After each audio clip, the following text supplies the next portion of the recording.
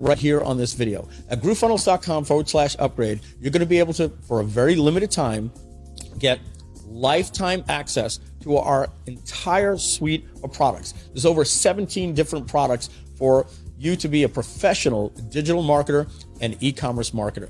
All you got to do, go to GrooveFunnels.com/upgrade. There's a video there that explains everything. And here's the important thing. Right now, you can become a lifetime member for one-time price of just $1,397. And you'll never have to pay us anything again, ever, period. That means no monthly fees. And if you aren't using GrooveFunnels right now, you'd have to be paying over 17 different software products that would cost you about $1,400 per month. Now, if you do the math for that, you're going to be looking, somewhere between $15,000 and $20,000 a year to run your business, which really isn't bad to run a business. But what if you could pay just $1,397 one time and never have to pay anything again? And all of those tools were the best tools out there, and they were integrated to work with each other. Now, you want to do this today because our grand opening is ending soon.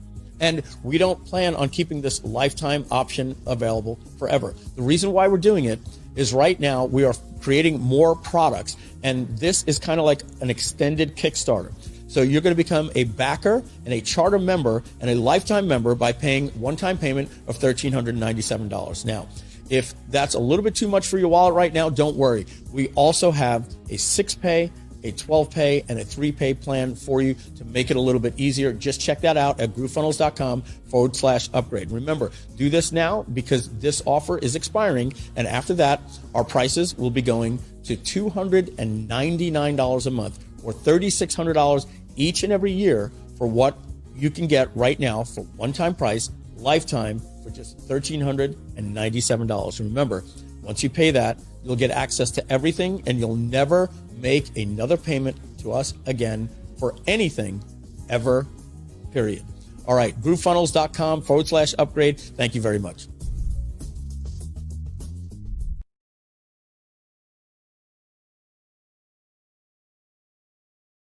Welcome back to the most must-see late-night TV on the Grooveathon, because there is only one. Welcome back to Groove at Night, not Groove at Day, Groove at Night. We have a very exciting several hours for you here tonight, simply because of the amount of super cool guests that we will be sharing with you and introducing to you in just a moment's time. Now, I know many of us have been super busy over the last few hours because of the amazing content that has been happening right here on the Grooveathon. So if you somehow missed what I had been sharing inside of the Facebook group, I want to show you really quickly what you may have missed in terms of the preview of what's going on today.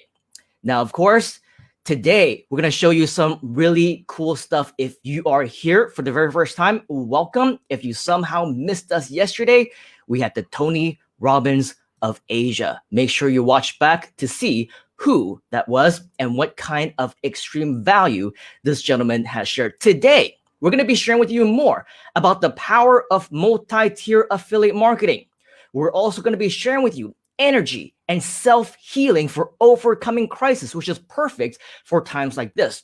In addition, hypnotherapy for personal recovery, live seminars and virtual events, global business opportunities, entrepreneurship 101, learning from the best in the world, and so much more. In addition, I also want to share with you that we will be introducing to you some of the most little known, probably hidden gems in the internal internet marketing world, just because of what these people are able to do for us as entrepreneurs, as marketers. So if you're excited to learn about all of these, give us a like in the actual box, give us a like on the video, comments, whether over here or actually in the video that you're watching right now, and let us know which one of these you are most excited to hear about. Now, here's the thing. When it comes to success, when it comes to the mindset, when it comes to many of the things that we need to learn even before Entrepreneurship 101, the actual strategies of what you need to do in order for you to take your own business to the next level, a lot of these have definitely been covered over the last several days, especially during these Groove at Night sessions, because the caliber of my guests, they're already super successful. They've been there, they've done that, and they have definitely put themselves through a lot of different tests. And today is no different. In fact, as we are about to introduce my very first guest of today, whom, by the way, you have heard already from before on multiple occasions on this Grooveathon, and I'll share with you who that is in just a moment. And by the way, if you can do a guess inside of the comments, maybe if you guess right, you might be able to win a prize. But anyway, the point I'm trying to make is that when it comes to affiliate marketing, when it comes to multi-tier affiliate marketing or any type of online, making money online strategy, business model, right? The main thing that you probably heard one speaker after another tell you is that you must absolutely take action, right? Write that down, action. Without action, nothing will happen. If you don't take action, if you don't do anything, I guess that's also an action, but that's not the action that you want to take.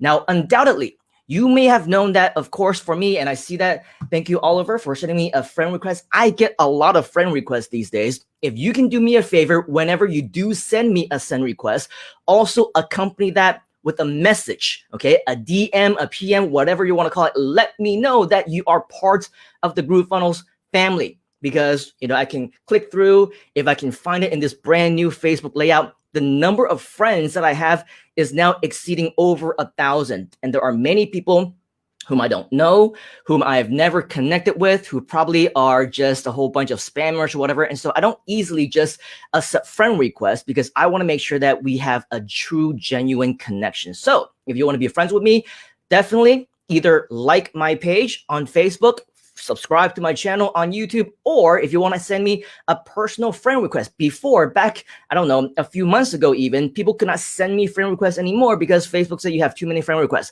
But apparently now we can exceed over 1,000 friend requests, so that's great. Now I can accept more friend requests. But please send me a message and let me know that you are a Groove family member, part of our community, so that we can actually connect. I know that you're one of us, and I would be more than happy to connect and reach out to you.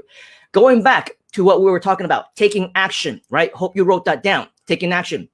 By taking action consistently, any opportunity that you get, by applying all the strategies that you learn from guys like David, from Amy, from anyone that we've actually heard from, Fabian, Adam Koo, right? Stuart Dan, Asher, David Lemon, all these guys and gals, they tell us to take action consistently. And when you do that, that's when you start to see consistent results. Now, I'm sure you would have noticed for several hours, between 6 to 8 hours every day, at the very minimum, I am in front of you. So regardless, it goes without saying, the last several days, it has given me less opportunity to take action. But whenever I do have the opportunity, of course, I do as much as I can, even if it's just what we learned about, right? Just post something on Facebook, on social media, or do something else, whatever happens to be your forte, or whatever it is that you want to implement.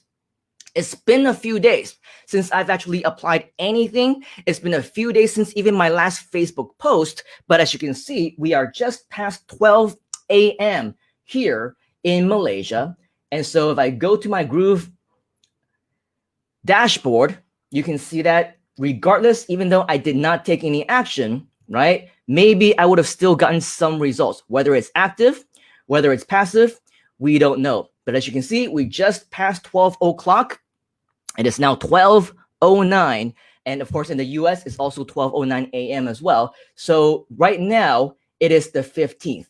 If I change the reporting, actually to yesterday,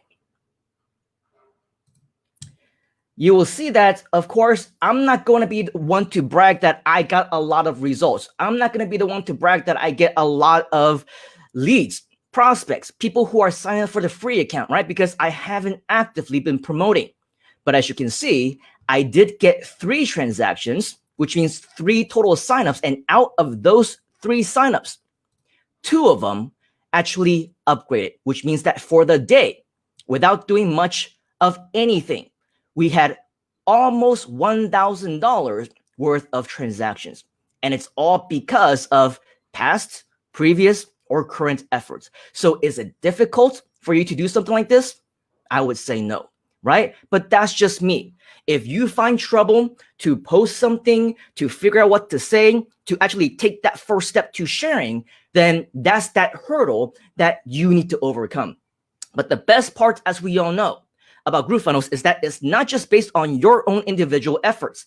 It's also based on the efforts of those whom you refer, which means this is where the sub-affiliates come in, right? Now, based on all the things that I have been doing, you can see that I actually got quite a few of sub-affiliates who are also working for me, making money for me, just because this happens to be a multiple tier type of environment, a 2-tier affiliate program. So when we take a look back at all these cool things that are happening and the opportunity that we have right here in GrooveFunnels as a part of the Groove affiliate program, this means that there is a lot of opportunity, as well as the opportunity to learn from traditional experts, professional experts who know exactly how this works. And so in a moment, I am going to introduce to you my friend whom you have already met, who not only was kind enough to show up yesterday as well as last week teaching us on SEO. That's your ultimate hint right there. He taught us on SEO in 2 separate sessions.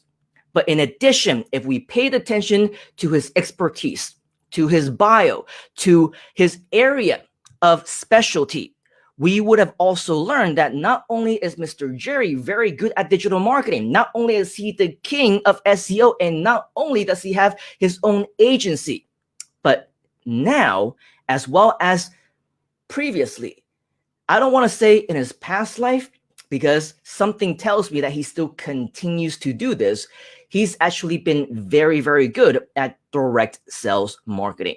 Traditional MLM, traditional network marketing, all of which these skills would still be able to help you when it comes to the power of affiliate marketing, and especially multiple tier affiliate marketing. In fact, I was talking to another one of our co-hosts, guest for Groove at Night yesterday. I'm not going to say who it is unless this person wants to reveal himself or herself as the actual culprit, right? Culprit. Here's the thing. This person is a top 25 JV affiliate for GrooveFunnels, up against some of the top affiliates in the world. And he told me, hey, I'll be honest with you, mate. The way that I did this is not necessarily just with traditional affiliate marketing, not just with traditional posting on Facebook or SEO or YouTube videos or whatever other strategies, which obviously does work. They all do work. However, he told me the reason why I got so many conversions is because I actually chatted with them. I talked to them.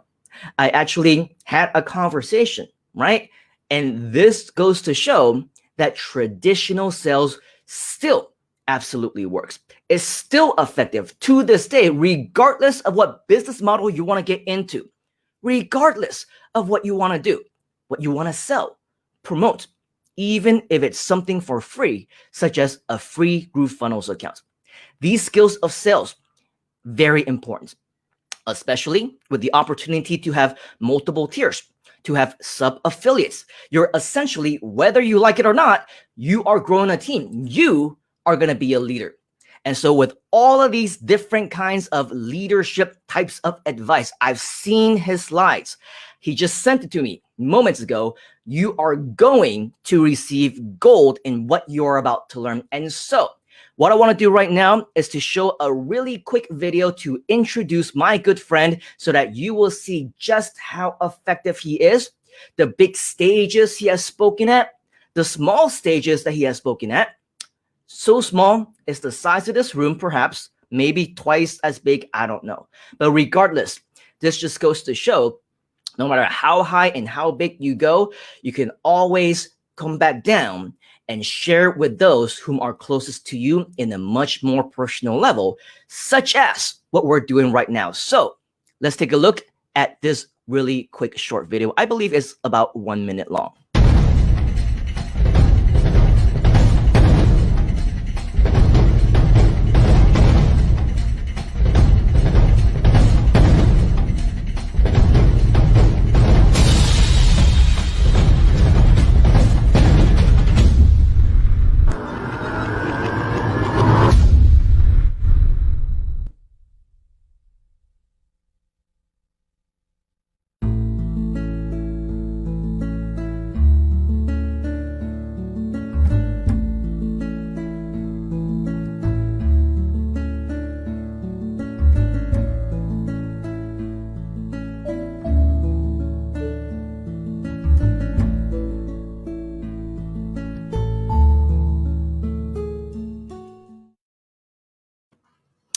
Ladies and gentlemen, boys and girls, children of all ages, let's give a huge round of virtual applause and welcome back once again, Mr. Jerry Chen. How are you doing, sir? I am doing fantastic, Simon. Thank you for that wonderful intro. And hi, everyone. I hope you guys enjoyed that video. As you could probably tell, that video was pretty low in resolution. It is literally because we are limited also by the features of StreamYard. So there's actually a lot of limitations. Thank you for sending me a low resolution video, because I just got sent another video that I had to reduce and compress 2 times, and it took forever. So thank you very much for that, Mr. Jerry. Thanks, Simon. So today, hi, everyone. So today is going to be a little bit more of a free-form discussion with Simon, maybe taking some questions. I do have something prepared for you guys, but as you could see from that really, really short video, that video was divided into 2 halves, right? In the first 30 seconds or so, you see all the things that you are probably used to seeing these days on Facebook ads and YouTube ads and whatever ads you have of the gurus or whoever that posts pictures or videos with Ferraris and Lamborghinis and mentions and who knows what and what is real. And not to discount their accomplishments, but I do know for a fact that a lot of these video ads that you see are now with assets that these people actually own, right? They show off things that's easy to attract people's attention. And then guess what? After you buy into their course, you buy into their program or whatever, you do not hear from them ever again. So I must say Simon Leung is one of those rare individuals who offer hands-on mentorship without a multi-tier affiliate program, which is very, very rare. Because in a nutshell, guys, if you're here, that means you at least know what GrooveFunnels is, and you know that there is an affiliate program attached to GrooveFunnels, and you hopefully know that it is a 2-tier affiliate, which means there are people who weren't referred by you directly that you have a vested interest in, so that even if you don't care about that individual, you're only driven by money, you are incentivized to help people that were referred to the team by someone that you refer directly, right? It's almost like refer a friend, and then the friend refers another friend, and you get paid on the second level, right? And so I remember, guys, when I first met Simon 5-6 years ago, and I had the privilege to sit in one of his seminars. And I think it was longer than that, Jerry. 5-6 years. Cute. Probably we're getting old, right? and so I could see that not only does he command a amazing stage presence, when he is in a room with a smaller group of students in a more intimate environment, you can just see that he can captivate the students' attention as well, which is really important. But what I found to be very uncommon is that he has the heart for his students, and he is all about creating success stories. And that in itself is one of the most important attributes to becoming successful in any kind of business. And so today I want to maybe just have a conversation with Simon throughout the talk, but I want to also demystify the amount of work and what you need to know to become successful in the world of affiliate marketing, and in particular multi-tier affiliate marketing. So what I'm going to do, Simon, if I may, is I'm going to go through the slides real quick, and then we can Yes, probably please do. just have a quick chat. Yeah, I'm going I'll let you to do that share my first. slides, guys.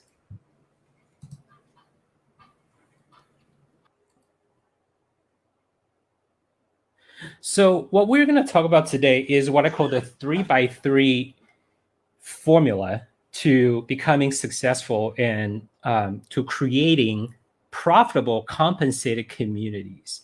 And so this is a term that wasn't coined by me, but I kind of stole that from one of my mentors. I really enjoy the way he described compensated communities. If you really think about marketing and what it means to market to people, marketing in a nutshell is influence, right? You influence somebody's decision by presenting information to them to help them move closer toward the supposed result of converting that individual into a buyer or a client. And so to be able to create these kind of results, there are a lot of different ways of marketing that have been tried and proven over the last several hundred, maybe thousands of years. And one of the most profitable and highest converting way of marketing is called word of mouth advertising. So as Simon had prefaced earlier, how one of the top affiliates for GrooveFunnels actually utilize this specific strategy of actually talking to people to bring them into the community is a testament that it is still a very powerful marketing method. And so top tier affiliate programs, two-tier affiliate programs, multi-level marketing programs are nothing more than ways of companies to allow people to build compensated communities, right? So type of one in the chat if you know what I'm talking about in terms of compensated communities, right? You're consumers who spend money on products and services, and the companies that produce these products and services actually pay you money for utilizing their products and services and recommending their product and services to other people. So real quick, I want to make sure I manage expectations here. We already went through the short intro, so we're not going to spend too much time there. I'm going to talk about the 3x3 formula. Then we're going to get into Q&A. Simon and I are just going to chit-chat, have a conversation about maybe exchange some war stories and answering some questions. And then lastly, if you have specific questions about multi-tier marketing programs, whether it's technical question about digital marketing or how to do offline, face-to-face, belly-to-belly, one-to-one sales, that is actually how I got my start. So I'm going to tell you that story later on.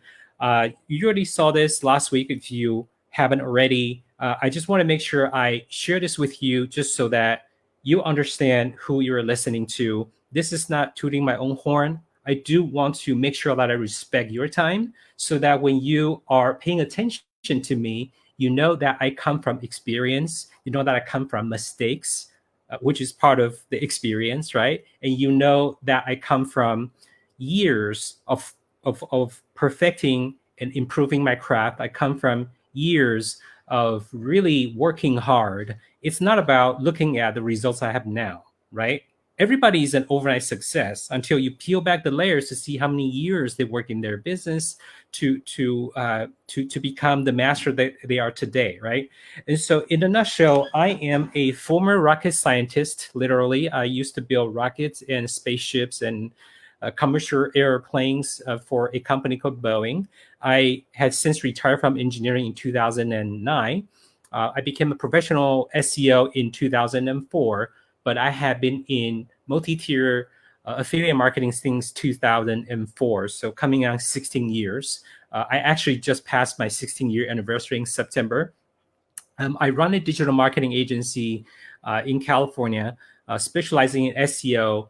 And we have lots of different clients, from small business owners to large enterprises doing $100 million plus in revenue per year. I have done, as I mentioned earlier, multi-tier direct sales, affiliate marketing since 2004. And we have come a long way. We have produce as much as $2 million in a single week in revenue. So that is definitely not, it's definitely not a typical result, but I'm going to show you exactly how we got there. And that is not an income claim. That is revenue that we produce as a team. And later on, I'll also talk about income claims, people flashing checks, what to do, what not to do. This might go against the teachings of maybe certain uplines or sponsors, but I'm going to come from a place of love and experience so that you know why certain things should or should not be done. And last, but certainly not least, I recently got married. I am a husband, and I'm happily married to a wonderful woman who you're going to meet in one of my slides. And so real quick, who am I, right? My name is Jerry Chen. I was born in Taiwan. I moved to the US when I was 15 years old. And over the years, I studied in engineering. I went to UC Berkeley for engineering school. I also had systems engineering background from Caltech. These are all technical backgrounds, but who am I really, right? So I love being able to bring hope and bringing the message of freedom to people around the world. Some people call me a mentor, some people call me a partner, but I'm always a great friend. I'm an open book. I freely connect with people on social media. And what I want to do is to allow people to see the light at the end of the tunnel. And so real quick, I'll talk about what I've done, the credentials or whatnot. But here's the thing, right? If I say, our business has produced as much as $2 million in a single week, but how I got my start was that I started out doing face-to-face, belly-to-belly, offline direct sales. And multi-level marketing direct sales to me is nothing more than a multi-tier affiliate program, right? Which I believe GrooveFunnels is also part of the same category. But I'm going to talk about the slight differences in how I approach these programs and what my experience in both affiliate marketing and network marketing has to do with how you can become successful using GrooveFunnels. And so in my first year in business, I talked to 135 people. Everybody say no to the opportunity I was presenting to them. And guess what? I didn't give up. And a lot of people would have given up by then.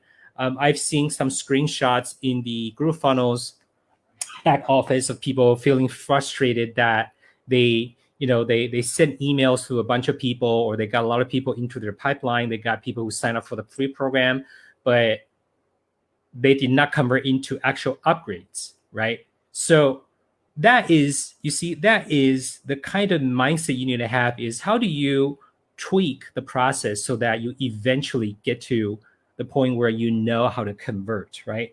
And so when I have these 135 people rejecting me, guess what? These are not virtual rejections. These are physical rejections in my face.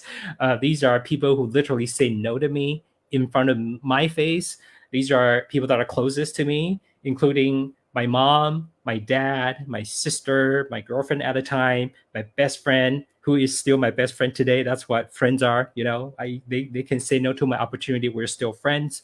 I'm going to go through some of this journey, this roller coaster ride in my emotional journey on how to become truly successful in multi-tier affiliate marketing. And so what I'm going to do is I'm going to skip through a lot of these slides, because I really feel like just having a conversation with you guys to see where you guys are at. I don't know if we have the capability of bringing people up into the actual live stream besides just the host, but maybe we can read out comments, because this is where my passion is. SEO is great, digital marketing is great, but that's just it's just means to an end, right? There are a lot of ways to promote a business, and SEO happens to be the thing that I become really great at. But what I'm most passionate about is to do this type of hands-on discussion about how to do things right, regardless how you're getting your traffic. Okay, so fast forward a few years, I sponsored a whole bunch of people myself, but that duplicated to a lot more. Um, as an example, this slideshow was prepared, and I think it was prepared and presented to another group that I was building with Simon a few years ago. And at that time, this is what, 6 years ago, I had personally sponsored over 2,513 partners and customers over the years.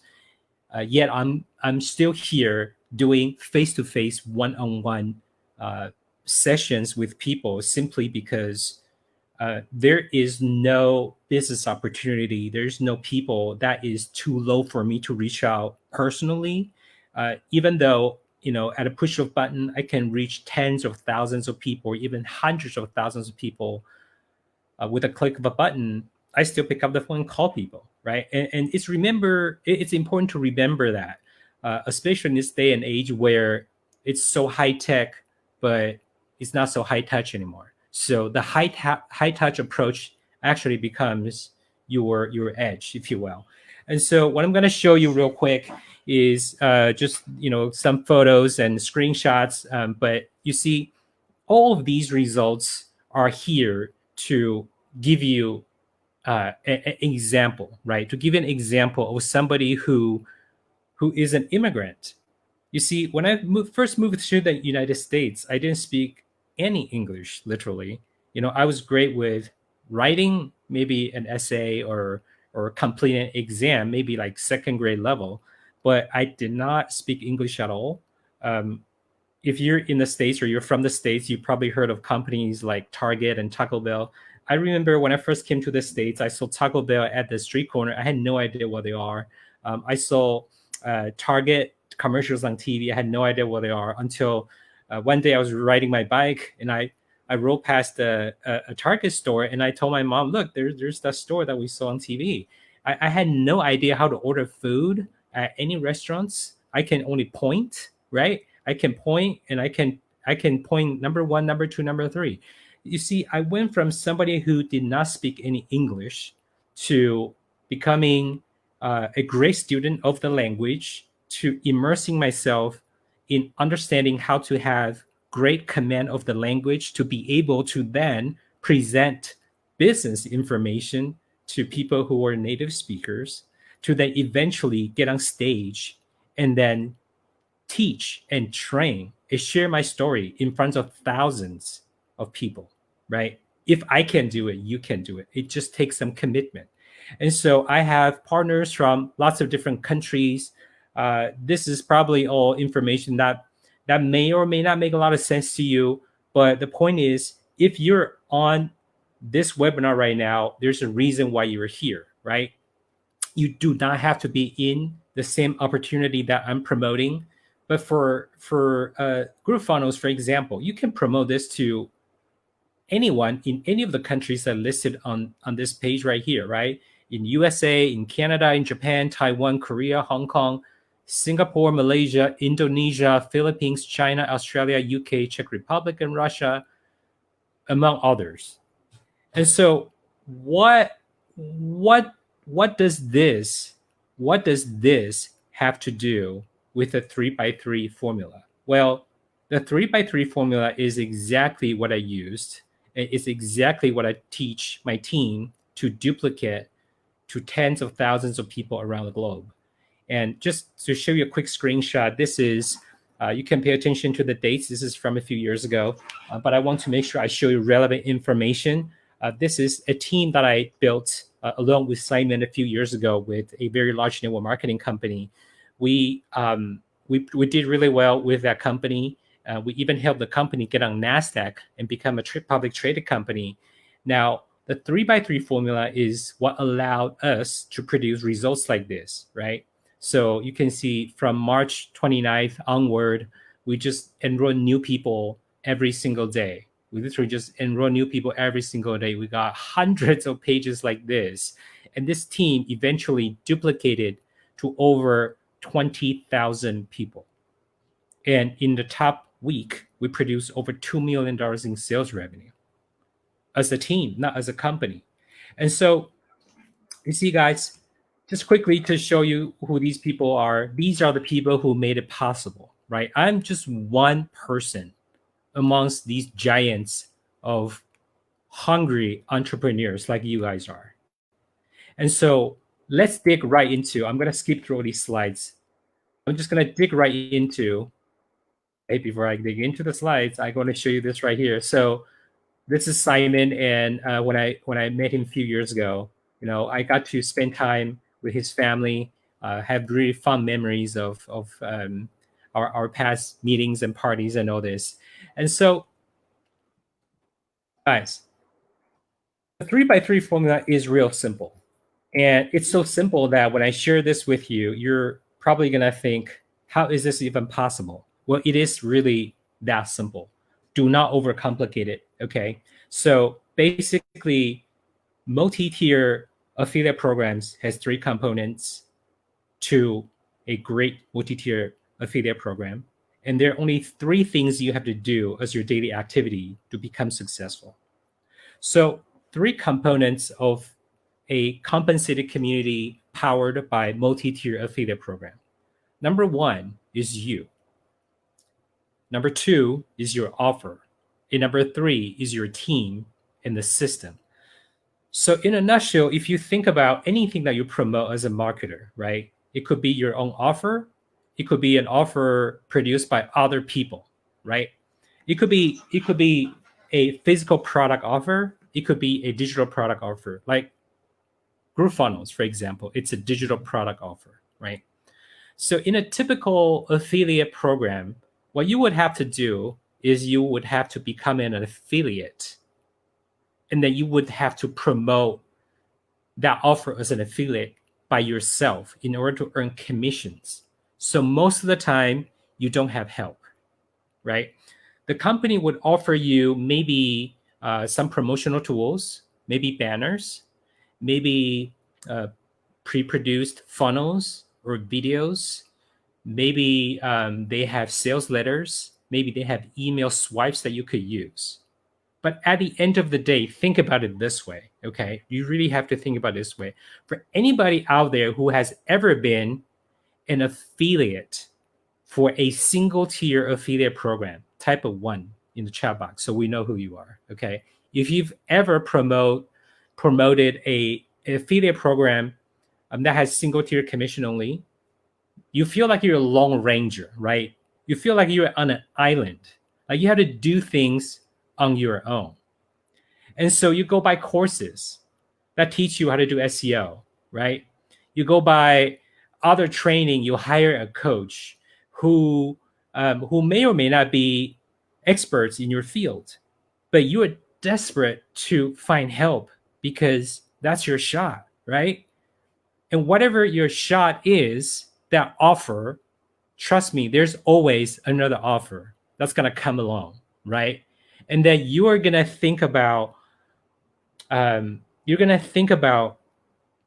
next offer, right? Like the shiny object syndrome. You're always going to be tempted by the next offer that pays higher commissions, that has a better product or a shinier armor, whatever the case is, right? And so that is the problem with a traditional single tier affiliate program. You're the lone ranger. You're on an island, and you have to take on so much on yourself that sometimes you can literally get depressed. Trust me, I've been there. I've done well with it, but it was very lonely. It was very stressful. So if you really think about that model, right? That is a model that isn't designed for longevity. Okay, it's not designed for longevity. And most of the people that I know that produce extraordinary income in single tier affiliate marketing programs, they do not do things on their own. They have a team. They have a company. They have a agency style support team like I have. I have an in-house full-time developer. I have an in-house full-time project manager. I have in-house full-time graphic designers. These are all resources that most of you guys don't have. And I'm just letting you guys know the truth. If you're trying to compete against people like me in a single tier affiliate program, you are up against some really stiff competition. And I'm not putting you down. I want you to understand, not putting you down. I'm just wanting you to know that's what you're up against. And it's not just me. It's a bunch of other of my friends who are top performing affiliates in programs that you have probably heard of, which I won't name for their privacy. But I want you to understand that's what they have, right? And you look at some of the more visible entrepreneurs out there, hate them, love them, hate them, whatever, right? The guy with the private jet who teaches real estate, right? The guy who was showing off his Lamborghini in his garage, right here in my garage, whatever, right? I'm not gonna say their names. I've met them, spoken to them in private. I know they have teams. And if you want to learn from them and you want to do the things that they do, chances are it's very difficult to duplicate. Okay, I'm gonna take some time to repeat this part because I want to be slow, but I want to bring you extreme clarity so that you don't have to rewatch this video. And after this session, I want you to have zero hesitation to go promote your favorite multi-tier affiliate programs, including GrooveFunnels. Okay, GrooveFunnels is a tremendous multi-tier affiliate program. And so if you have other multi-tier affiliate programs you want to promote, I want to empower you to walk away today with extreme clarity on what you have your hands on. Okay? And so I already talked about how you can't compete, even if you try, against some of these other highly visible marketers. Your next best shot is to pursue multi-tier affiliate marketing with strong team support.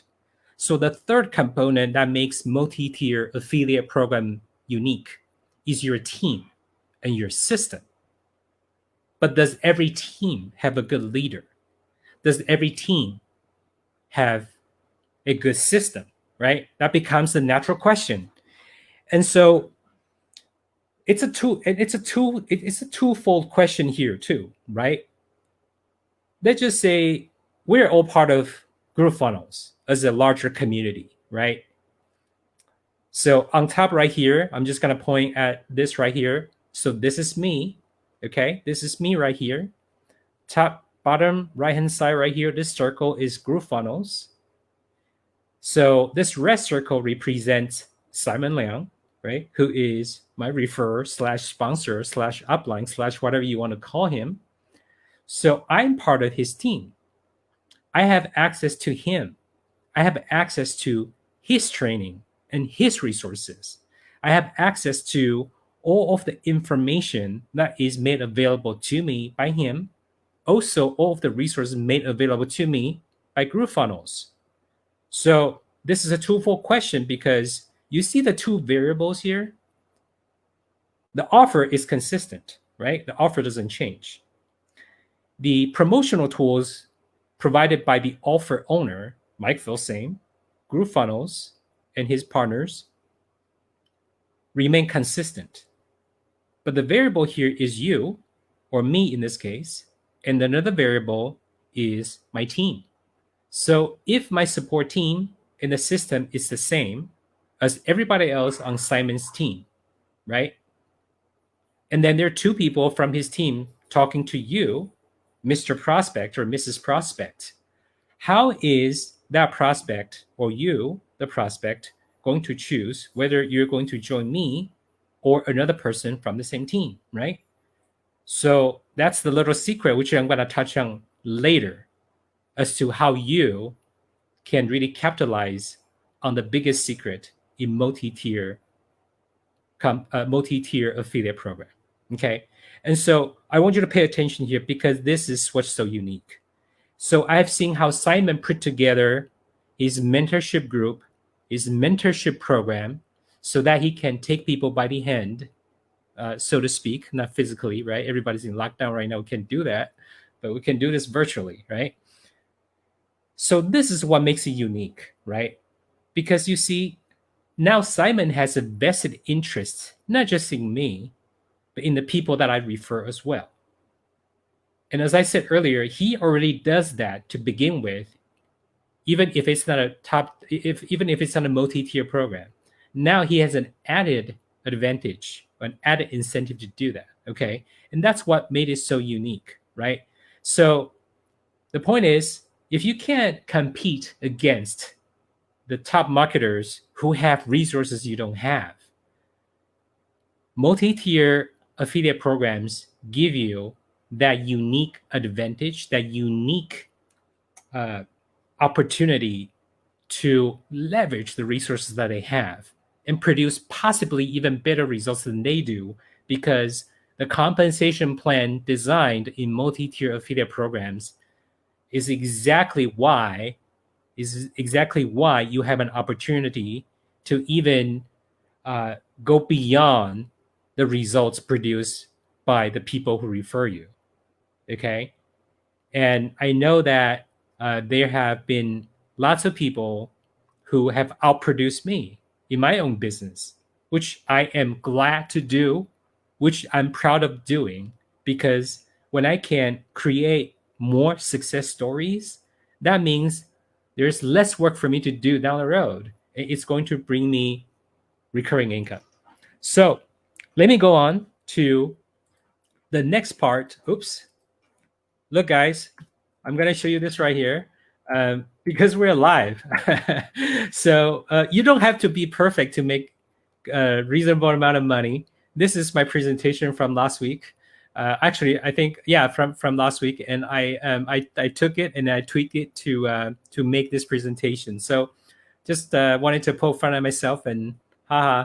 So let's go look at the second part of the 3x3 formula.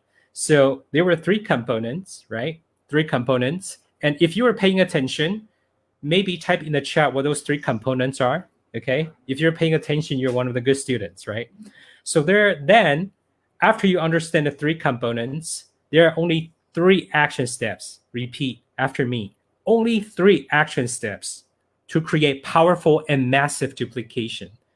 Now, notice I say the word duplication, okay? Duplication is a bit of a myth to some people, right? It's a bit of a myth to some people. But here, I'm just going to say it out loud. Duplication is real. Duplication is possible. It is not a variable. Duplication is not a variable. It's a constant, okay?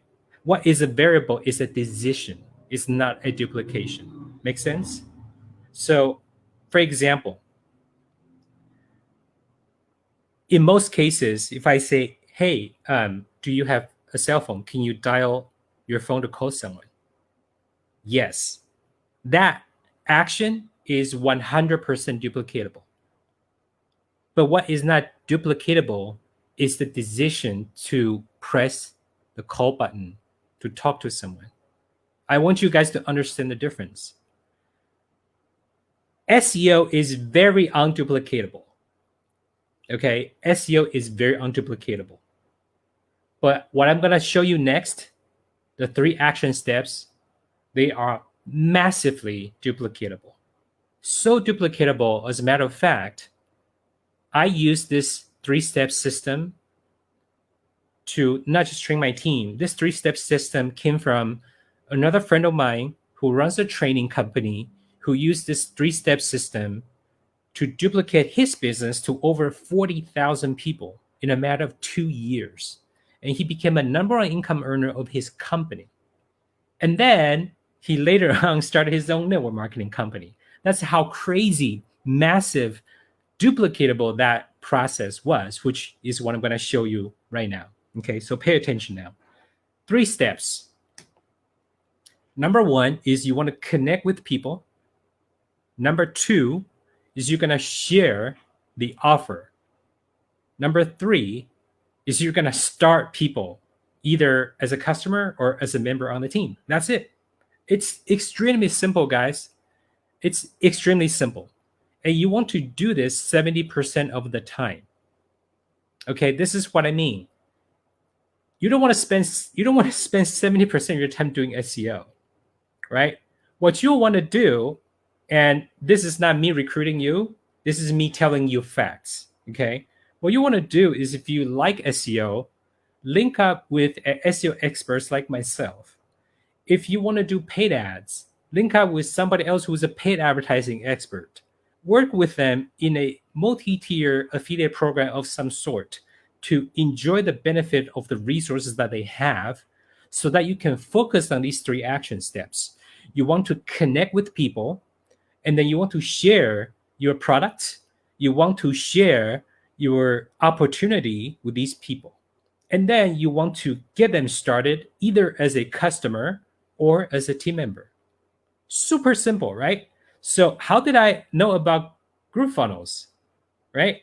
Well, I was on my Filsaime's list forever and ever and ever, right? I'm forever indebted to him for being able to use one of his products called Power Link Generator years ago. So I'm going to go back and show you this slide right here.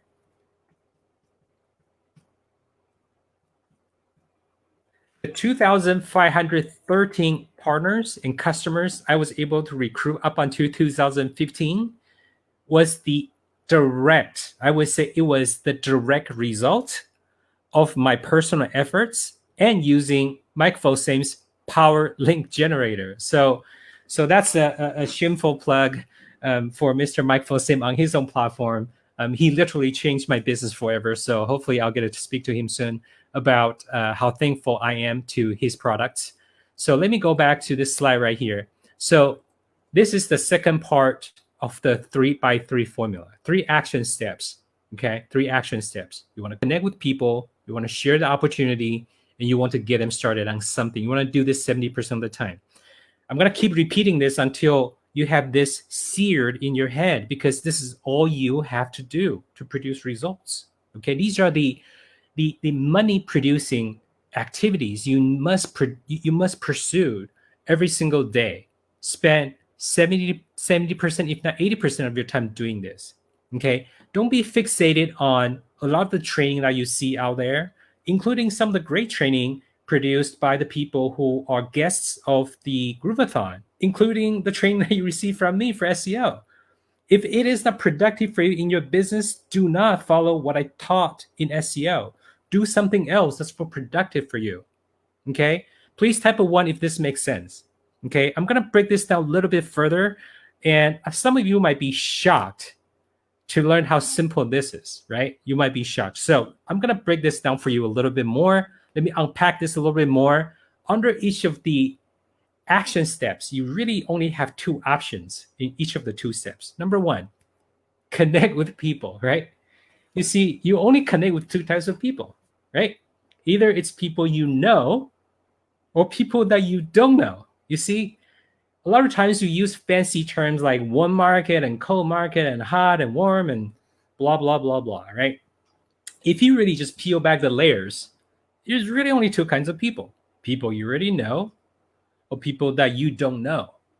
So for the most part, what we do in digital marketing is we are going to do our best to find a way to connect and get people we don't know into our world, right? We want them to come into our world of SEO or GrooveFunnels or whatever it is, multi-tier affiliate programs, right? So we collect lists, hopefully using GrooveMail at some point, right? And here is the key. You need to actually connect with these people. You know, the leads, the whatever you have on your list, these are real people. These are real human beings, flesh and blood, with aspirations and dreams and fears and frustrations and goals and whatever else that they want to do in life. These are real people, okay? So you want to connect with either people you know or people that you don't know. You see, this is not me saying go do SEO today. I'm saying actually connecting with people. So you want to spend 70% of your time doing that. What this means is that, for example, today, if I want to promote GrooveFunnels, I would pick up the phone, talk to someone live today. I still do that every single day. I still connect with people live. So I'll pick up the phone and call that person, or I would send a text message of some kind, but a one-to-one communication, hopefully not an autoresponder. If we use autoresponders, make it personal and give people the opportunity to connect with you one-on-one. Okay, if you want to become successful in multi-tier affiliate program, this is the shortcut to higher conversion. Okay, you can have a list of 25,000 people that you just email all the time with a 0.1% conversion rate. Or you can have a list of 250 people with a 50% conversion rate. I would take the list of 250 people with 50% conversion rate any day. Okay? And you know why? Because that bond that I build with that close group of people is going to then bring me more results. Why? Because we are pursuing a different program here. What we're doing is we're pursuing a program called multi-tier affiliate program. So of the people that eventually bought into the vision, they can then take the 3x3 formula and duplicate, right? You see how powerful that is? I would rather duplicate 250 people at 50% conversion rate at multiple levels than having 25,000 people converting at 0.1% or less conversion rate, because that's a lot of frustration. It's not going to duplicate. You see, when you bring somebody onto your team and you show them this big list of 25,000 people, but only less than 0.1% of the people buy into the product or the team, it's actually demotivating. Okay? You got to keep that in mind. It's demotivating to have a big list but low conversion. This is what I want to make sure that you drill this into your head, that multi-tier affiliate program is about results. It's not about showing big numbers of lists or whatever. Okay? Keep that in mind. So this is step number one. You have two options. Connect with people that you know or connect with people that you don't know. Okay? So for those of you that have a list of some kind, either in GroupMail or something else, make sure you figure out a way to connect with people on your list live.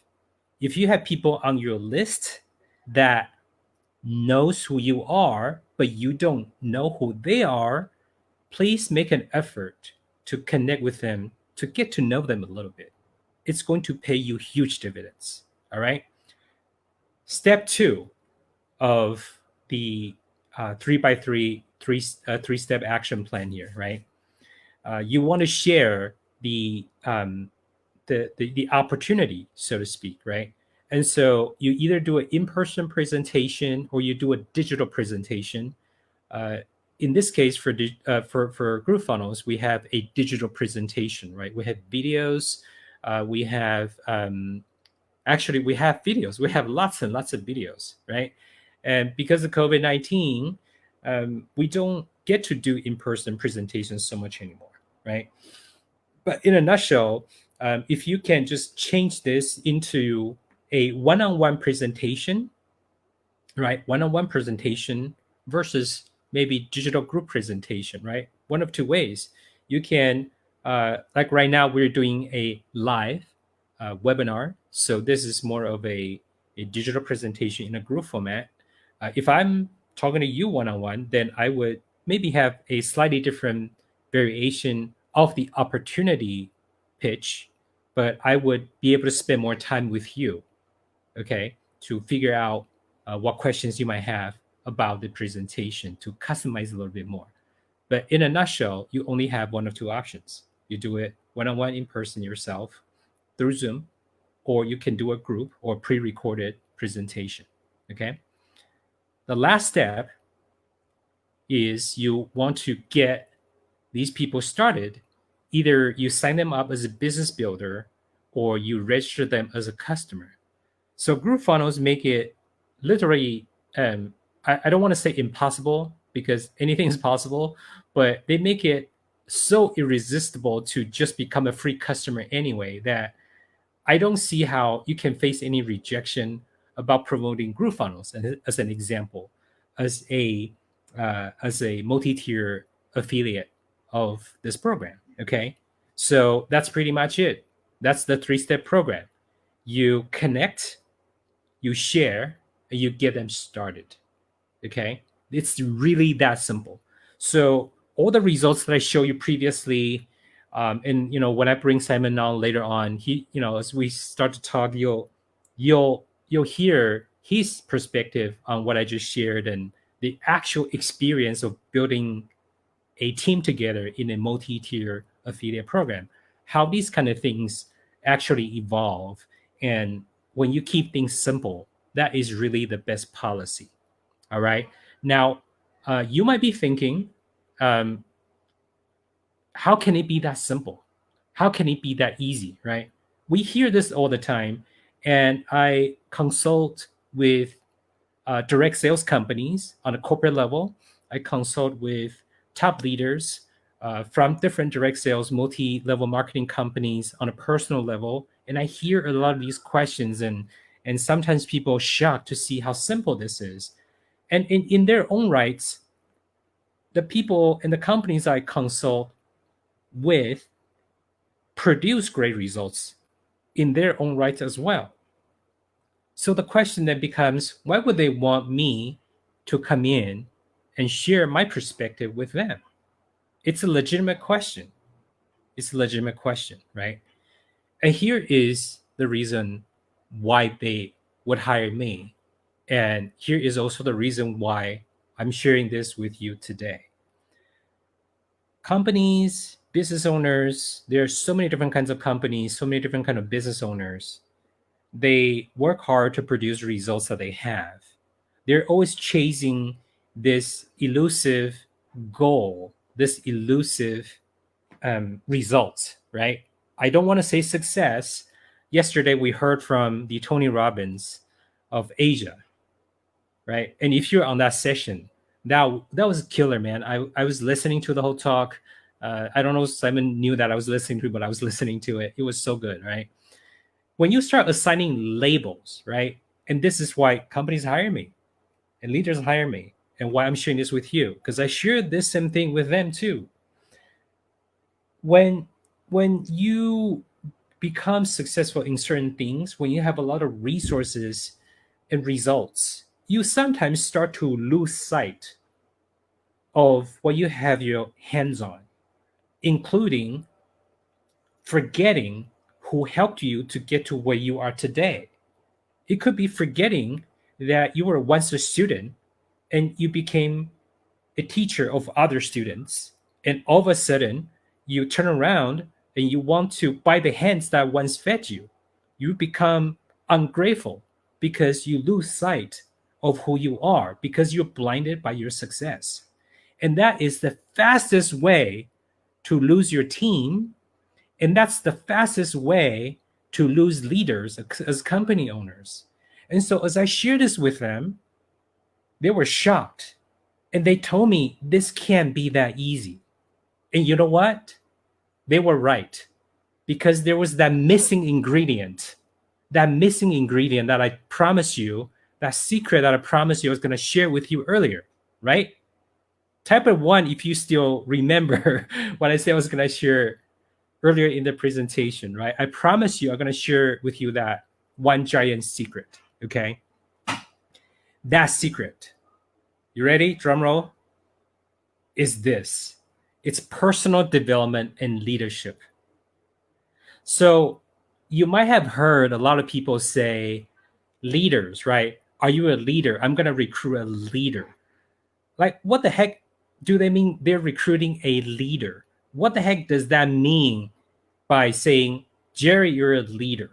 What, because I produce millions of dollars in revenue a week, a month, a year that made me a leader.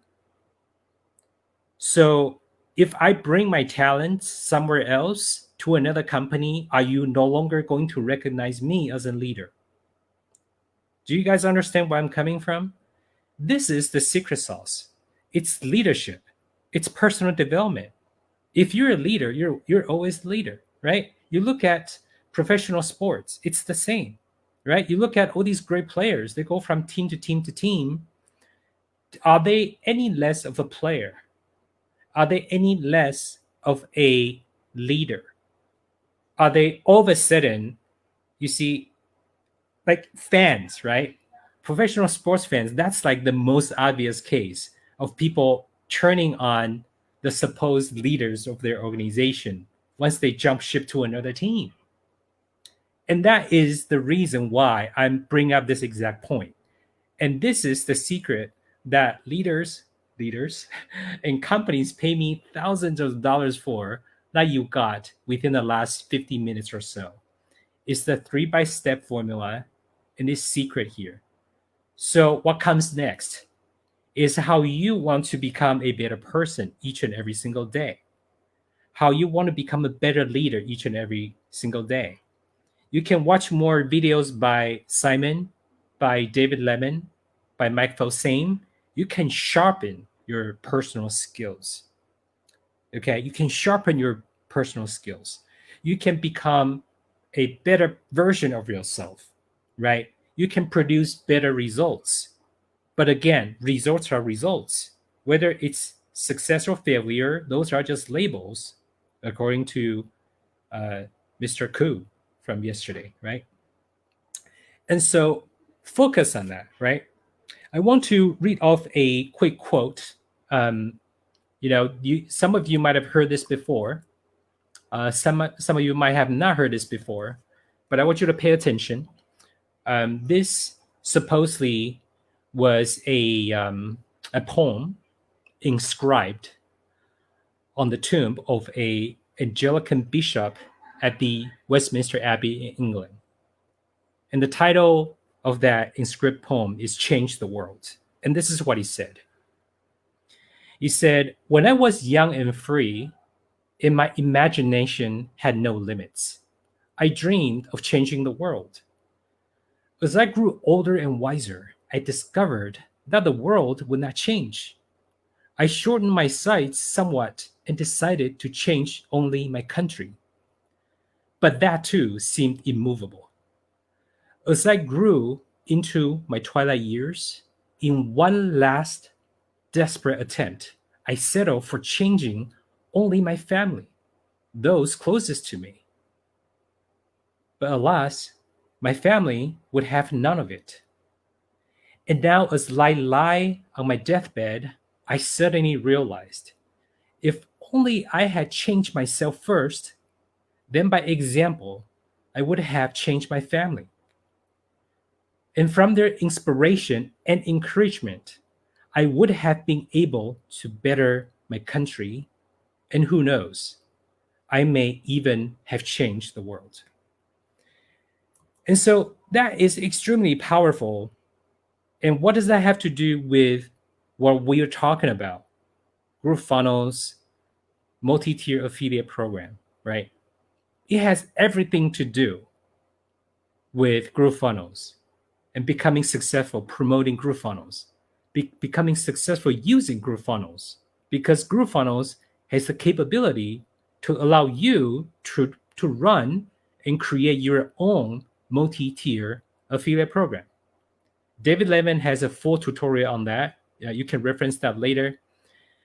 And so I want to encourage you to take the time to really think about what we have shared so far. I'm going to do a quick recap, and then I'm going to bring Simon on so we can have a little chit chat here. Okay.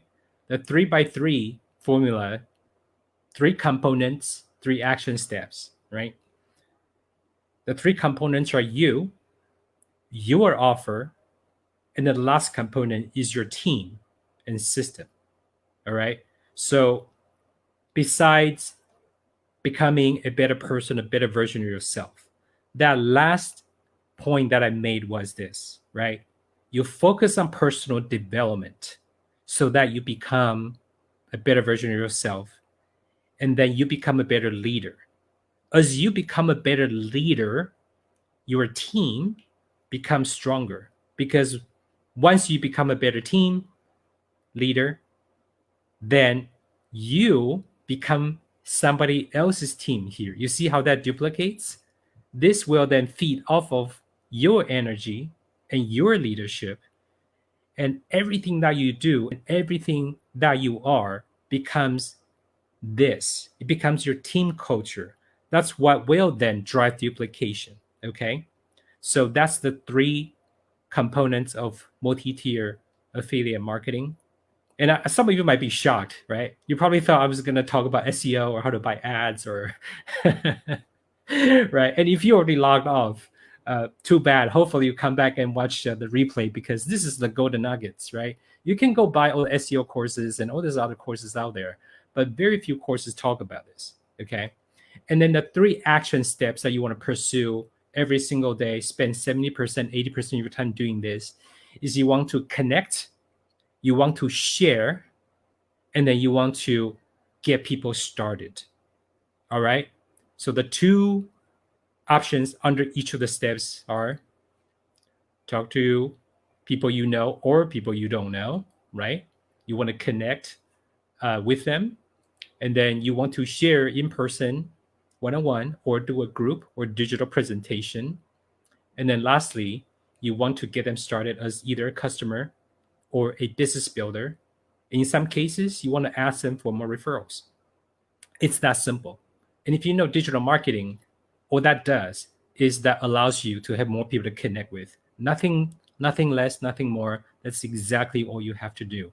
Keep things simple. Keep things so simple that people would want to join you just because of the simplicity. You see, even if the strength of your offer is very low, if you have a great program, you have a great team, and you have a great culture, people are drawn to you. Okay? GrooveFunnels is a great offer, but the offer is not going to make you successful. You and your team is the key to becoming successful in multi-tier affiliate marketing. So I'm going to bring up Simon. Maybe we can have a quick chat here, maybe answer some questions as well.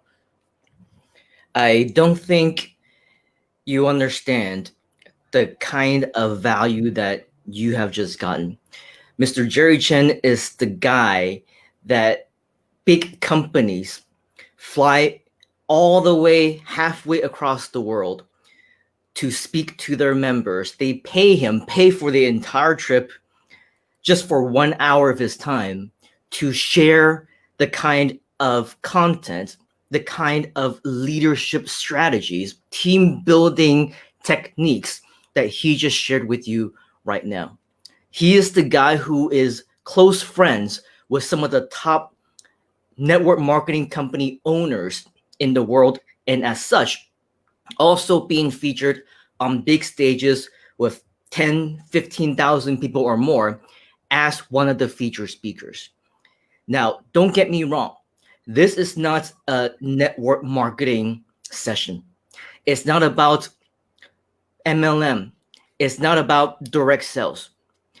It's about the skills you need that allows you to get fast results, long-term results, and results that stick as a result of implementing these strategies, even in competitive fields, competitive businesses like network marketing strategies. You and I both know network marketing, these companies, these strategies, they're not easy for anybody to do. I have a friend who jumps from one company to another, to another, to another, and every single time he tries to pitch me on a new one. I mean, I don't know if he's watching or not, but yesterday I just got pitched yet another one, right? And it was like 6 short months before he was speaking the world of the previous company before that. So Jerry is right. You know, it's not about the product. It's not about the company. It's about you and your team.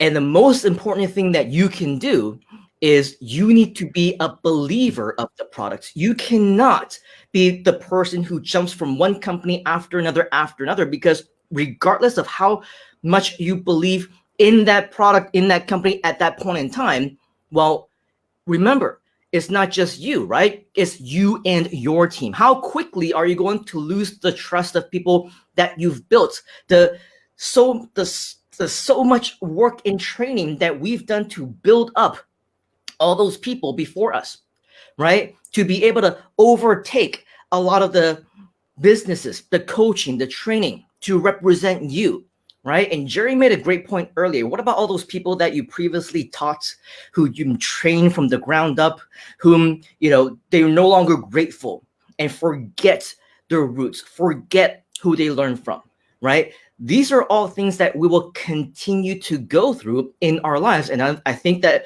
a part of Jerry was thinking of something that I personally also went through just several months ago. In fact, it was something that was ongoing for a period of years.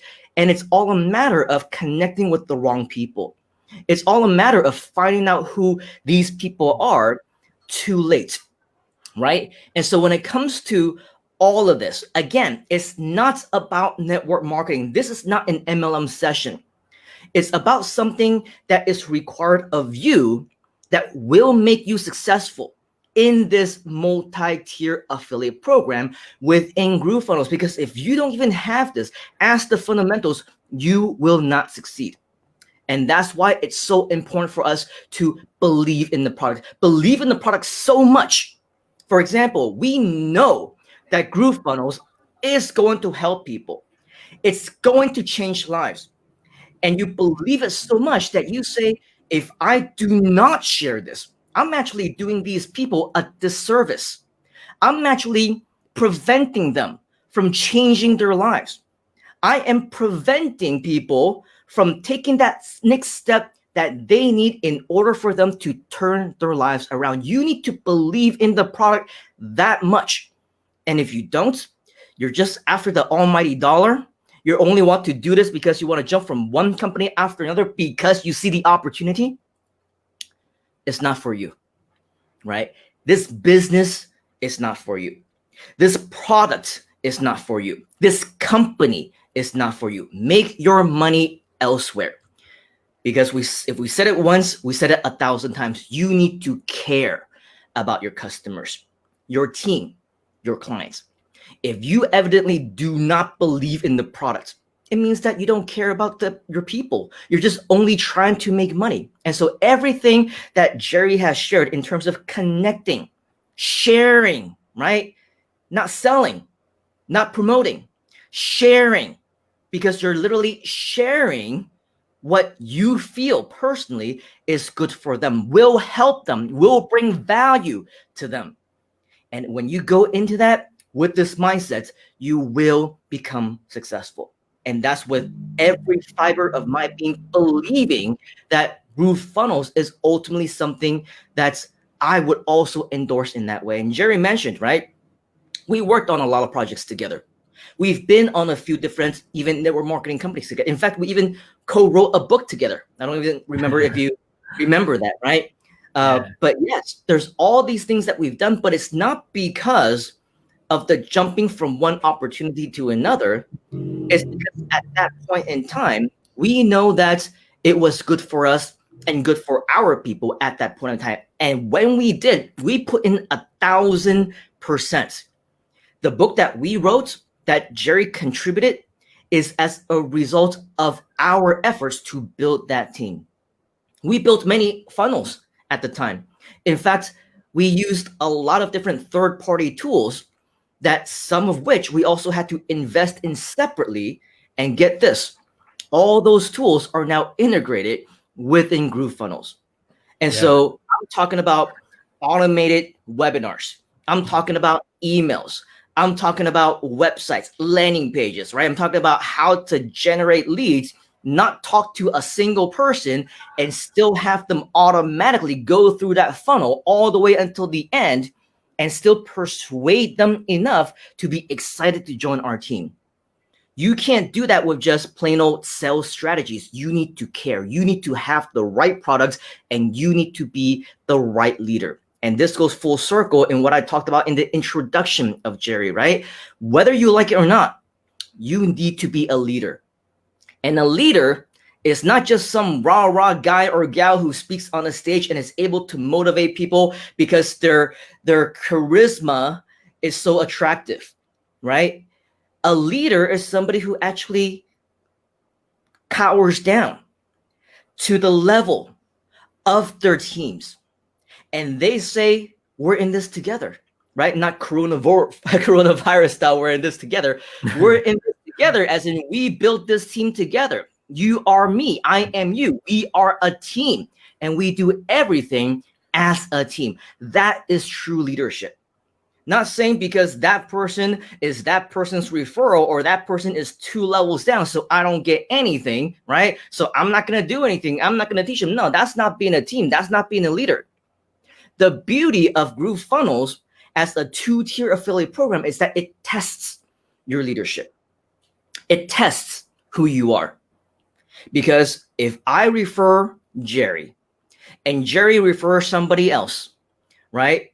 And I say, okay, I'll help you, Jerry, because whoever you refer, and if they make sales, I also make commissions, right? But I'm not going to help the people that you refer because that's 3 levels down and I don't get anything from it, right? Then you're not a leader, right? You're not somebody that I can count on as a leader, as a coach, as a mentor, right? For a lot of the previous events, previous projects, previous companies that we have been involved in, because they were traditional network marketing companies, they went multiple levels down and left side, right side, whatever, the matrix, the whole 9 yards, right? But here's the thing. Because it was that traditional network marketing up to a certain amount of level, we could freely help other people in our team and their people and their people and their people. And there's still a chance that we could still get financially rewarded.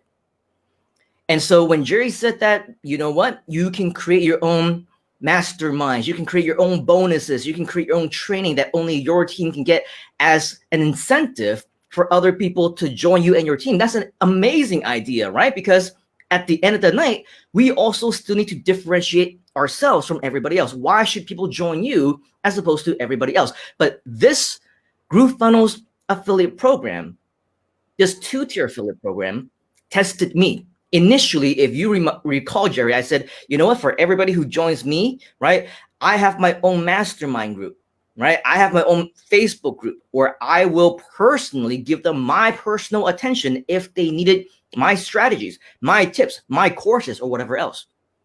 That was temporary because shortly after that, I even just stopped reading all the pending requests. I don't even look at the questions. I just approve them all. Why? Why did I do that? Was I stupid, right? Was I not thinking things through? Was I just tired of looking through all the moderations and questions or whatnot? No, I just thought, why? Why limit this, right? Why limit the opportunity for other people to learn? Because I'm sure there are many people right now who are watching right now who have already joined. You joined, you upgraded even before my time, before Jerry's time, right? Maybe you know the product more than we do. But just because we now have a system, a group, a mastermind where we only supposedly train people and coach people who are under us, well, that also does me a disservice. That does you a disservice because it prevents us the opportunity to help more people. And it prevents other people who need the help to also connect with other people as well. So in order for you to be a leader in this game, you can't simply be that selfish leader, that selfish marketer. And only when I get some, financial rewards at the end of the tunnel do I want to help these people, right? You got to be like Jerry, man. You got to be like, well, I'm not really a part of this team even, right? For some of the network marketing companies that he was speaking at. Here, he's like, I'm talking to hundreds, potentially even thousands of people later on, right? When they watch the recording, and a majority of them have no ties to his network, to his referral system within the Groove affiliate program. But yet he is openly sharing this to all of us because that's just the kind of community that we have. So I very much appreciate everything that Jerry has shared, because it's reminded me, I've been out of the network marketing game for probably a few years now, but it reminded me of why I kind of joined and how Jerry convinced me to be a part of his team in the first place, because all these things that he taught you today, he taught me back in the day. I've forgotten most of it, but it was a good reminder, and it's a perfect fit, in fact, for everything that we are doing right now.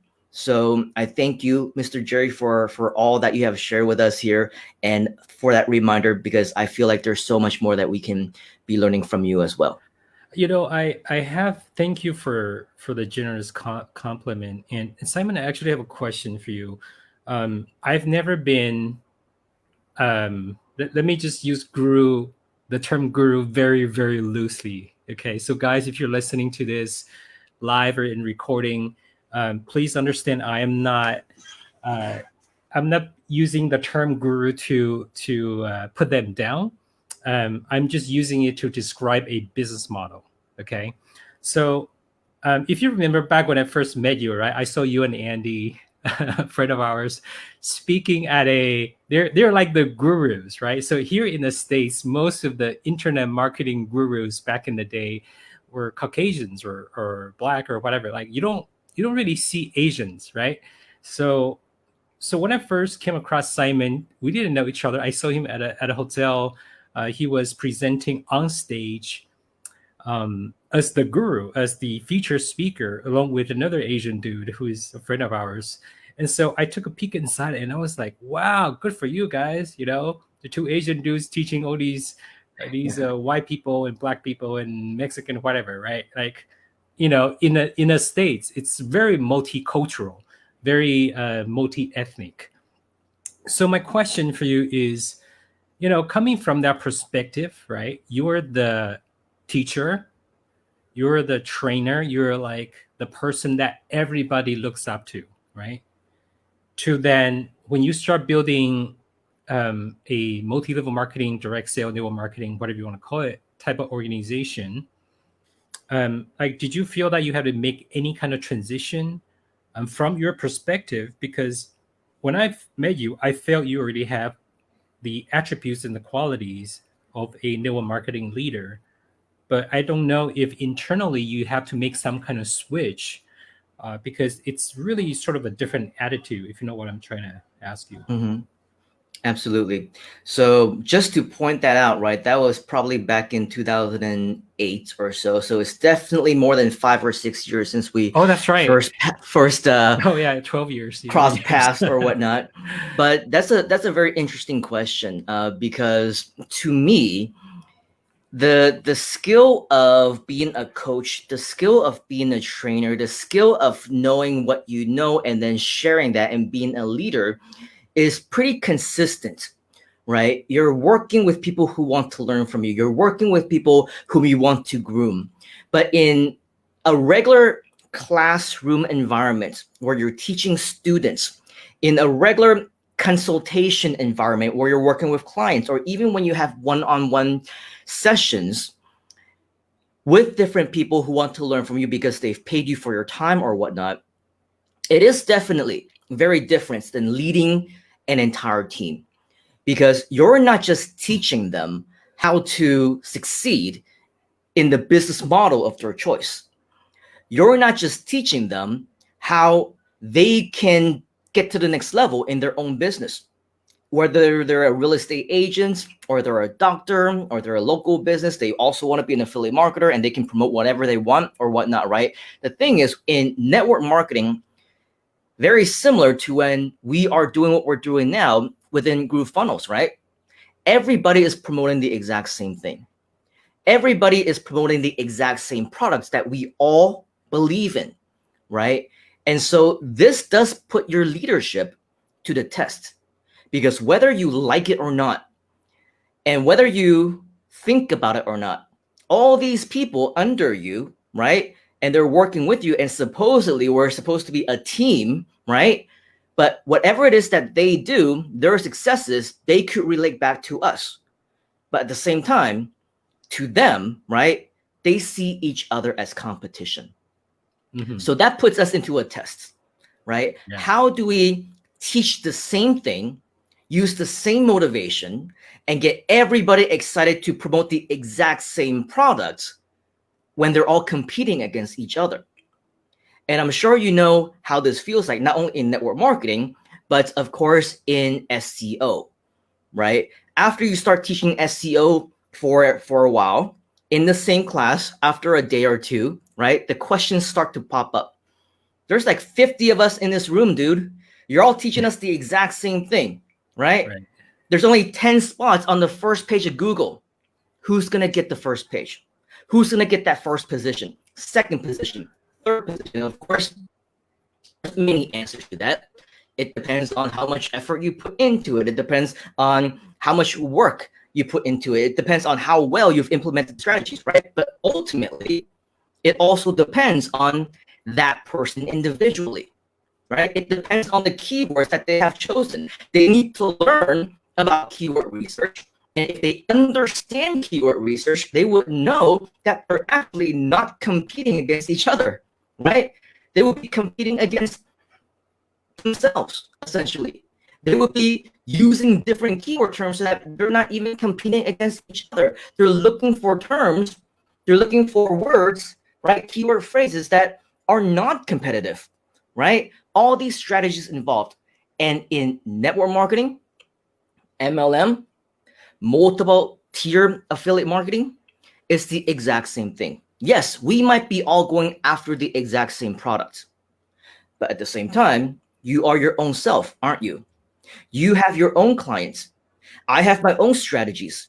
People can go approach this in a wide variety of ways. We've talked about the wide variety of ways. We talked about how you can use different languages. We've talked about how different geographical areas. We talked about how you can help people, teach them how to create websites, show people how to create websites, introduce people who are interested in email marketing, right? All these different things. So the difference between what I was doing before as a trainer, as a speaker, as a mentor to people across all kinds of backgrounds, right? It doesn't matter what they were, right? It doesn't matter the color of their skin. It doesn't matter where they came from. I've had success stories who are as young as 8 years old, as old as 80 years old plus, in different areas around the world. People who are in Vietnam, who could barely survive because their own societies do not give them the opportunity that they deserve. They now make more money than people from the West who have doctorate degrees, master degrees, graduate degrees, PhDs, have been working for themselves or whatnot, right? And that's because of the opportunity that we can bring to the table for these kinds of people. So it doesn't matter what your background is. It doesn't even matter if you can't speak English properly. When I teach my classes in Vietnam, I speak in English and we have a translator who translates back what I say in real time into Vietnamese. Same thing in Thailand. Same thing even in Taiwan, right? Because my Chinese really sucks. But at the end of the day, right? Yes, as a leader, as an entrepreneur, you do need to see these inconsistencies, right? Every business is different. Different people that you work with is going to be different. The different products that you're going to be promoting is going to be different. And so when we come into GrooveFunnels, we cannot simply copy and paste everything that we have learned from our previous network marketing companies, all the previous affiliate products that we promoted in the past, or whatever else that we might have done. This is a different game. And that's why it's so important for us to think in terms of leadership, think bigger, think on how to become a leader, think on how to think for strategies, come up with different methods, solving problems, because we cannot just simply copy and paste any solution into anything. That's not gonna work. And so the process of success, the process of figuring out what it is that we need to do, it is so important that we start first. And that's why we start first with ourselves. And that's why you mentioned why it's so important as a leader for personal development as well. And so, I remember you teaching me that, I think it was at the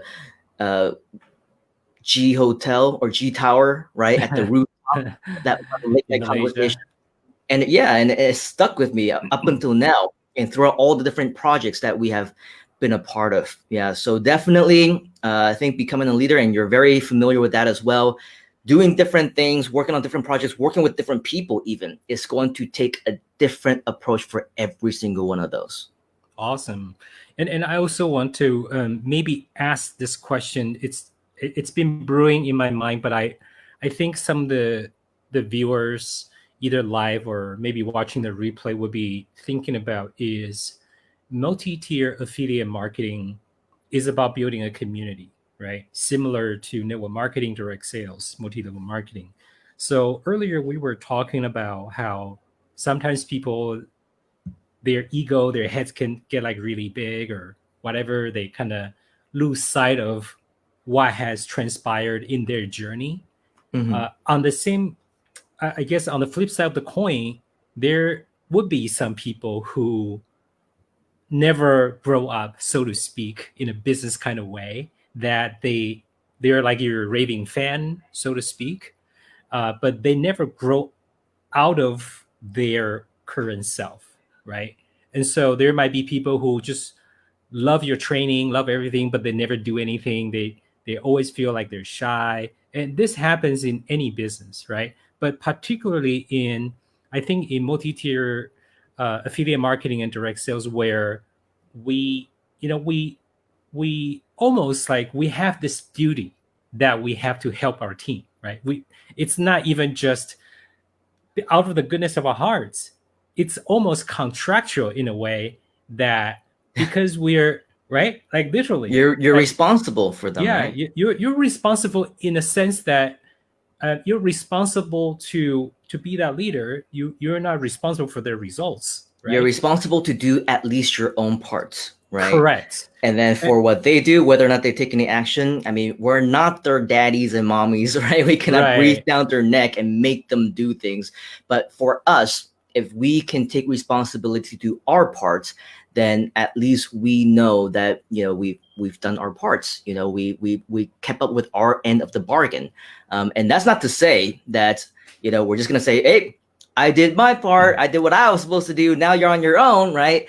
It's just a matter of knowing that at least you put in your very best. You've done your very best to help out other people as well. Yeah, good deal, man. So maybe we can take some questions, or do you have any other questions for me before we take audience questions? Now we can definitely start to, if you have any questions, you can definitely start to comment them in, and we'll look at them in just a moment's time. But one other thing that I really want to share is very similar to what I shared about YouTube videos the other day, right? People were scared, right? People were afraid, very similar to what we're talking about right now, right? People are not taking action. They're not sharing because they're afraid. They're afraid of rejection. They're afraid of people saying no. They're afraid of many things that we cannot control, right? And just so that you know, even for this interview, right? Not as in this one with Jerry, but for the Grooveathon,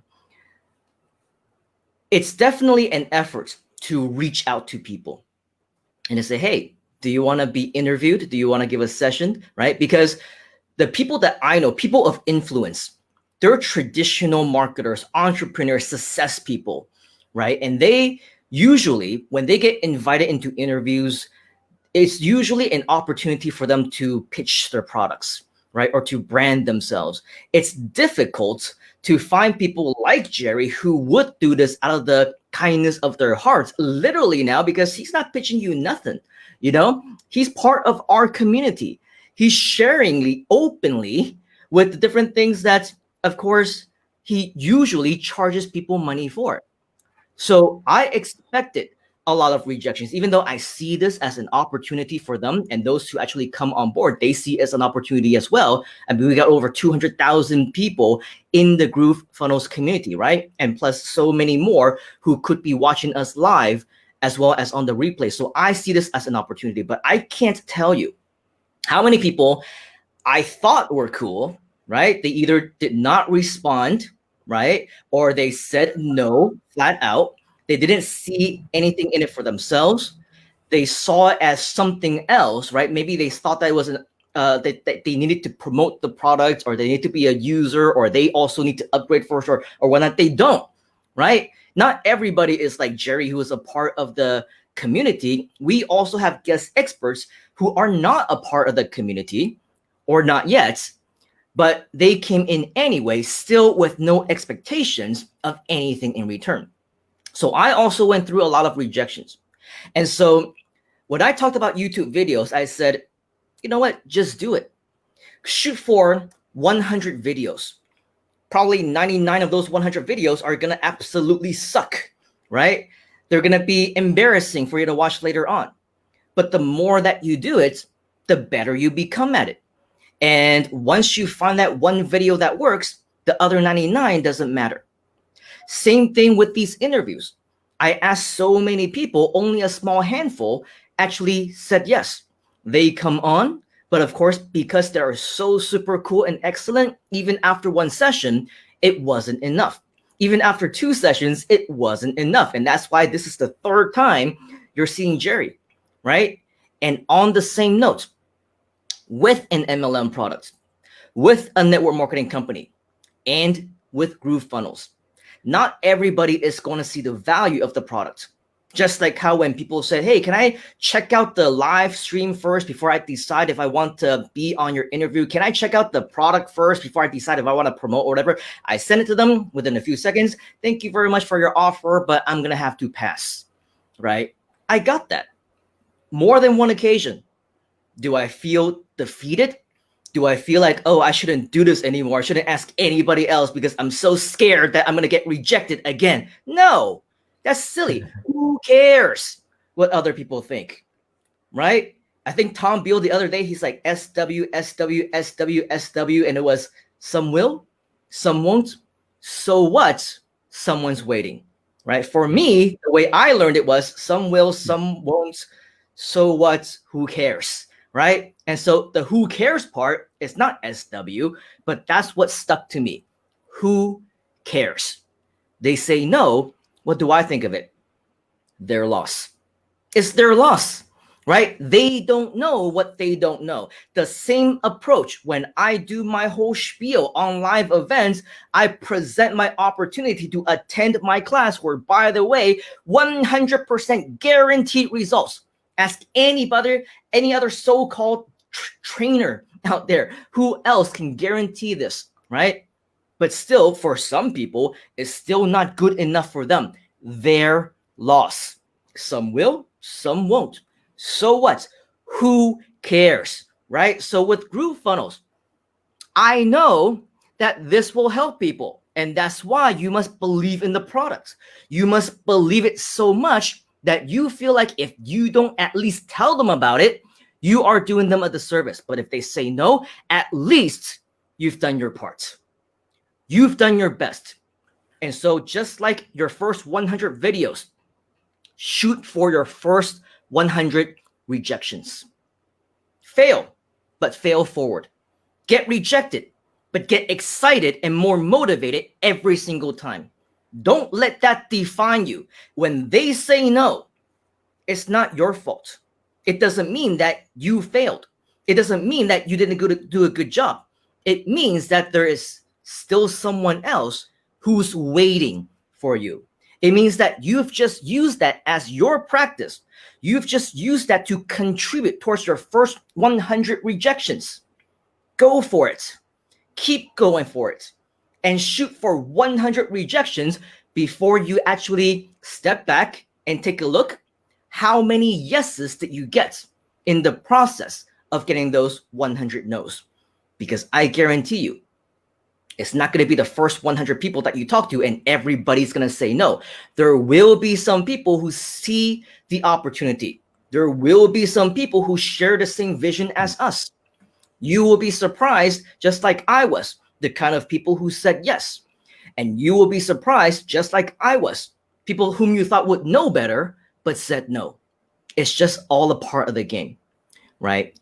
So with that, we definitely want to take some questions because we have another 15 minutes or so with Mr. Jerry. I know we've kind of shared a lot during this time, so make sure that while we still have Mr. Jerry with us, that we still can get him into your questions. Okay, so make sure that you put a Q, by the way, because I've seen so many questions here since the last time I started checking this over the last 10 minutes or so, and I cannot really tell which ones are the questions. So if you have a question, please go ahead, type a Q in front of your question, and we will go ahead and try to identify you and your question so that we can get this to Mr. Jerry. Okay, do you see any questions so far, Mr. Jerry, that you want to answer? I'll let you pick a question. I do want to have something share as you kind of scroll through the questions. So Simon brought up a great point of kind of peeling back the layer to find out, why people do or do not do what they don't want to do. Some will, some won't. So what exactly? A lot of the times, some people think about the things that they want in life, but they don't always know why. And it almost becomes our job as a leader to help them figure out why. If you guys are familiar with another gentleman, a great leader by the name of Simon Sinek, he wrote a book called Start With Why.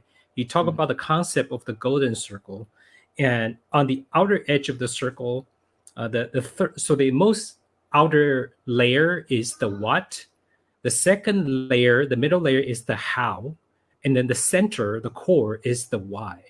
And the thing about most people, including myself, right? It's kind of hard to explain this, but a lot of the times people talk about wanting to become a millionaire or billionaire or whatever, quadrillionaire, and they're chasing the what. But a lot of times they don't know why they want to do it. Like whoever programmed them to think that money is like the thing they need to worship, It's very interesting. And so a lot of times when we propose a offer to someone, and this is really important in creating an offer or writing better sales copy or whatever, like you gotta kind of hit the emotional hot buttons as to why people want to or should take an action. And if they don't know, you actually, you're almost obligated to show them why they should care, because most people want to be led. And it's really, really interesting to kind of observe that. Anyhow, I just want to kind of throw that out there. No, that makes perfect sense as well. But of course, we're looking at some questions here. Kevin asked more of a spiritual type of question, some more of a what if type of question. But he says, yes, if you can go back 10 years and tell yourself something, what would it be? But let's spice that up a little bit. What if you can tell the you of 10 years ago something more specific about what you know today as it pertains to the affiliate marketing business, or when it comes to the revelation of the new systems that are into play? If you know now, as they say, Yep. back then, but you're talking to a 10-year younger version of yourself, maybe even more specifically about what you know with GrooveFunnels, or what you've learned as a part of being in this community, what would that be? Absolutely. So I will give you a clean answer, kind of on the surface level answer, and then a deeper answer. So the surface level answer would be as it relates to creating more results with something like GrooveFunnels or GrooveSell or whatever products we have in the suite of tools. If I can go back 10 years and I had this opportunity called GrooveFunnels, right? Let's kind of do it in reverse. If 10 years ago I had GrooveFunnels, okay? And it's a multi-tier affiliate program. And I was at the top of my game. Actually, I think I actually got better afterwards, but I was at the top of my game in terms of building network marketing and, becoming really good with SEO. The one thing I would tell myself is similar to what Simon said earlier about, if it's multi-tier, what happens if you talk to people beyond like the second level? Do you not help them or whatever, right? What was interesting was back then, even though I knew this to be true, I didn't have the proper mindset to figure out the ripple effect or the butterfly effect, like how Mike Filsaime designed the butterfly marketing system, right? The butterfly effect of what happens when you stop thinking so much about your own agenda. This is what I mean. Earlier, I had talked about 2,513 customers and personally sponsored team members, right? The bulk majority of that, I would say about 80% of those are retail customers. The problem I had at the time was, first, I wasn't thinking big enough. The second was that I didn't have a system to help me distribute the leads I was getting to my teammates. So I was trying to close all these leads on my own. You see? So those 2,300 or so customers that I had, personal customers, if I had passed on those 2,300 customers to my 250 team members, you see how that could explode my business? Because now each of my team members would average 10 retail customers each. Rather than me having 2,300 personal customers, I would have 250 team members each have about 10 customers of their own because I gave them the leads. And you see how that could literally explode my business from having 250 personal sponsor people to potentially 25,000, because now my team is on fire. Okay, I hope that makes sense. So how it relates to GrooveFunnels is this: if you have a list and you have a database of people that you can contact, but you can only close so many people per day. If you find a better match on your team to someone who is already on your team that wants to build this business opportunity, you can pass on some of your leads or people on your list to people who already became a team member. So you gave them, you are adding fuel to the fire. Don't try to hold it all for yourself, if that makes sense, Kevin. So going back 10 years, I would tell myself to think bigger, to share the wealth more, to find out what avenue, what tools I have, whatever it takes to make my team more successful rather than making myself more successful. That's the whole point of multi-tier affiliate marketing. If I want to hoard everything to myself, I should go to a traditional affiliate marketing program because I would earn higher commissions, right? I would earn higher commissions, but I would have no team. I would get no help. Okay, I'll end up with just money, lots of work, lots of frustration, right? So that's what I would tell myself if I were talking about multi-tier affiliate program.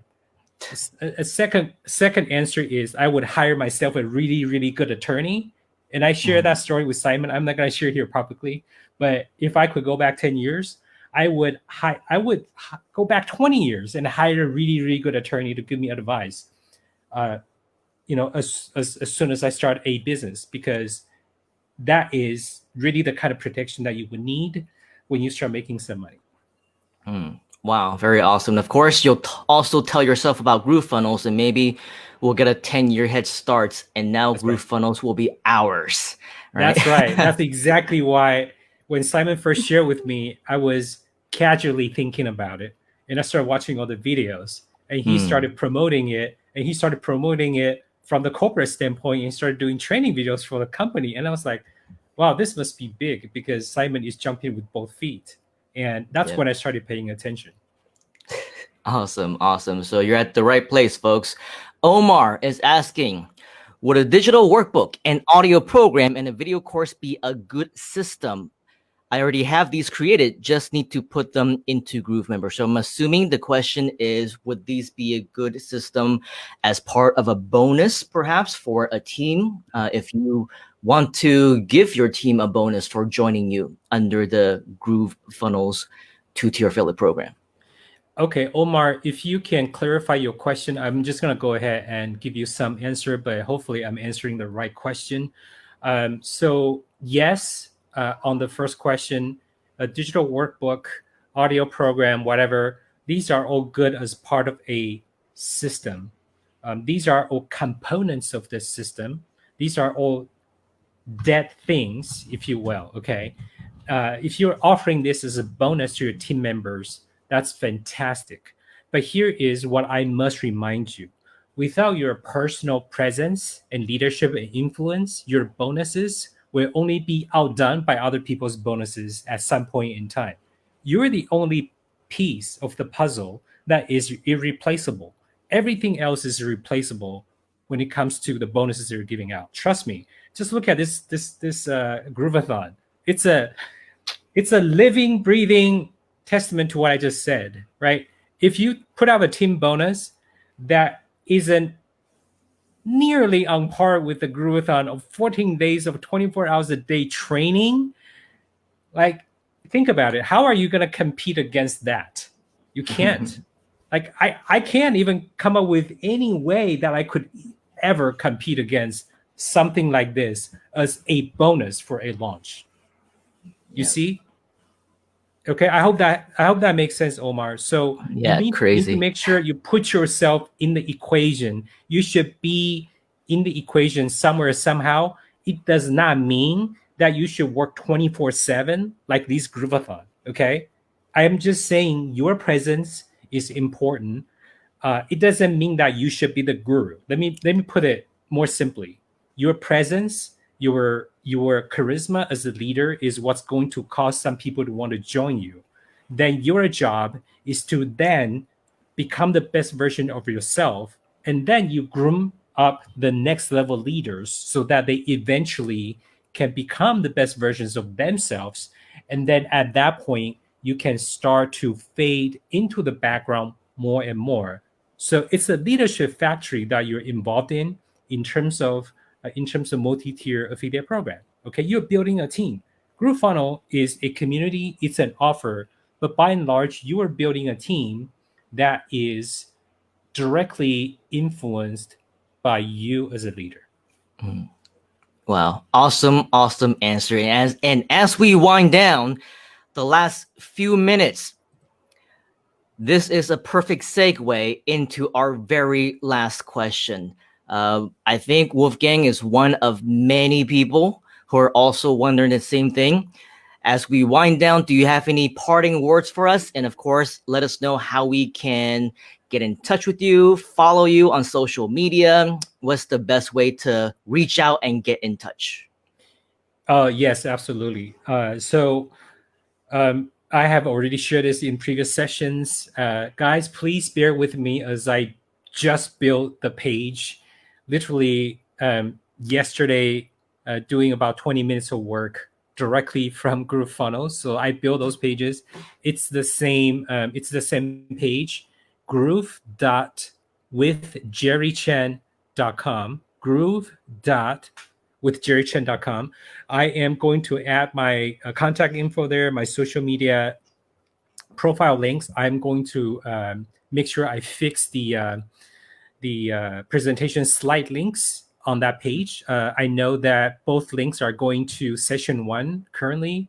I haven't figured out why it's not updating, but groove.withjerrychen.com is where you can find slides to this presentation, the previous 2 sessions, and then you're also going to be able to connect with me directly. Okay. So hopefully I can get that fixed today. If not, by tomorrow. So please bear with me. Awesome. And with that, wow, 3 sessions, Mr. Jerry Chen. Thank you, right? All these thank yous are coming up. We got a lot of people who definitely appreciate you just like I do.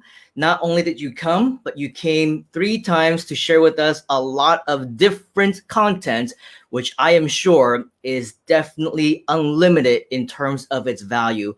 I know your time is also very limited. I know your time is also valuable, but you are here and you are a part of the GrooveFunnels community. So we look forward to seeing more of you. I personally look forward to connecting with you again, see what else we can do to bring even more value to our fellow community members. And I'm sure all of us cannot wait to get in touch with you, get those slides, and learn more from you. So if we can please give Mr. Jerry a huge round of virtual applause, show him some love, give him some hearts, say thank you, and all that good stuff, because This is the man of the hour, and you cannot believe, and I don't believe that you will believe, the amount of value in real dollars that you have just gotten just from the last 2 hours alone. So Mr. Jerry Chen, 谢谢. Thank you very much.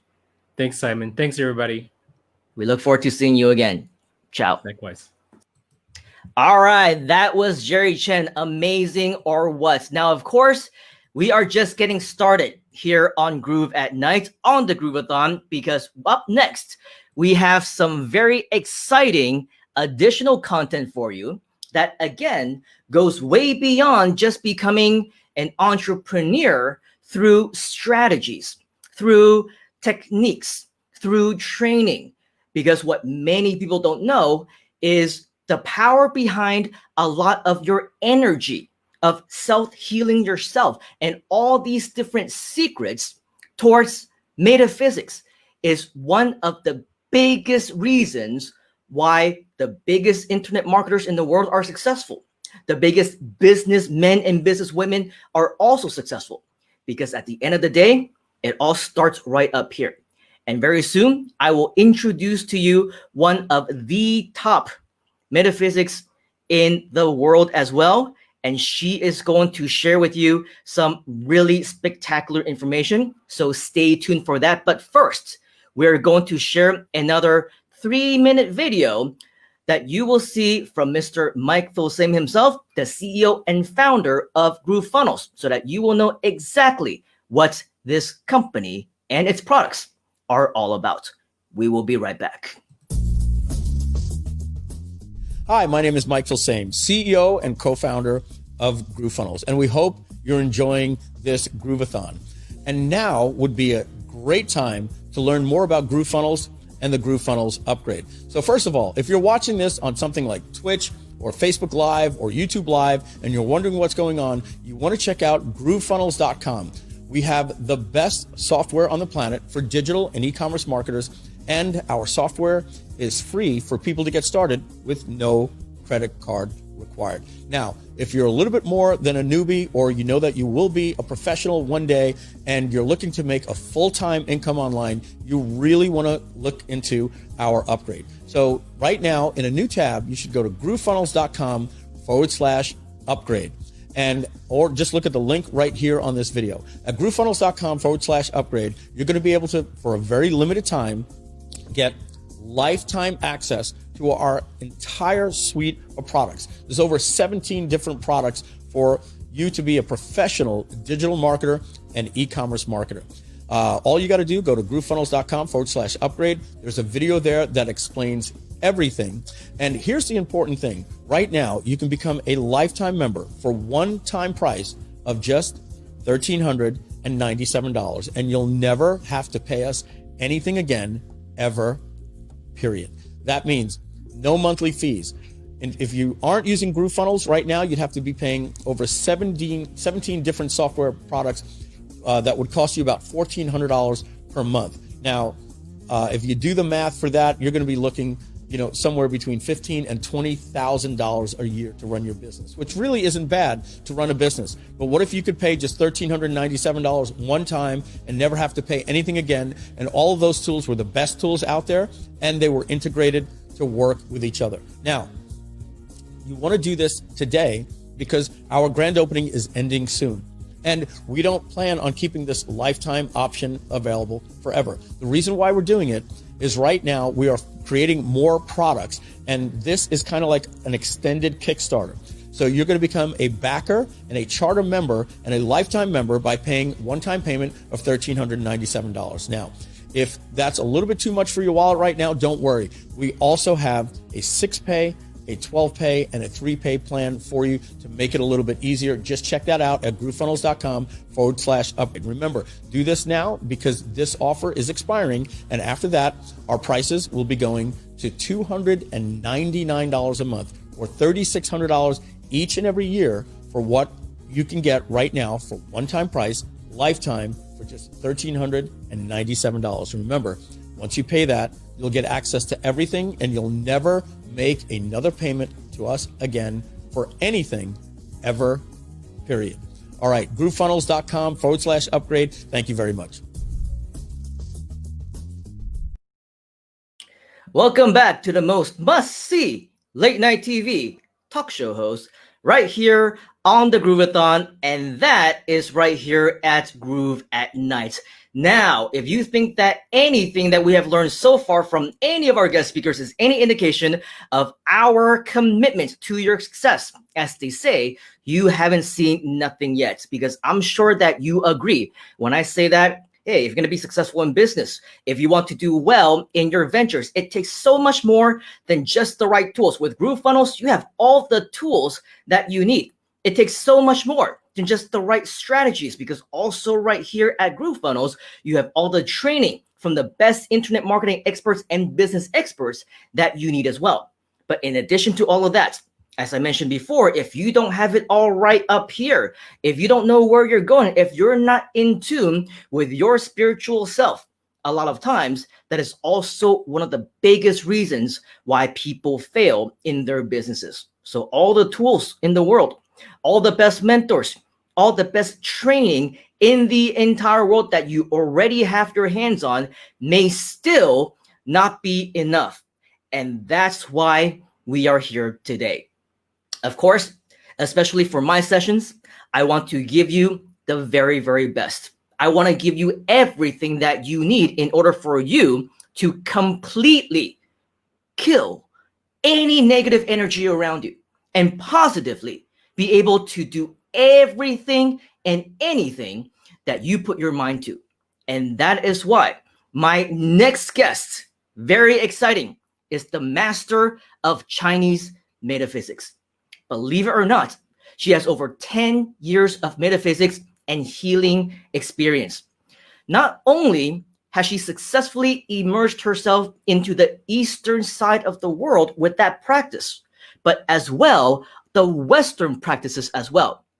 Now, I met her about 2 or 3 years ago at a seminar, a multi-speaker seminar that I was hosting. And within a matter of moments of her hitting the stage, I was absolutely blown away by her content. And I knew the very first opportunity that I could get, I want to invite her onto my stage, onto my platform, whenever possible. Of course, things that are outside of our control kind of put a stop to those plans before I was successfully able to arrange my very own first multi-speaker seminar. But whenever that happens again later on and the opportunity opens again, you can be sure that this next speaker will be one of these special guests. Now, I'm sure all of us right now, especially, and those of you maybe at one point or another, we've gone through our own emotional, family, financial, or career crisis. And it's important for us to know how to deal with those. It's important for us to know how we can recover from those. And this is going to be one very special technique that I believe our next speaker is going to be sharing with us on the topic of hypnotherapy, energy, as well as self-healing. Ladies and gentlemen, boys and girls, children of all ages, and if you fit somewhere in between, over there as well, I want you to please help me to welcome to the Grooveathon my very good friend, somebody that you're going to learn a lot from, both spiritually as well as physically. Please help me to welcome, give a big virtual round of applause, show her lots of love in the comments, Dr. Adeline Dan. How are you doing, Adeline? Good to see you. Long time no see. Hi everyone. Thank you for having me here today. Thank you for coming. So I think a lot of our fellow Groovesters, as we call them, who are a part of our community, they all are very aspiring entrepreneurs. Many of them also, because of our current climate situation, have gone through a lot of different problems and crises in their own lives and have come here as a place to hopefully help them to overcome those challenges, find the right tools and education for them to build their business. But a lot of them also still need to pass themselves, get themselves over those obstacles and those hurdles as well. And I'm sure over the next 2 hours or so, if we can have some, some time to talk with you, or maybe to talk to the audience. I know that you have something prepared for us as well. But in the meantime, for those of us who don't really know too much about you, maybe are hearing about you for the very first time, would you mind, introducing yourself and telling us more about you? Yes, sure. My name is Adeline Tan, and basically I have almost 1.5 decades into this healing Chinese metaphysics, or you can call it ancient metaphysics. And basically, reason why I was actually into all this metaphysics work, of course, first of all, is that people say a word, miracles. It's like it's energy where you couldn't see. But however, we can actually manipulate it, and in order to help us, into our life day to day, and make our life becomes better and better each day. And slowly, because of throughout the years of practicing Chinese metaphysics, and I found that there is something lack of, where I couldn't do a one-stop services to my client, whereby some of my clients, when they are, along the way, they are having some financial crisis, they are having some family problems, things like that. So I found that Chinese metaphysics is, I can tell you, I can fortune telling you that, what is going to happen to you this year, next year, whether your business is going to be good, things like that. However, they are not able to do anything about it, even though we can provide the solution based on their budget chart. We call it budget chart because of there are 8 characters based on the Chinese ancient calculations. So we call it a budget chart. And because of that, so that's why I start to exploring into Reiki, into, hypnotherapy, into energy healing, and all sort of, in the, Eastern world, we call it Qigong, and basically explore everything.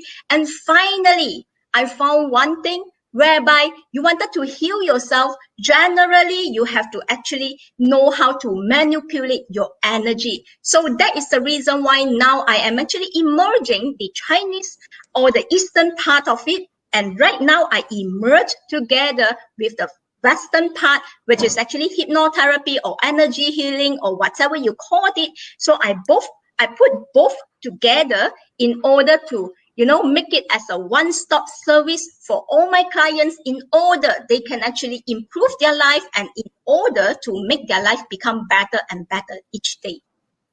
Wow, that is absolutely amazing. This is what we call the best of both worlds, right? It's like putting hamburger into a sushi or something. It's whatever you take the best from the West and put it together with the best of the East. That's awesome. I'm personally interested to know, though, I mean, in terms of your experience with maybe your latest clients, especially around these times, what would you say is better and more suitable? Would you say it's the Western metaphysics or the Eastern practice?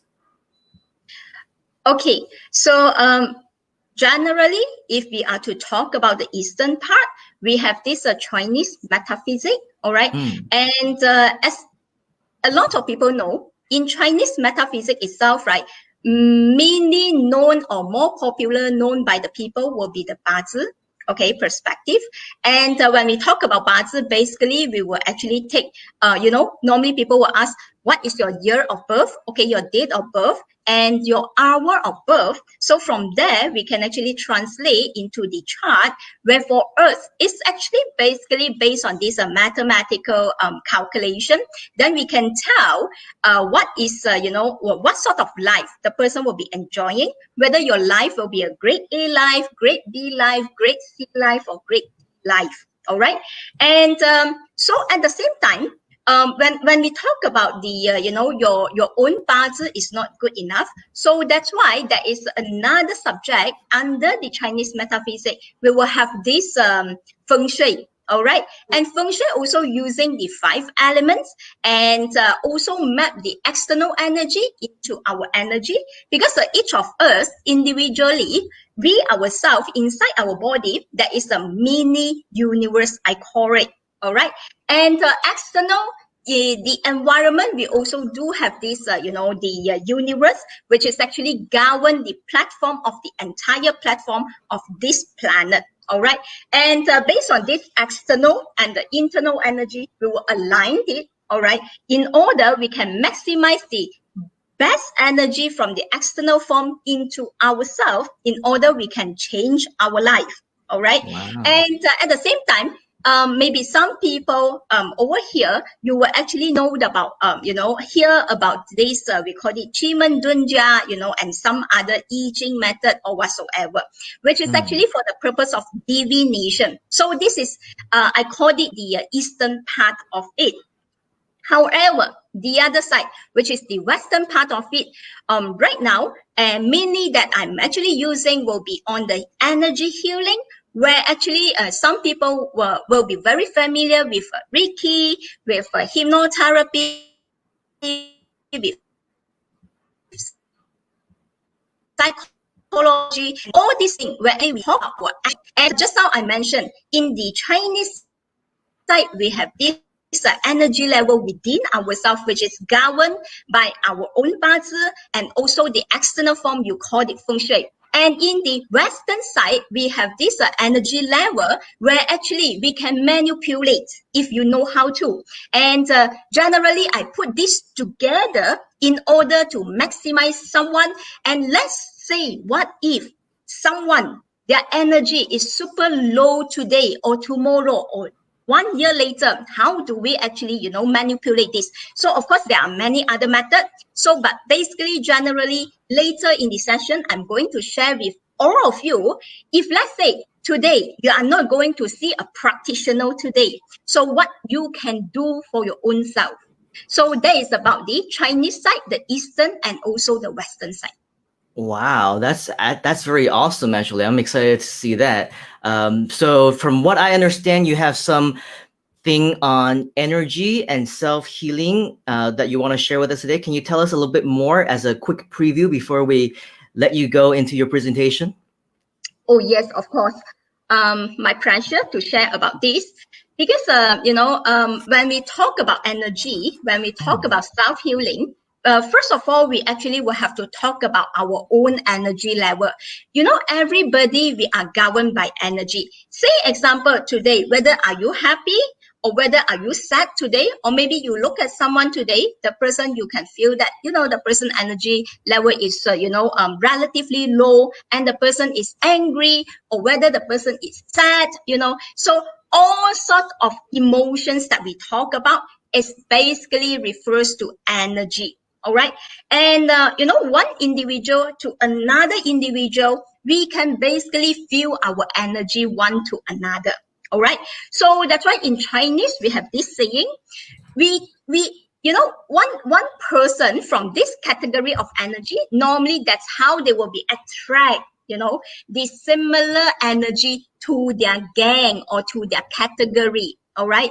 And because of all this energy has been categorized. All right. So that's why if you know how to, switch, and or I called it the to use the button switch on or switch off, to know when to switch on your energy to the best level of the energy, in order you can absorb it into yourself, and that is how we can maximize all the things that we want. When we say the desired things that we want in our life, what are the things that we are looking at?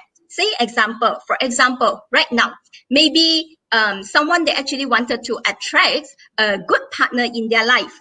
All right. And some people, they might want to, attract, good nobleman, which is, helper, where actually to help them, to give them a good job, or to give them an easy life, or to give them a business opportunities in order to expand their business, to give them the opportunity to get a promotion in their career, all sorts of this. All right. So person to person. So this is all based on the energy level that we have. And if you know the key to open the door, so you will know how to maximize or to pull in all this positive energy from the external part into us, or either we can actually manipulate within us. Like I said just now, when I talk about energy, I not only refers to the external energy in the environment. I also mentioned outside that is, I call it the universe of the environment. But inside us, we are also a mini universe. So which means we do have the power to change our life. So in details, later I'm going to share with you when I walk through the slide with all of you. Wow, that is so amazing. The key to your success. And Dr. Adeline is going to be sharing with us now. I want to give you a little bit of time to prepare, so you can start sharing your screen and trying to figure out all the technical stuff if you want to, see how you can kind of do that. But just to let you know, this is definitely something that I believe personally would help out in many of us in very variety areas of our lives. And just to let you know, some of the big events that I was just talking about when I was talking about people like Adam Koo and even Jerry, they all speak at the big events, the multi-speaker events, where those event organizers obviously only feature some of the very best in their respective niches. But I will tell you, regardless of whether they're talking about internet marketing or investments or any kind of wealth building or whatnot, I always see Adeline get invited time and time and time again, just because of the power behind what she shares. Because I'm sure for many of us who have this kind of influence, being Eastern, being in Southeast Asia or whatnot, a lot of us do believe in the power of energy, of self-healing. And a lot of people also believe that when they're not successful, it means that they need to make some kind of shift, some type of paradigm shift in the way that they're doing things, putting things, and that's where the feng shui actually comes from. And so I believe that during this session, if you find yourself at this point in your life to be looking for additional opportunities, maybe make some different tweaks and opening the door and unlocking the secrets to what you have as your potential, this is definitely the key to that success. All right. So with that said, I think we can. You ready, Adeline? Are you there? Yes, I'm ready, so that I can share my screen here. Yes. You were temporarily muted or something, but now I see you again. So do you want to share your screen, or do you just want to start by talking? Adeline? I'm going to share my screen here. Oh, okay. So just wanted to make sure that there's nothing wrong with your sound or anything. You see the share screen icon? Oh, Yes. okay, I see it. Can you see that? I can see it. Okay, so we're gonna pull that up, and then it's just gonna take a little bit of a while. And so, ladies and gentlemen, let's give our full attention to Dr. Adeline Tan. Let's give her another big round of virtual applause inside the comments as she begins her awesome presentation. Well, all right. So generally, this is the screen and the information I'm going to share with you, all of you today. So, all right. So today, my title, my topic for today will be the energy and also self-healing. And so a little bit about myself, introduction about myself. Generally, this is what I have been doing, for, my clients, and also the, could be the seminars, conference or whatever that I talk about in my own profession. And these are some of the services that I have been, providing to my clients and the public. And well, so come to the actual slide, because in the Chinese ancient side of it, so of course we always, put this concept, I call it the concept of yin and yang, or yang and yin. And why this concept is very, very important, all right, for you to take note of today is because everything in Eastern world, we believe everything in this world is always governed either by this in yin and yang, and the yang concept is right. Very, very simple and straightforward. As everybody know that the yang energy, the beautiful, always at the higher end. All right, so that's why we call it yang energy. However, opposite of it, to counter it, so we always have this concept where we call a yin energy. And the concept of yin itself is always to the yang concept. Say example, just now I mentioned daytime. So opposite of daytime is always nighttime. White is always black in the opposite way. And male, of course, we will have a female. Father, we will have a mother, beautiful, ugly, short and tall, many and scarcity. And all these things, why is important? Because in the entire, we call it the universe, we are always governed by this yin yang concept in order for us to move forward. And if you wanted to know how can we actually manipulate our own energy for our self-healing and into the most effective way, so this is the basic concept we need to learn. Well, when we talk about energy, there is an internal part and also the external part. So I have shared with all of you just now. The internal part of it is to refer to this yourself. And who are you? Yourself is actually governed by this energy, which is actually your date of birth and time of birth. When a person is born, the moment we were born, and this energy of that universe, the platform itself, will actually give you one sort of energy to tell you whether this your future life, okay, what are the milestones specifically you will be going through, and whether your career will be good, or whether your spouse will be good, or whether you will be enjoying a very happy happiness in your life, or whether this person is actually already born to be a depression person. So this is actually governed by yourself, which is actually energy calculated based on your date of birth and also your time of birth specific.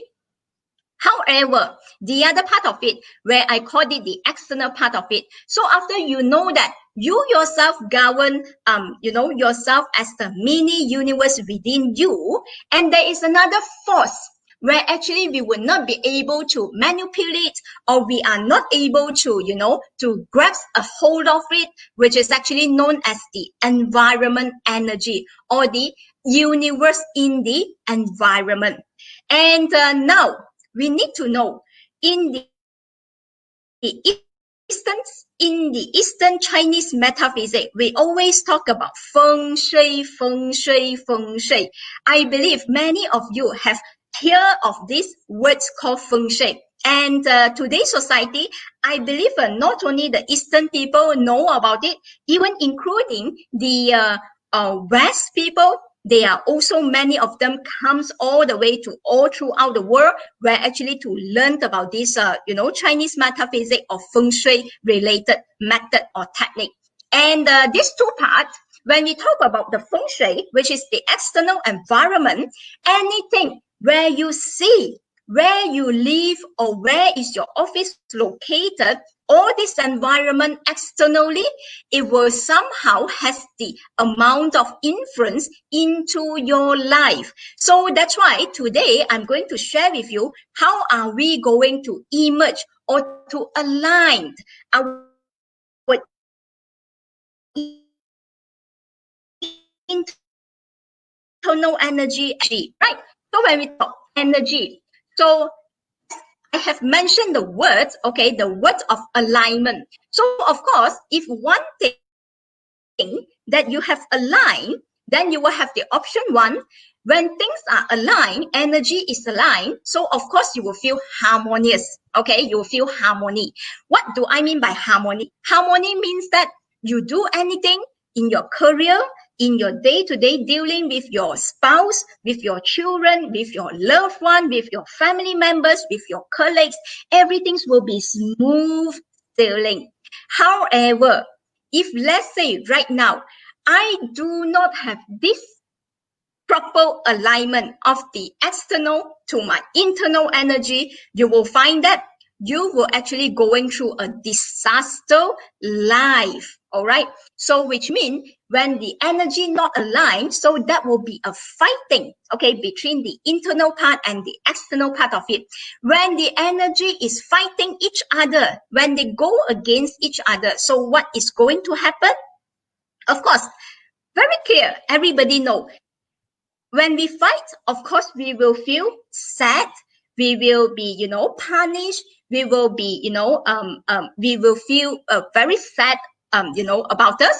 But if let's say when the energy is fighting each other, you will notice that we will not going to enjoy our day-to-day life. Everything seems like disaster to us. All right.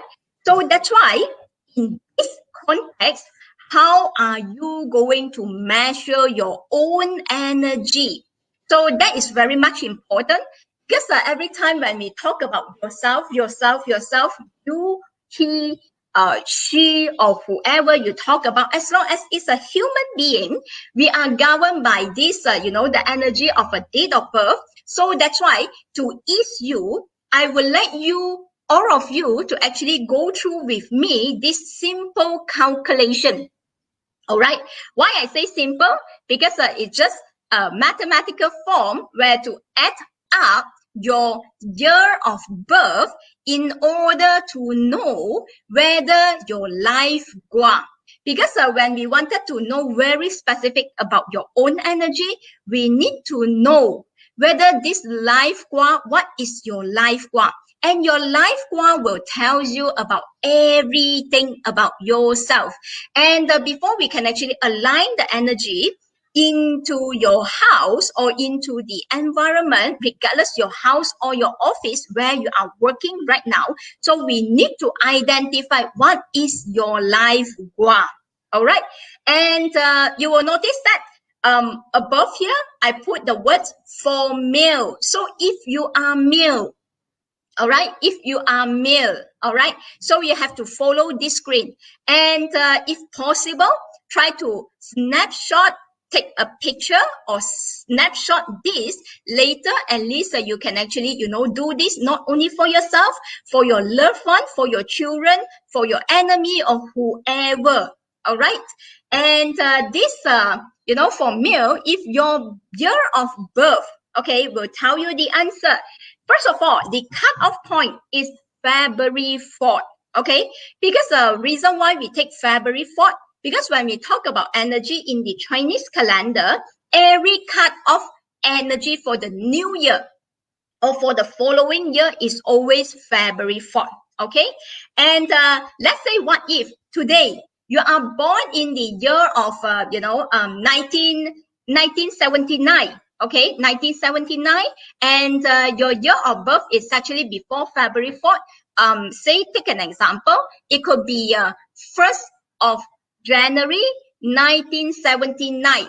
So what you need to do is you cannot use the year of 1979. You have to use 1 year before, which is the 1978, to do this following calculation. All right, let me repeat this. All right, because this is actually the most important part, the entry part, before you even listen or follow me, following me to the remaining at the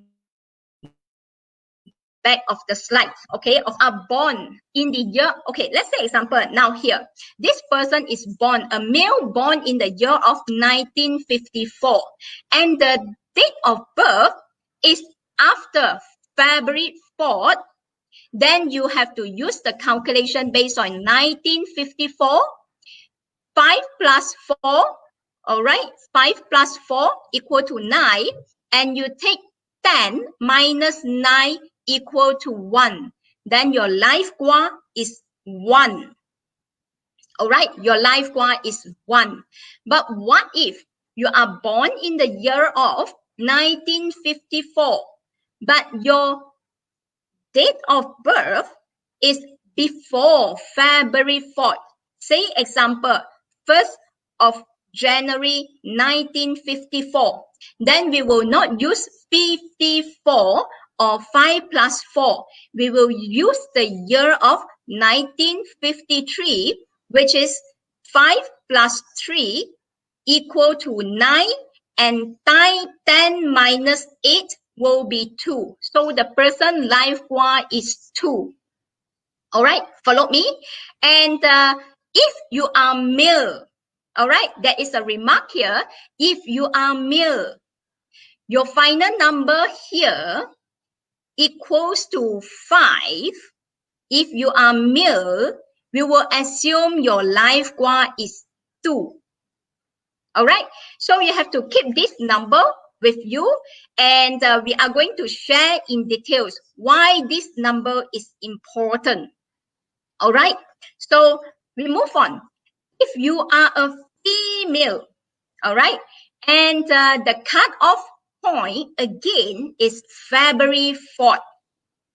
All right, and now we will add, let's say this person born in the year of 1974 after February 4th, and we will take 7 plus 4 equal to 11.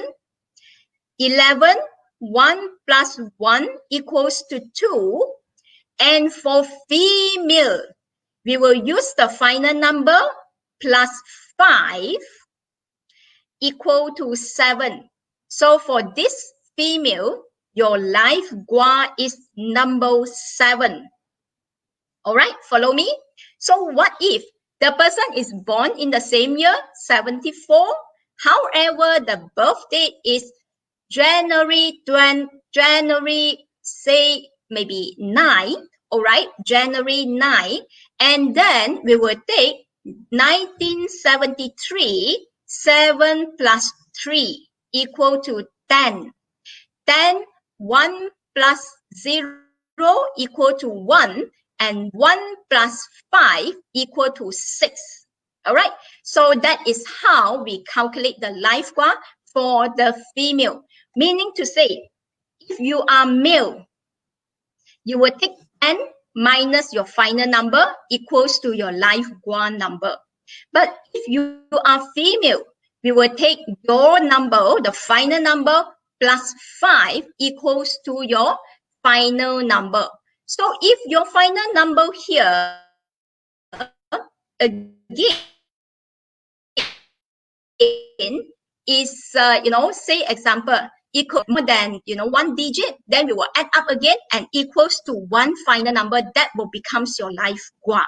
And again, for female, we will assume if your final number is 5, then you will take the life gua as number 8. All right, life gua as number 8. Right. So these two slides, you can take a picture so that you know how to do the calculation for yourself, for your loved one, for your children, and for your family members. All right. And next slide. So now we know the internal energy, you, what is your life gua? All right. Now we know you, what is the life gua for yourself? All right. And next, we are going to share with you how we are going to see, all right, or to track the energy in the environment. All right. All right. Remember just now we talked about your life gua is live gua 7. And this page, please also use your handphone, your camera to take a picture and so that you can see. And the 8 here basically is referred to northeast, just in case you can't see. All right.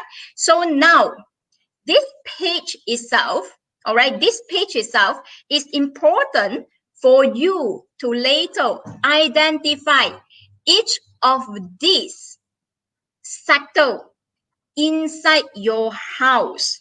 All right, so that is reason why I need you to take the picture of this page so that you know how to calculate later on back to your house or back to your office. And now we know your life gua is number 7. All right, number 7, later you will know west sector is always important to you, and I will tell you why it's important. All right, and well, next one. So we talk about environment, and we already know what is your life gua, and we also know which part of the house or which part of the office is important. So of course, many people always ask us, all right, they always ask us the question, whether do you think that now I wanted to engage a feng shui master to look at my house, and I wanted to realign my house. So whether house is important or the feng shui in the office is much more important. All right. So today there is a question thrown to you, which you think is important for you if you wanted to manipulate or you wanted to realign the energy for now. Of course, some people, they spend more time in their house. So, of course, the energy in the house will be much more important. Say, example, you do not have a lot of budget to do both at the same time. So, for you to choose one, we always ask the person to choose the house, because house always for the person to sleep. And normally we stay in the house much more hours inside a house. But what if today you don't stay in the house most often? And so if that case, then you should look at your office feng shui. All right. So meaning to say, if you have the luxury of resources today, so we should do or rectify the environmental energy in the house and as well as the office. All right. Okay. Right now, check where is your life gua fall into the sector of your house or your office. So that is very important. Say example, inside a house, we always have the bathroom, we always have the garage, we always have a small room, a study room, a storeroom, a living hall, or even your bedroom, right? And so now, the next page, I need you to take out your floor plan of your house to identify where is your life gua fall into. All right. But of course, before we move on to this next page, first of all, by having this is important. And always remember, many people, they are staying at houses, okay? Maybe they are not only staying in the condominium. And if you stay in the house, so which means you are not only to look at the floor plan for your ground floor or the first floor. So you have to take a look at the floor plan for every floors. Why? Every floors is always important to everybody. So you know how to distribute your energy and to maximize the energy in your house. Right. So next thing, what do we need? All right.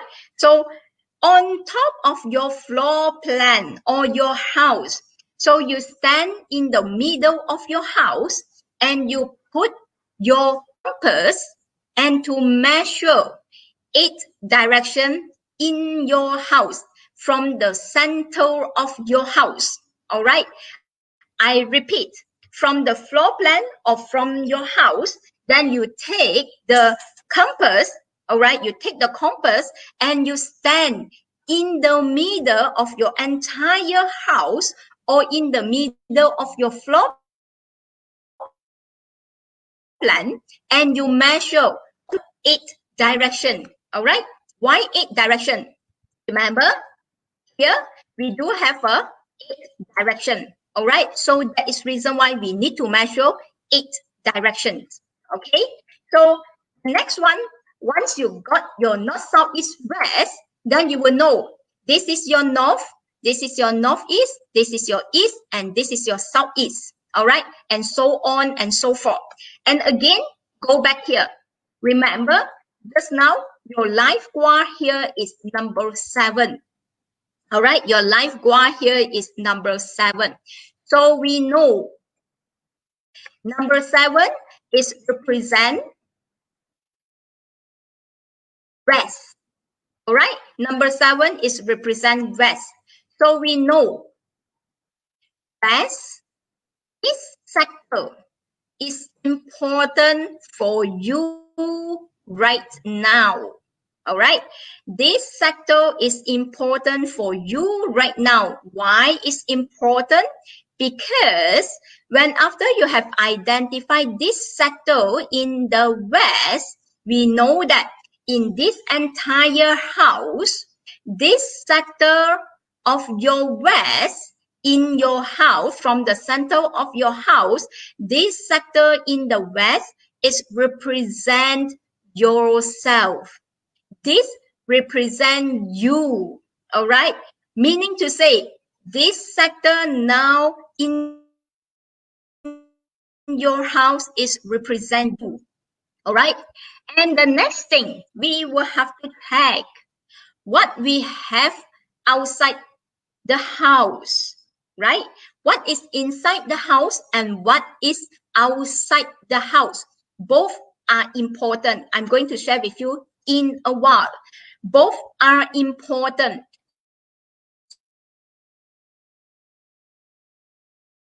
So first of all, sector in the house, the next thing you will have to identify what is happening outside your house in your environment. All right, say example, maybe from your living hall, you look outside of the window here, you will see there is a very beautiful ocean or beach, let's say.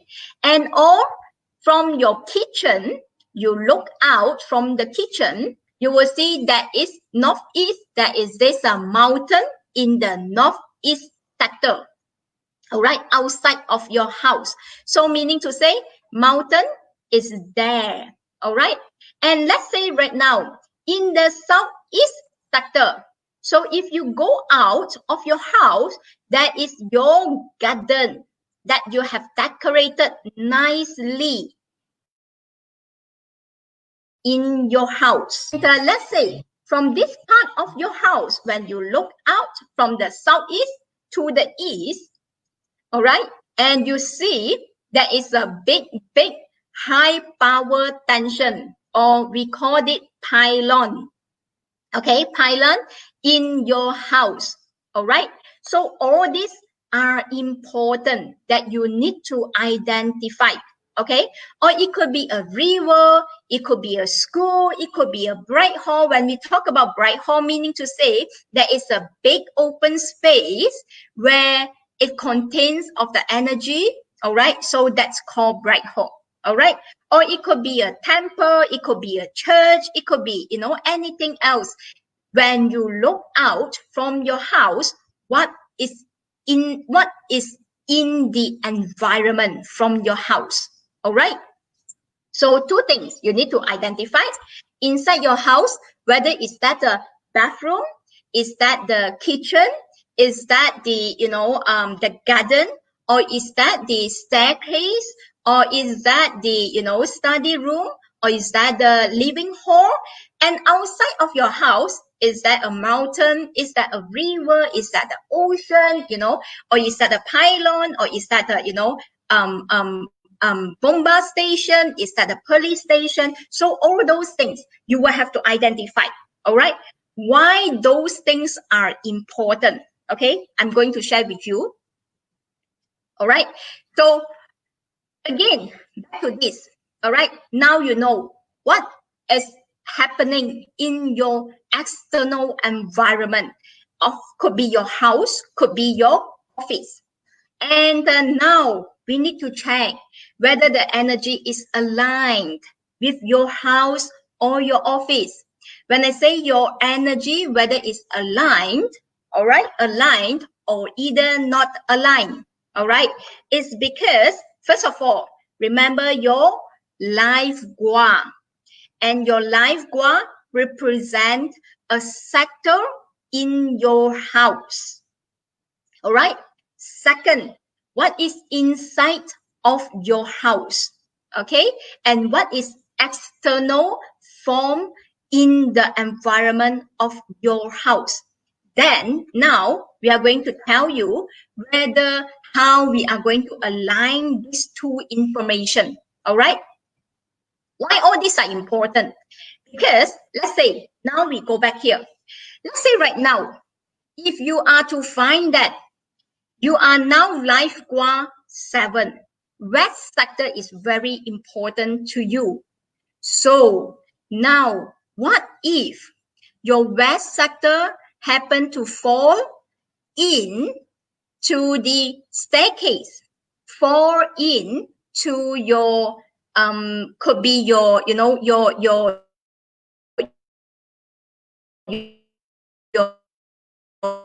bathroom, or it could be your okay. So then the energy will be somehow a bit contented, okay, will be contained or not moving, okay, or maybe we call it not spacious for the energy to move within your house. All right, so that's why among all so many so-called the space that we have inside the house, always remember all this information I shared today is actually for you to identify the information for your entire life. Which means if you are to stay in your current house, or if one day you would like to move house to another space, okay, to another house, so you can always refer to this information. All right, so always make sure your life gua is always fall into a sector like a room. Say, when I say a room, could be your living hall, all right, could be your study room, could be your bedroom, okay, which is an open space or a spacious area. All right, so what if today, if your life gua, okay, if your life gua today is actually fall into this utility room, okay, a very tiny room, and there is this staircase has blocked the energy. And if this is the case, you will realize this person, when life gua fall into this sector, then this person will have a lot of limitation to the opportunities. All right, and I have seen a house where one of my friend, okay, so he has a lot of life problems, okay, and almost going to commit suicide one day, okay, when the person talked to me. And then when we go to check out the house, then we saw that, all right, we saw that the life gua of the person fall into the staircase. All right, then the person in this lifetime almost staying there in the house for almost more than 10 years. The career is always up and down and up and down.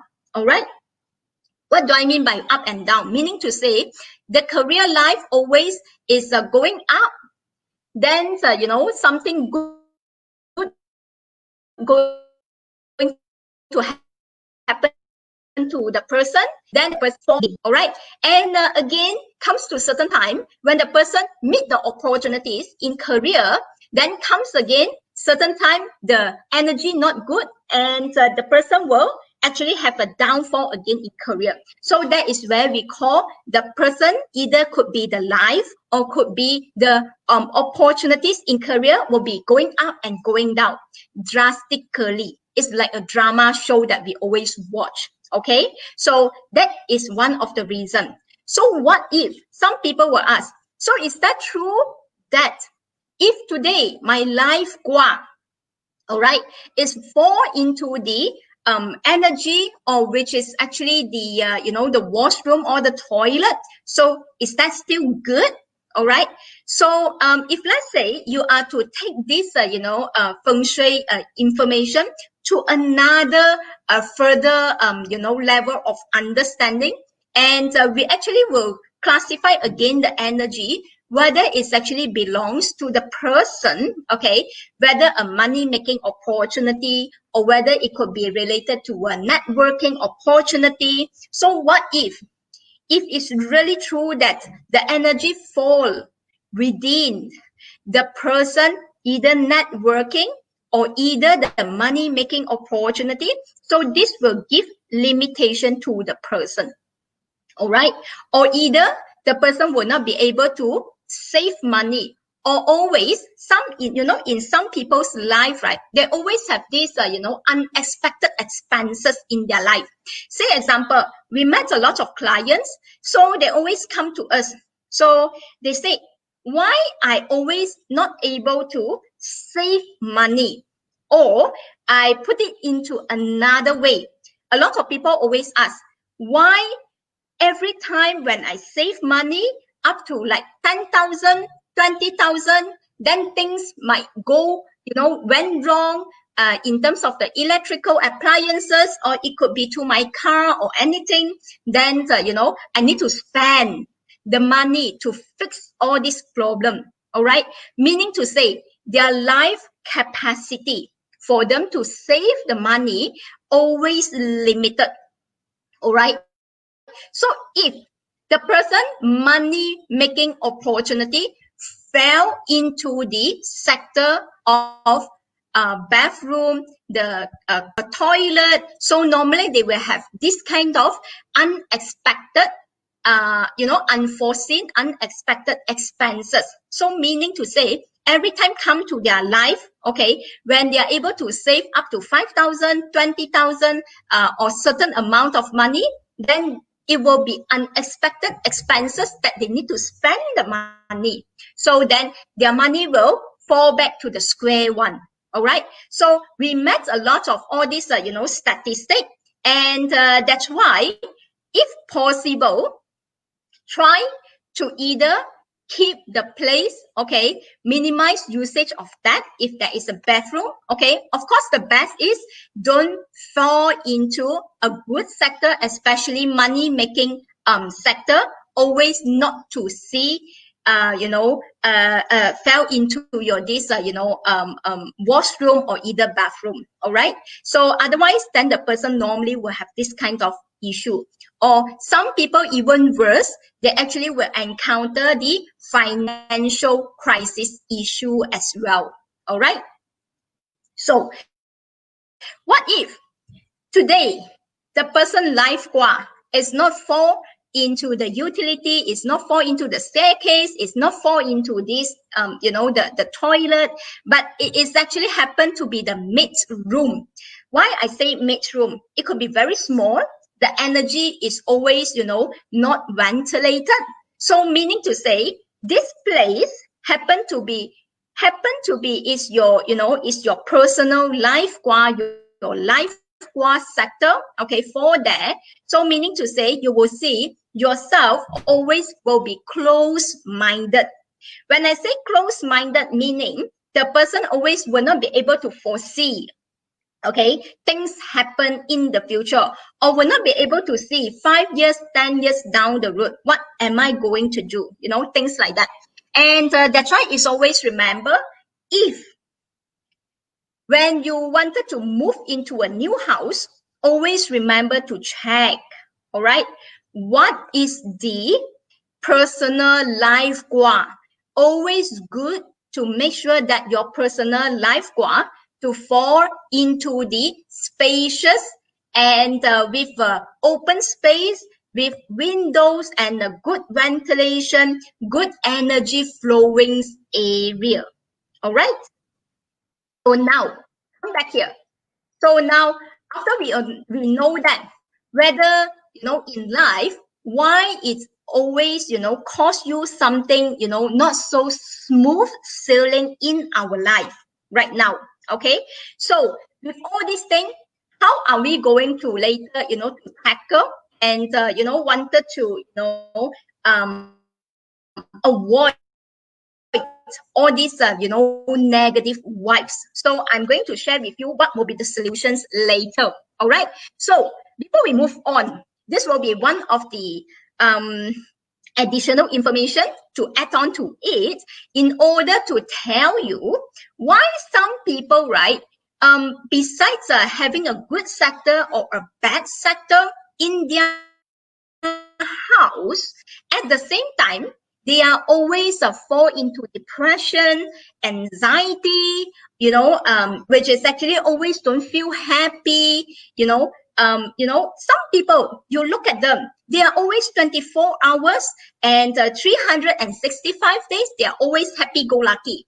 Okay, they are always very happy, talk to you, and always, hello here, hello there, with a lot of good friends, and they know how to enjoy their life. Okay, but some people, when you look at them, right, all right, and you will notice that they always feel sad. They always feel that, why people always blame me, why, things are not smooth, in my life, why I always have this financial problem, why, people are not fair to me, a lot of all these negative vibes happen to the person. Okay, so like I have shared earlier, okay, so based on your life gua and based on your life gua fall into your house, and whether the space or the sector, whether it's good or bad, all right, at the same time, we can actually add on to it. Let's say example, if I were to give you a very, easier way to recognize this, which is actually based on your year of birth, and especially people who born in the month of the September, August, October, all right, or either November, December, January. Okay, if your your month of birth is actually happen to be in any of these month, normally it will be add on of these people. They always extreme thinker. All right, why I say extreme thinker, in Chinese metaphysics, right, we have this things called month of birth. Okay, and this month of birth we always will classify into 4 seasons. All right, 4 seasons, as you are very familiar: spring, summer, autumn, winter season. We always have 4 season, and this 4 season itself, right, every season govern 3 months. Okay, and in the Chinese metaphysics, matter producing water, okay, matter producing water is known as a season where the person always an extreme thinker. Okay, 金水多情. All right, so extreme thinker. All right, meaning to say the person always like to think and think and think. As long as you give the person a space, okay, to sit down, and normally the person will start to think. All right, and why we say extreme thinker, and normally people extreme thinker, they always will fall or into the depression or the anxiety mode. All right, why? Because most people, once they start thinking, they will not be able to contain the information or the ideas that they are thinking about. All right, and that is the reason why normally people who fall into the season, okay, of the month, which is actually in the autumn, which is August, September, October, and the season of winter, November, December, January. So they are always the extreme thinker. Let's say now we assume back to just now the previous slide that we have.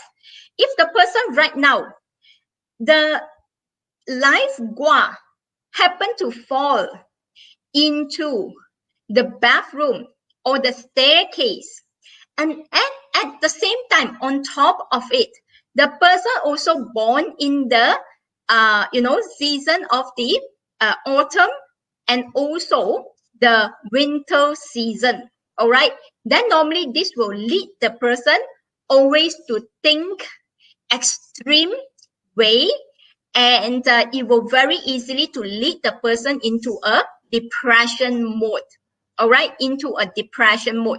So that is the reason why if you happen to have your alignment of your energy in the house which is not too good, all right, and again your add-on bonus, also you happen to born in this season of autumn and also winter.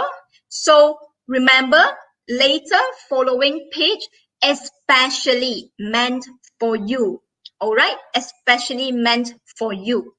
And now we see, now we have identified what is the problem we have in our life, okay, based on our date of birth, all right, and based on our our environmental energy, okay, and of course we don't talk about what the person is doing and what is the profession the person is doing, all sort of we call it the control mode, all right, and so if you are to exclude that based on what the person has in terms of the life gua, the year of birth, okay, to determine. And also the next thing, which is the environmental, happen to be the house, the personal gua also fall into something not too nice, okay. So this following slides, you shall take some picture, comes to the important point, all right. So how do we tackle the problem, all right? So now, of course, that's how we say, now you know that the energy that of your personal gua is actually fall into the fall into the bathroom.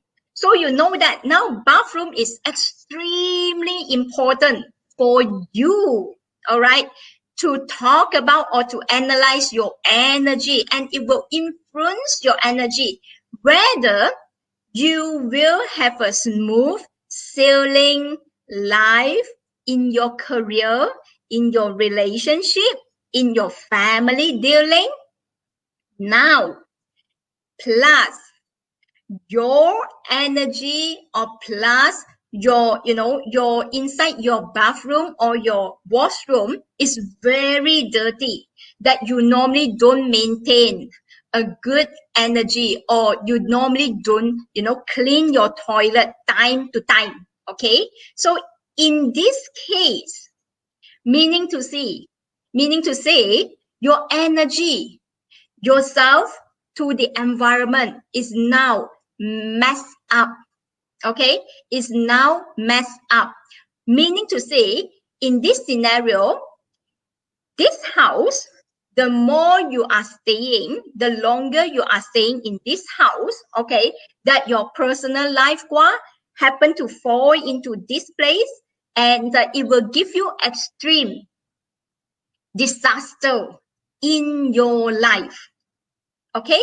So if let's say you are the personal gua fall into your CR, okay, fall into your toilet, however right now, or your mid room, however the place, you always make sure that the windows is open, you always make sure that things are very clear, and ventilation is good, and everything is clean, all right, and you always make sure that it's dust free. So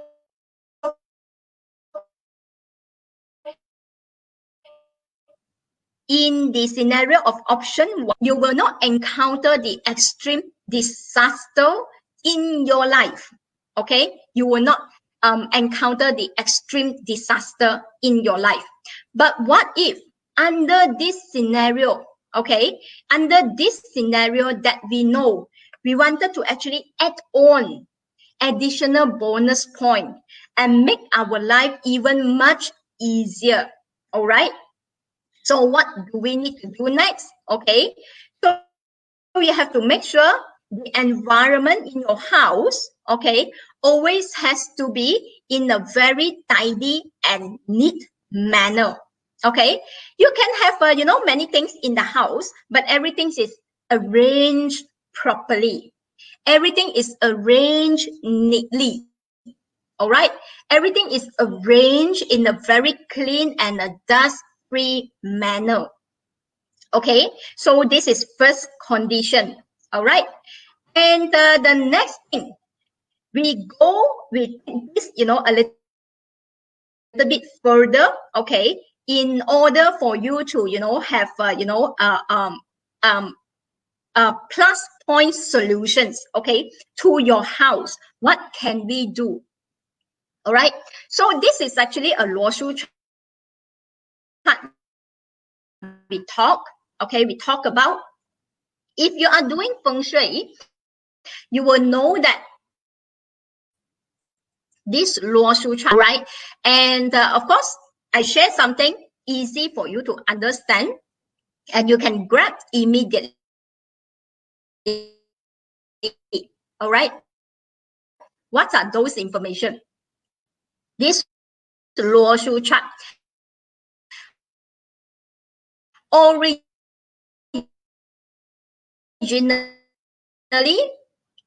remember I said just now, this is the element inside here. And among these 4 elements, 1, 2, 3, 4, 5, 6, 7, 8, okay, among these 8 elements, okay, 5 elements or 8 sectors, all this information itself, right, will also, there is a collaboration between them. All right. First of all, let's say now you are now in the life gua of 7, as we sector of number 7 here, west, is extremely important for us ourselves. All right. Now we wanted to add on what other things inside the house can help us, all right, can help us to make our life become easier and better. Room or fall into the a bathroom or the toilet.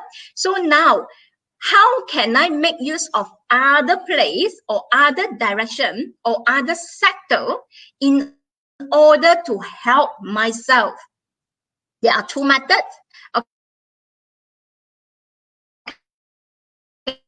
Okay. Another method is in your house. After you know what is your life gua number, in your house, we always can find our allies. Okay. And this allies is actually always with the combination of 10. Okay. How do we work out this number? Let's say now you are life gua of 7. 10 minus 7 is 3. Or 7 plus 3 is 10. All right. So meaning if you are life gua of 7, meaning to say this is your friend sector, also extremely important for you.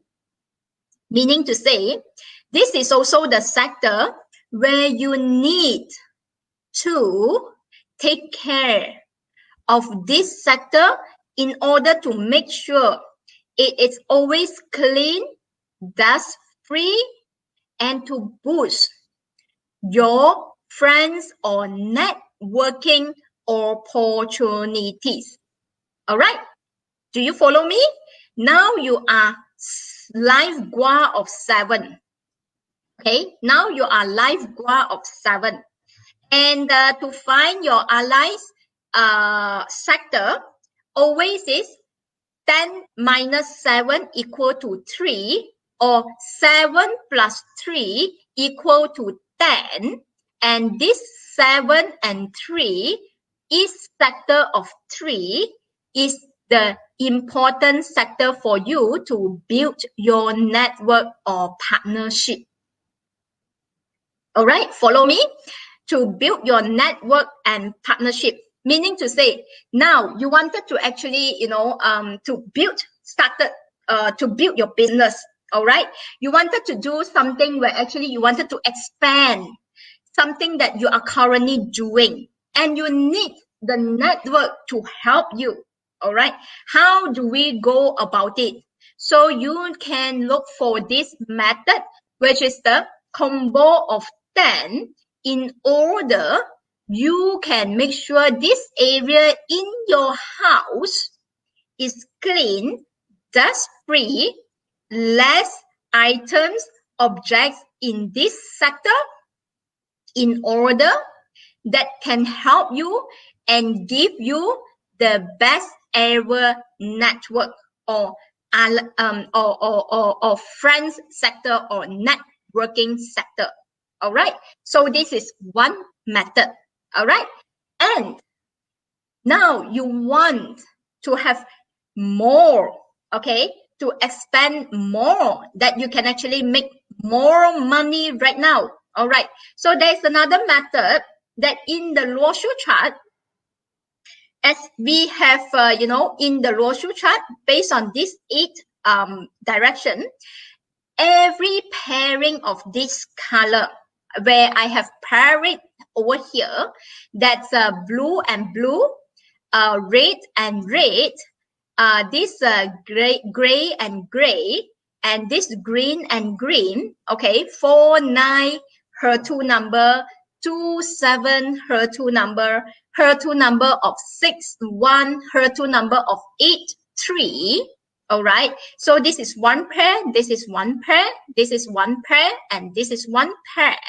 All right, so right now, if you are 7, southwest of 2, this sector is also your opportunities sector.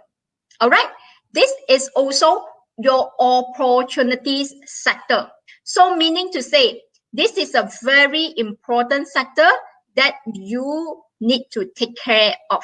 All right, when I say you need to take care of, meaning to say, make sure that everything's nicely arranged, neat and tidy, dust free, clean time to time, and make sure that the space itself is always, energy is flowing or ventilated. All right, ventilated, which means the energy is always flowing. When energy flowing, there is a few methods that you can do. All right, first of all, if this particular sector itself, right, is actually near to your window, so you can open up the window and to let the external energy to flows into your house. All right, and there is second method, if there is a door or the sliding door, you can open up the door, and in order to make sure that the energy is always flows in, and if there is a door, you can always use that sector, which is the door in that sector, to actually, conveniently for you to access to other place. All right, and otherwise, there's another method. If you do not have a door, if you do not have the window, what you can do, you can actually on the fan. Okay, you can on the fan, or you can on some moving item, moving object in the sector, in order to actually let the energy flows as well. All right, so that is another method. Okay, so this tree sector, all right, in your house, always plays very, very important, energy, okay, to make you a success, okay, or make you a smooth sailing life.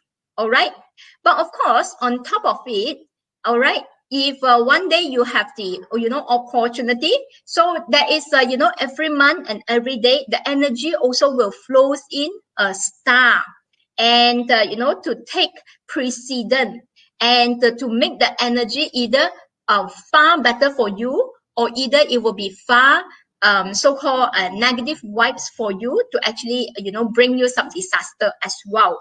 All right, so that is how we actually will make use all this energy or the information, okay, to enhance ourselves. All right, so now we know, in your environment, whether your house or whether your office, so whether this sector is good or whether your alliance sector is good, or whether you wanted to make use of the opportunity sector in your house or in your office, and always make sure that all these sectors are always in order. And option one, always make sure that it is clean, it is not messy. All right, so in order, it will give you a smooth sailing, all right, life for yourself. All right, so this is based on the feng shui method, which is also a healing, okay, a energy healing, but this is based on the feng shui method. All right, that's very easy. That go back to your house, and in order to clean your house. All right, so that is reason why it's always good that to make sure your house is always clean, dust free, and in order you can have a smooth sailing in your life. All right, let's say example. This is a example that I have. You can have many things inside the kitchen, but make sure that everything is always nicely kept, all right, or either nicely arranged. All right, always make sure that everything here is a dust free and cleaned it time to time. All right, and you can have your bedroom, okay, less item, or at the same time you can have your bedroom which is actually with many decorative items. Okay, as for like ladies, we have many, cosmetic, anything that you talk about. All right, you can have many, but always make sure it's always nicely arranged. All right, so that will definitely help you. Okay, and so after we talk, okay, about the solution or share the solution with you from the feng shui perspective. All right, so of course there is another method where we talk about when you, okay, let's say example, right now you are ill, okay, you have sickness and you need to go and see doctor. Okay, so always people, when it comes to us, okay, when they talk to us from when engage us from the 八字perspective for the 八字 consult, they always will ask the question, do you think I should go for Western medicine or should I go for Eastern medicine? All right, when we talk about Western medicine, of course, it's very clear. You are sick today, you are having migraine, you go and see doctor. So doctor will prescribe you and then ask you to eat, to consume this medicine in order to cure your migraine. Okay, that is specific to your migraine. But what if the person do not like to eat medicine? Some people, right, in the 八字, we will be able to see whether it's good for the person to actually go and seek the medication from the Western or either from the Eastern, Western or either Eastern. When I talk about Eastern, right, in Chinese metaphysics, we call it alternate solutions. Okay, alternate medication. Okay, when we talk about alternate medication, we refer this to the method of Chinese herbs and some other. All right, so all this is Chinese, Eastern or alternate solution. All right. So then we will actually advise the customer. So what if today, when you wanted to heal yourself, you basically will either choose the Western medicine or the alternate solutions. So today, I am not doctor, all right? I will not be able to give you any prescription or any medications to cure from the Westerners, medicine's perspective. Okay, so I can share with you personally my experience. All right, my experience. I've been through meditation. I learned meditation when I was really young. Okay, and I also do practice a bit of yoga. Okay, but this is definitely not my favorite. All right, then subsequently along the way, many years ago I started to learn qigong. All right, I started to learn qigong, and this is my favorite method, and it's really blend well qigong together with meditation. All right, it really blends so well. All right, and the reason why all these methods, okay, we classify as alternate solutions or self-healing method.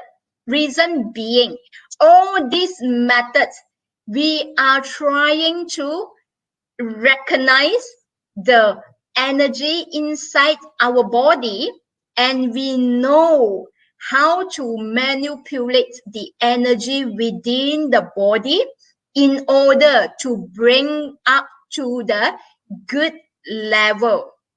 The moment the energy level move from the negative vibes, okay, into above the level of positive vibes, that is the reason why the person, when you look at the person, we are ancient metaphysical practitioner. One of the methods that we look at people, we call it physiognomy, 人相啊, all right. So when we look at the person, the highest physiognomy method, we don't talk about the person, whether beautiful or handsome, whether the eyes is big or whether the eyes is small, or whether the person is beautiful, pretty or ugly. We don't talk about all these features. Okay, in physiognomy, we always will look at the person energy level on our face. Okay, so this can be simply straightforward to describe. When you look at your friend, sometimes you will feel that, wow, why your energy so down? Wow, are you sick? Wow, you are so happy. So all this energy level always is the most important and significant phenomenon that we will look at. Okay, before we even look at, to say that, wow, you have a big nose, you have a small eyes, and this or that, we don't describe about all those. We will look at whether the person has this, we call it the eye spirit, or the chi, the energy of the person, whether it's good or bad. All right, and in Chinese, we to say this 氣色. Okay, 氣色, whether 你嘅氣色 today good or not, your chi color, whether your eye spirit 眼神, your eye spirit whether good or not. So that is all come back to the healing of our energy, the energy level within our body. All right, so that's why meditation, yoga, and qigong always touch base on the internal energy of us, ourselves. All right, and that's another method. Okay, along the way, after I came to know about all this meditation, qigong, or you talk about yoga, or many people nowadays also start learning about Reiki, all this I learned before, and all this is you can do the energy manipulation for yourself. All right, And this is to refer to the people who has the determination to do it by yourself. But do you know that not everybody has the determination to follow through and to continue and persistently to practice it every day, every week, every month, or either year to year, you know? So that's why I subsequently, all right, discover there is another good method that can help us to change our life, all right, where you don't need to do it yourself, and we can engage the practitioner, the therapist, to do it for us. All right, you don't need to do it yourself. Okay, today I'm lazy. I do not want to do qigong. I do not want to do meditation. You know, I'm lazy. I do not want to do all this. I am not a persistent person.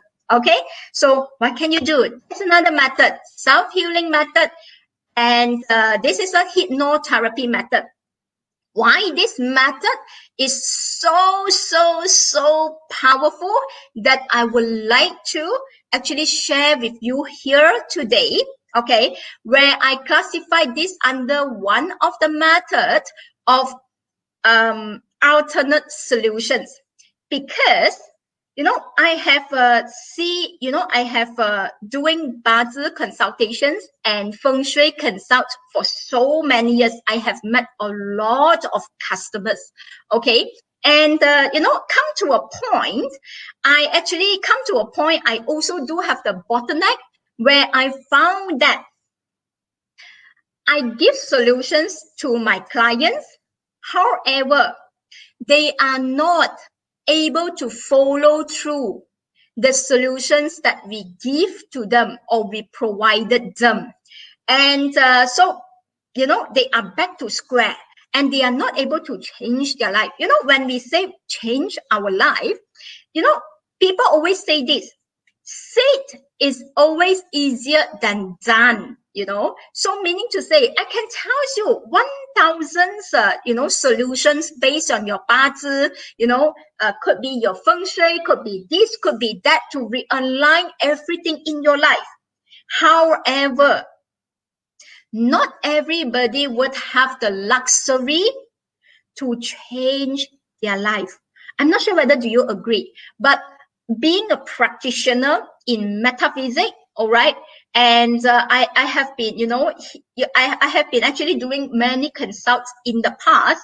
I really come to a bottleneck that where my clients, they come back again and again, and they are helpless, okay, about themselves, all right, and so that was the reason why I discovered this self-healing method, all right. But I noticed I'm sharing with them. I say, okay, this is a good meditation method, and this is a good qigong method. And I even introduce them, my qigong teacher, to them, ask them to go and learn personally, pick up personally by themselves, so that they can practice, they can improve their life, this and that. But finally, not everybody, again, is persistent doing it, all right? So that was the reason why I discovered there is another best solution where the people, they are not persistent doing it. So I go and learn, and I make it as one of the professional service that I provide people, all right? So which means people pay, and now I can do it for you, and instantly, to free the person from all this problem, all right? What is hypnotherapy? Hypnotherapy is basically, in our brain, right? Okay, in our brain, you always can see this, image where we call it the iceberg. Okay, iceberg itself, right, where above the sea level, okay, it's just very, small amount of mountain that we can see above the sea level, but below, inside the ocean, there is a huge part of our brain that most of us are always do not talk about it. And that is where, from the beginning of the, of the sharing just now, I have shared with you, we are the mini universe in this universe platform. And inside this iceberg is very clear to tell us this hidden part, where you can call it Western terminology, we call it subconscious mind, okay? Or I use another method, okay? I use another terminology. I call it mini universe within you, all right? Where most people are not discover about themselves. And hypnotherapy basically can bring someone's mind from the iceberg above sea level, which is the conscious state, to the subconscious state in oneself, in order we do it and we change the person pattern or the behavior of a person, and in order we can help them to change their life. All right, but of course, easier said than done. All right, why? Because we learn the skill how to do it, and to really, you wanted to make it, most effective way of doing this generally is how we can actually make use of is that when we are to having the pre-talk with the client, then we will have to identify what exactly the client's having a problem right now, okay?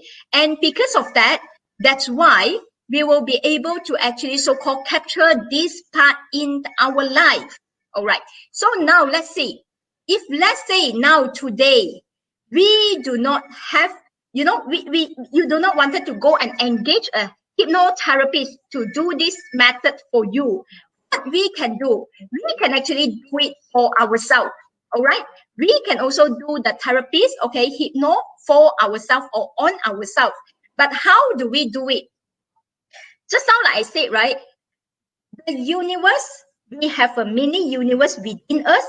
And we also have the universe, which is actually externally in the environment. Now we wanted to, external part and the internal part, we wanted to align, all right? And this alignment is for us to find the key, to unicode it, and to, to decode this secret in order the door is to open for us, okay? And to do this absolutely, you can actually use a very simple method where I called it the, I called it the 6 steps, okay, for yourself to actually do this. And in the market, you actually will see some people, they use a 3-2-1 method, okay? And some people, they use the 5 steps method, all right? But for me, I actually will use the 6 steps method, okay, to decode this, okay? And first of all, right, the first step itself, right, you have to think, okay, yourself, the current moment, okay, your current moment, free yourself up, okay, and don't think of anything else, just to free your mind and to free yourself, for bring yourself back to the current moment. And then after that, to have a deep breath, okay, and to do the second step, okay, 1 step forward, step 2, and to think, what is the current problems that you have, all right? To think, what is the current problem that you have, all right? You can describe, okay? You can mentally describe about all the problem that you have. And then after that, you finish, telling your, storytelling about your problem. Then you move 1 step forward, Okay, you move one step forward and to think how this thing can help you. Okay, how you want this thing to be resolved. All right, let's say example, maybe you currently you're having a financial problem. All right, then let's say you, after having a financial or maybe a relationship problem, and then when you move to the step 3, then you tell yourself, what is the desired outcome that you want? Ask yourself. Okay, you say it. You have to create. Okay, you have to tell yourself in the step 3. And after you tell yourself, okay, what is the things, the desired outcome that you want, okay, then you one step forward to step 4, okay, and to ask yourself, is there any other resources that you think you are not able to do it for yourself and you need people in the surrounding? It could be a nobleman. Okay, it could be a friend who can actually help you. It could be you are having a relationship problem, you are looking for you wanted to solve this problem, but you until now you are not able to meet a good lawyer.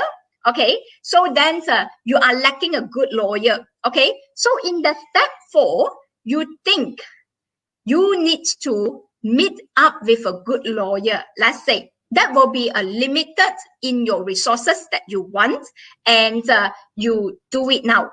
All right, so you demand, okay, in your mind, that is one thing that you want. Okay, and then comes to the step 5. All right, come to the step 5. And how do you want this exactly?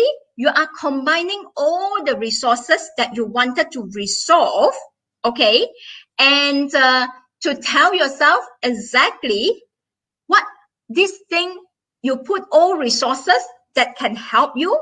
At the same time, at the step 5, you will have to tell yourself, promise yourself, agree to yourself how you can get this thing done, and how you can make sure that this is what you can contribute, okay, and to make sure that this thing are resolved for you.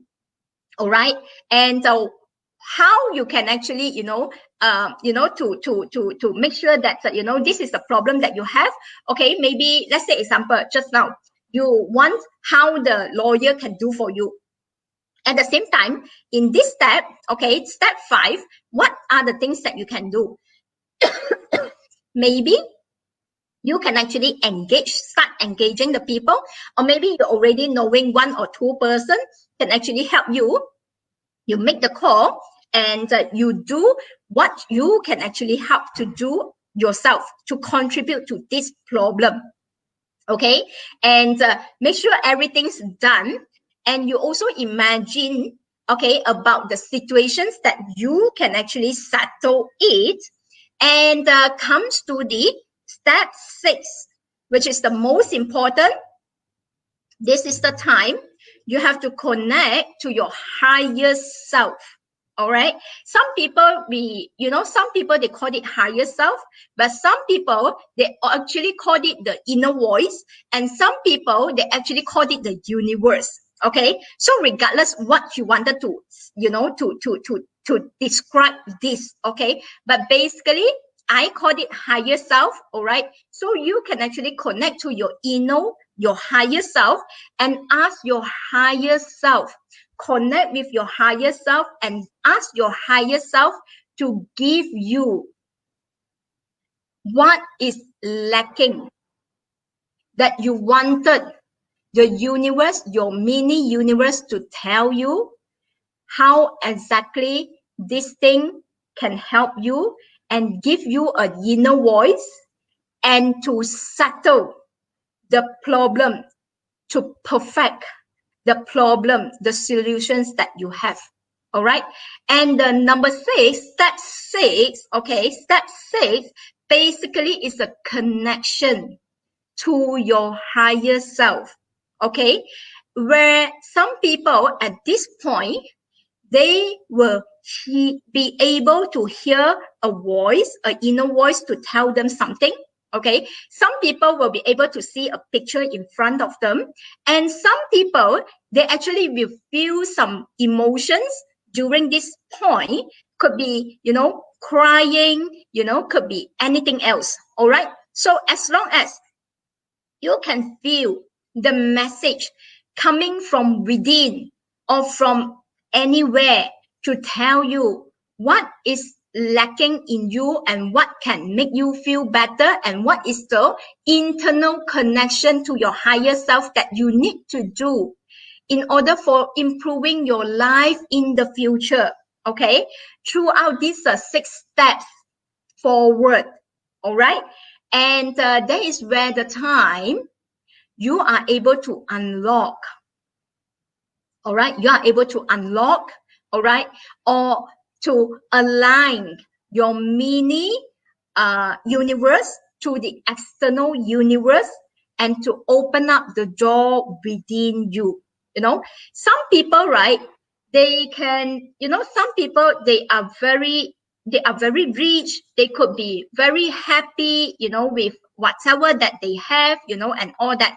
But comes to a point when they are, when they are back into their own room, all right, they might feel depressed, or they might feel something lacking in them, or they might feel loneliness. All right, they might be very happy outside, talk to people, everybody say, wow, you're so lucky, wow, you are so rich, wow, you are having this, oh, you are having that. But some people, right, when you are coming back to yourself, when you are alone that time, how would you really feel? Some people, they are lacking of one thing, the internal connection to their own self. Okay, and if you are to look into the, in the market, some people, they call it the inner voice, and you can actually call it the inner voice. You can actually call it the higher self. You can call it your inner self. All right, or mini, your universe, your universe, or anything. Okay, regardless, any terminology that you feel comfortable to use. All right, why some people, they feel lonely when they are alone? Okay, because they are lacking the connection deep inside them. And this method of 6 steps, stages method, or 6 steps method, is generally can help you to actually solve your day-to-day, find a day-to-day solutions, or it can help you to connect deep inside you back to your higher self. All right, when when everybody, once we are connected, you will realize that, okay, you will realize that the person will, anything happen to the person life, the person will easily feel contented. Okay, reason why some people, they are always, not happy, or they don't feel contented in their life, all right, because they do not know what they are doing, or what they want in their life, or what they supposed to do in, the next step.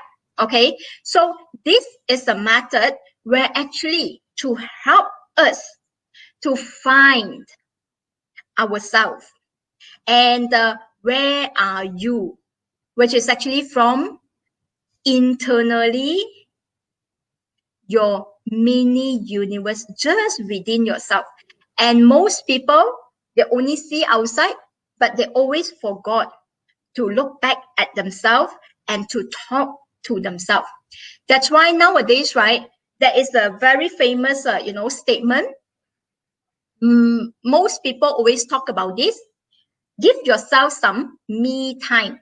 All right, why to give yourself some me time? Because internal connection to your higher self will make you feel success, and is the key to the door and to yourself. It's a great connection ever. All right, And all right, so to end this, so if you are first time seeing me here today, and you know hope to see you there, you can always join me in this journey, and you can like my page, Dr. LG Adeline Tan, on the Facebook page. And any inquiry, and you can always call this number, and you can actually email to us, and we will attend to you. All right. So thank you for sharing today. And if let's say you do have any questions, so we are happy here, okay, to actually talk to you here. Thank you. Right. Yeah, that was super awesome. Thank you, Adeline. And to be honest, because we do have a wide variety of people from all around the world, some people who are still up in the US watching this. Obviously, this is a very brand new concept to a lot of people. And so I didn't know exactly how receptive people would be, because it's new, right? It's not exactly internet marketing. It's not exactly digital strategies. I'm sure you have the same feeling every time you go to an internet marketing seminar, and then you come up and you start talking about energy and healing and feng shui and all those things. But incredibly, we're seeing a lot of really positive people who really found value in what you're sharing. For example, Kevin is saying this is super powerful, life transformational. People are saying this is amazing. We got, some fellow locals around here, Singaporean. And then we're seeing that, people are just simply loving this, agreeing with you about everything is energy, right? Gorgeous. Wow, you're getting lots of hands and things like that. So, I mean, I think that this has been an incredible session. You mentioned the last time that we talked that you can go for hours, you can go for days if you wanted to. And I think that for many of us, myself included, who have been glued to everything that you have been saying, this is just something that we can never get enough of. So definitely thank you very much. As Adeline mentioned, in the last few minutes that we have here, getting groove bumps. Nice analogy there. For the last few minutes, she is here to answer questions if you have any, because I think that many people have also been following you and following as you were going through the calculator, as you were going through the moving around the objects and things like that.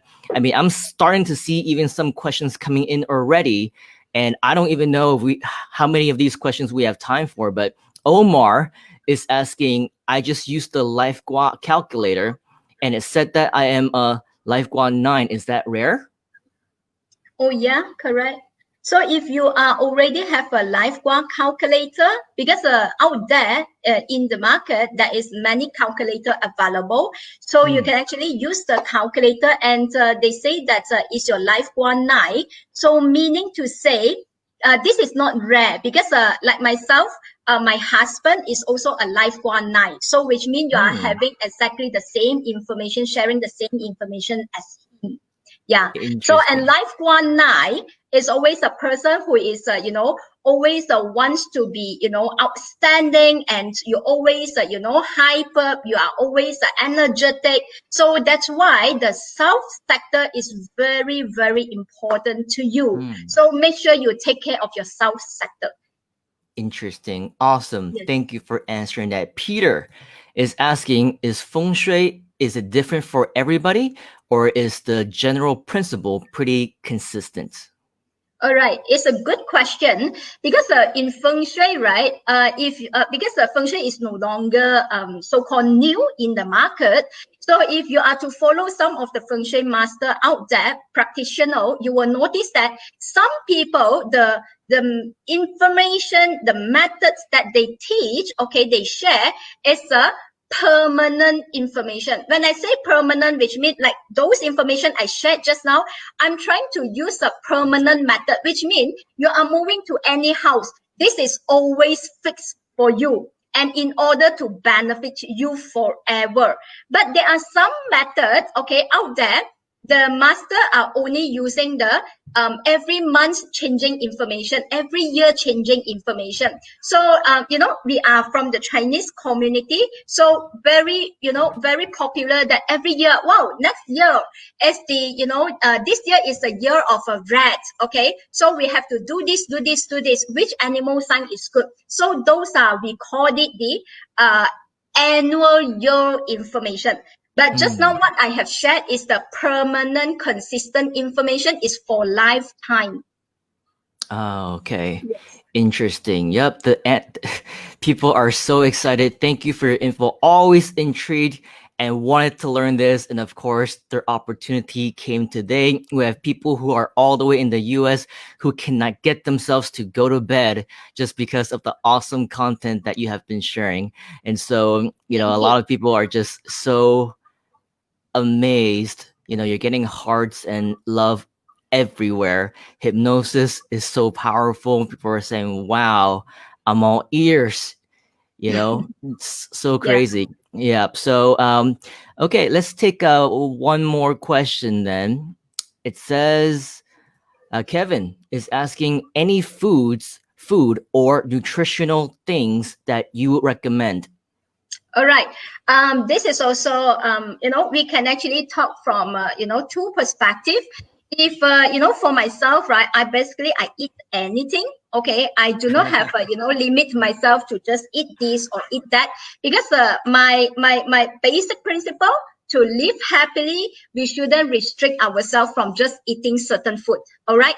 But to a real practitioner, if you really wanted to enhance your energy, actually the person should eat less meat.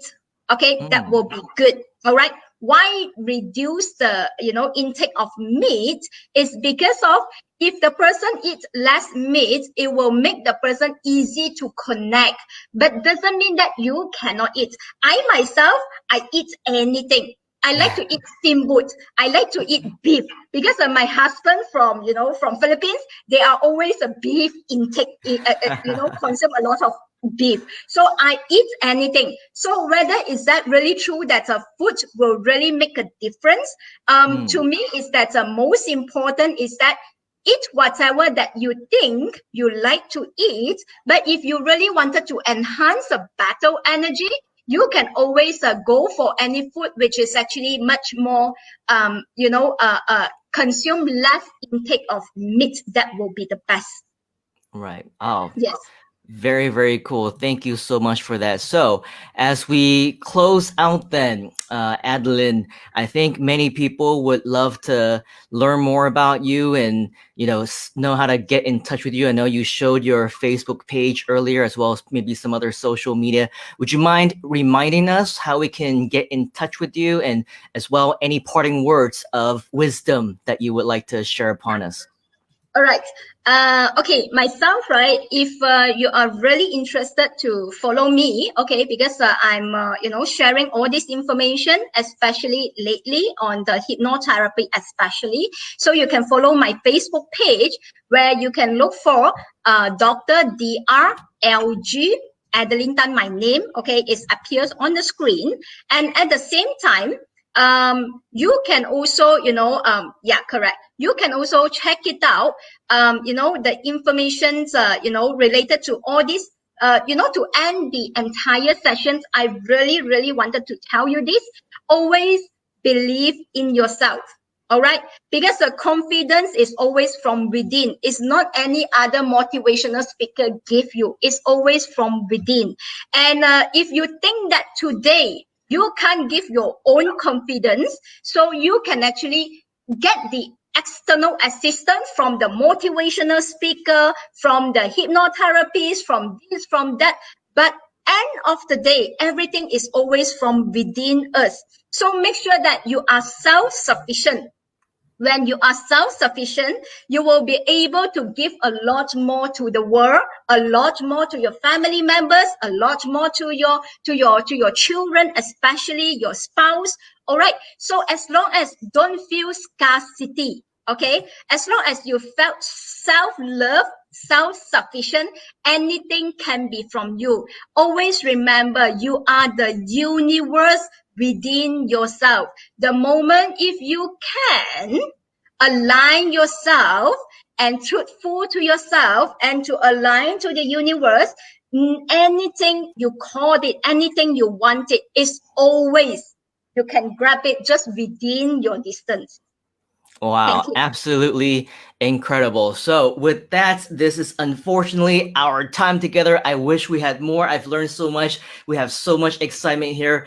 Dr. Adeline Tan, appreciate your time. I will definitely be getting in touch with you. I think many of us will be doing the same. Stay tuned because you're going to have a lot of very excited Groovesters wanting to learn more about everything that you have taught with us here today. Again, thank you very much. We appreciate your time. Everybody, please give a big round of virtual applause. Lots of hearts, lots of thumbs up and claps. And thank you to Dr. Adeline Tan for your time today. Thank you so much. We will see you again next time. Yes, thank you so much. Thank you. Thank you. Awesome. Wow. Now, if you were not excited about that, or if you didn't learn anything, I encourage you to watch it again, because this is really the secrets to many of the traditional people who are very authentic in terms of the way that they believe things, the way that they implement. And I will tell you, one after another, especially in my culture. It doesn't matter if it's in Southeast Asia. I see the same whenever I'm overseas. I grew up in the US, and all the successful people that I know with this type of cultural background, they all practice the exact same thing. And a lot of it is the secret sauce to their success. So whether or not you believe, whether or not you want to practice, it's all up to you, obviously. But like what we said earlier, we want to do our parts to provide you with the tools.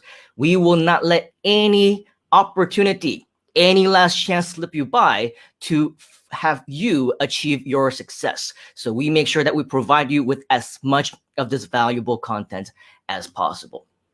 Coming up next, we have our final guest tonight for Groove at Night. And this is somebody that I will be introducing in just a short amount of time. She is a very good friend of mine, and she is going to be coming to us all the way from Taiwan.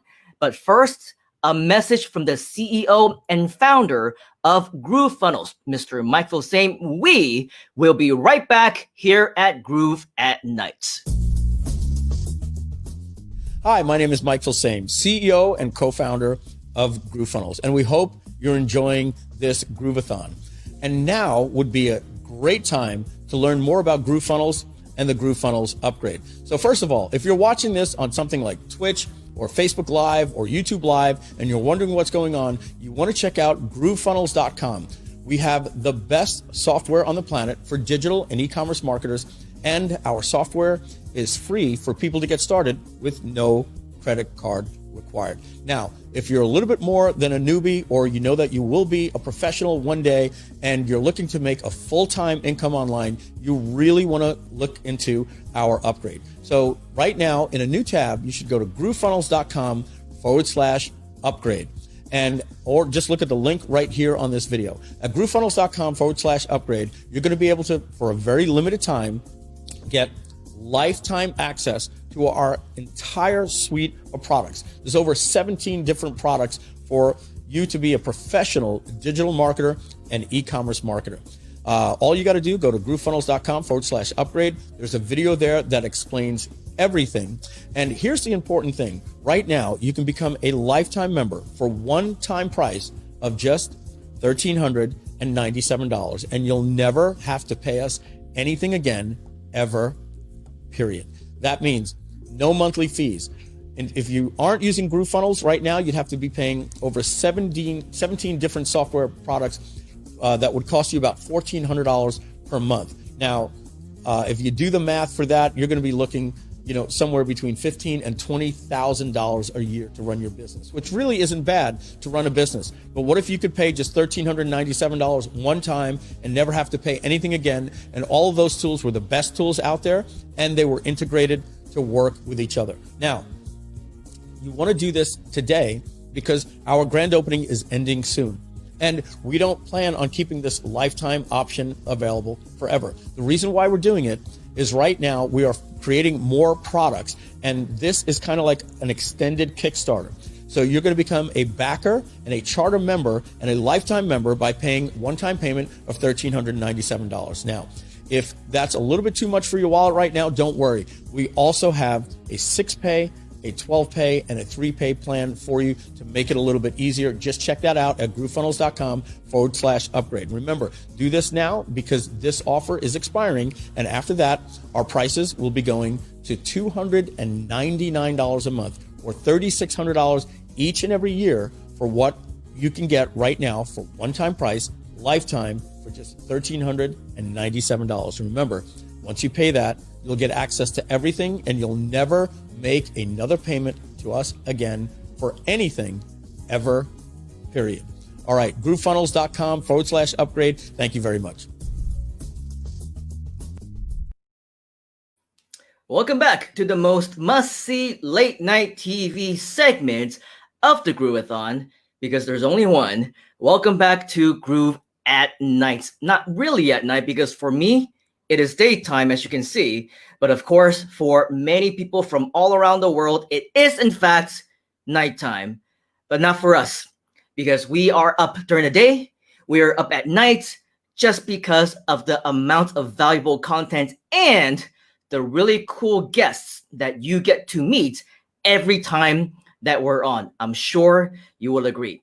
Up next, I want to introduce to you a very good friend of mine.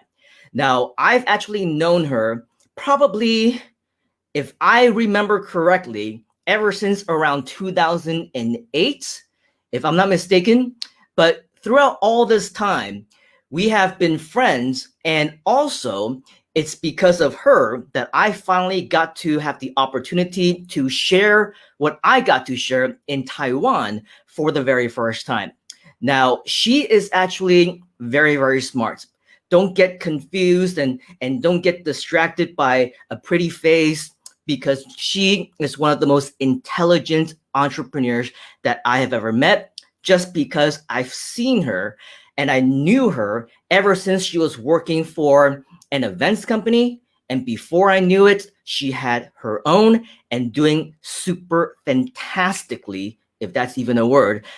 This is how speechless I am every time I talk about her, just because of the sheer brilliance that she brings to the internet marketing and wealth creation seminar space in our industry. Now, to get you a better idea on some of the cool things that she has been working with over the last several years, it's not enough for me to just say, oh yeah, she's so cool because she does all these events. She's so cool because she knows all these people. She's so cool because she's just a big successful entrepreneur. No, I want you to see this video that she is the co-owner of. She is the co-owner of an events company called X Events based in Taiwan. But wait, just wait until you see the caliber of what she does. Now, I warn you, because she is so full of excitement, her company is so cool and so motivating, the video we're about to play may have some motivational music as well. Some really exciting sounding things. So if you happen to be listening to earphones like me, right? Or if you have your volume really high up, you probably want to adjust that just a little bit so that you don't get boom right out of your seats, okay? Because what you're about to watch is going to blow you away, regardless of whether you have these headphones or not. Let's check out this video.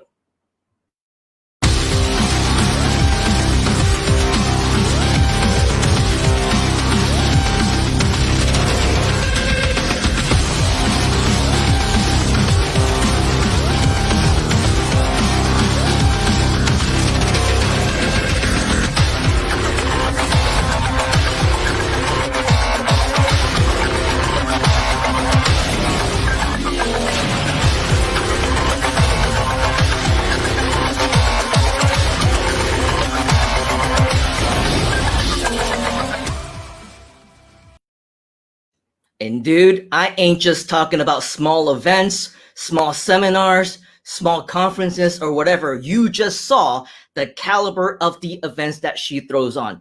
Tony Robbins, Robert Kiyosaki, Chris Gardner, just to name a few. And now it is my utmost pleasure to introduce to you my good friend all the way from Taiwan. Ladies and gentlemen, boys and girls, children of all ages, it is my super honor and pleasure and privilege to introduce to you my good friend. Let's give a huge virtual welcome. Round of applause, please. All the loves, all the likes, claps, send them all into the comments. Give a big hand to Whitney Lin. How are you Hi, doing? Simon. Ni hao. Hi, ni hao. Ni hao. So here's the thing, okay? So I was talking to Whitney, and she's like, you know what? I'm not very comfortable in an English type of interview because my Chinese is actually better.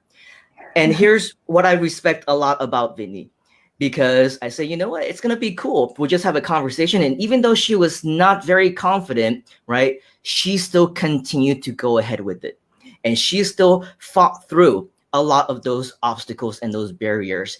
And I think that it's definitely a demonstration of her leadership, of what a good leader, entrepreneur, and business person she is, through all the things that I have seen throughout her business, her career. I've seen her grow. I've seen the enhancements that she's made for herself. You saw the photos. It's not easy to hold those events like that, right, Vinny? It's actually a whole lot of work. But not only that, she pushed herself to become a speaker on the stage, whether it's just an MC slot or whether she's actually providing content. It's something that she pushed herself to do. And so I have a lot of respect for you, not only for what you've accomplished, but also because of your willingness to fight through all the insecurities and everything that you might have had in your life to come here and share your story, your business, and everything else with us. So thank you very much, and huge welcome to you, Whitney. Okay. So, Okay. hi everyone. Yeah. Hi. Yes. So let me start off, because we want to just give you a little bit of a direction, right? Tell us a little bit about yourself, right? Because you're living in Taiwan now, but you weren't always from Taiwan, but you weren't always living in Taiwan, right? Yeah. And actually, I said that right. You weren't originally from Taiwan, and then we met as a result of a company in Singapore, I believe at the time, right? That you were working with. So let's hear more about your story. Where did you come from? Your struggles as you maybe grew up, your introduction into the events industry, and subsequently the events company that you are holding now. Tell us more about Vinny Lin. Okay. So before I joined the event company, why is the reason that I joined is because I believe that the good message or maybe a course might change your mind, and then your life will be changed. So before I joined the event company, I was a student, and then I attend one course, and then I found that actually I have the power to make the decision of my life. It's not depending on other people. So from the day that I attend the program, then I asked myself, what is my dream? And then suddenly I don't know. And I was crying because I feel so confused. And I feel that what am I going to do for my future? I'm so lost. So from the day on, I list down all my dream, and then I write it down. And then I think my life before I joined the big company to do the events, I was in my very low time, because that time I have some problem with my life, and then I have debt also. So I remember, and I believe that what will help you to go through the difficult time is not that what you learn, what you heard, is what you learn, and also you use it to change, to facing everyday life, and then you do some changes and you make yourself better every day. So yeah, that is where I come from. So I become so passionate to bring more or good message as a good event to people, because I believe that if someone, they want to have a better life, or if they want to have what their dream to come true, they must to learn something, and then they must to first learn more about themselves, and then second, they need to learn some skill, and also they need to have to know how to motivate themselves, because no one will motivate you. You need to tell the good thing to yourself. You are the only person who cares about you, so you need to be strong and then to move on. Yeah, no, absolutely. I agree with that 1000%. And I think out of so many people who are in this industry as motivational speakers, as trainers, or whatever, one of the more qualified people to talk on this topic is probably you, because you actually organize the events that these motivational speakers speak on. And so I'm sure you had the opportunity not only to hear them, listen to them, absorb their content from the stage, but of course, as event organizers, we also have the opportunity to meet, talk to personally people like Tony Robbins, people like Robert Kiyosaki, people who are, the influencers of the influencers, the trainers of the trainers, the coaches of the coaches, all these people who basically are the life changers in the world. And so I think that, for you to be able to take all of that from all the high caliber people, it's definitely going to put you in a very respectable place to also be able to share this kind of content with others.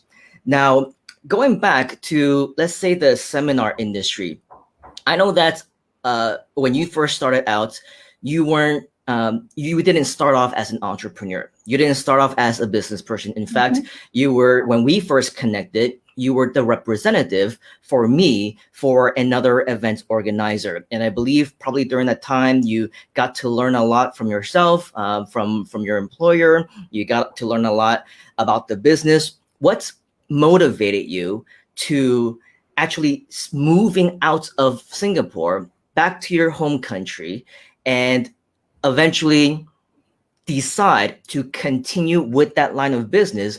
And what drove you and inspired you to create something so big, such as X Events?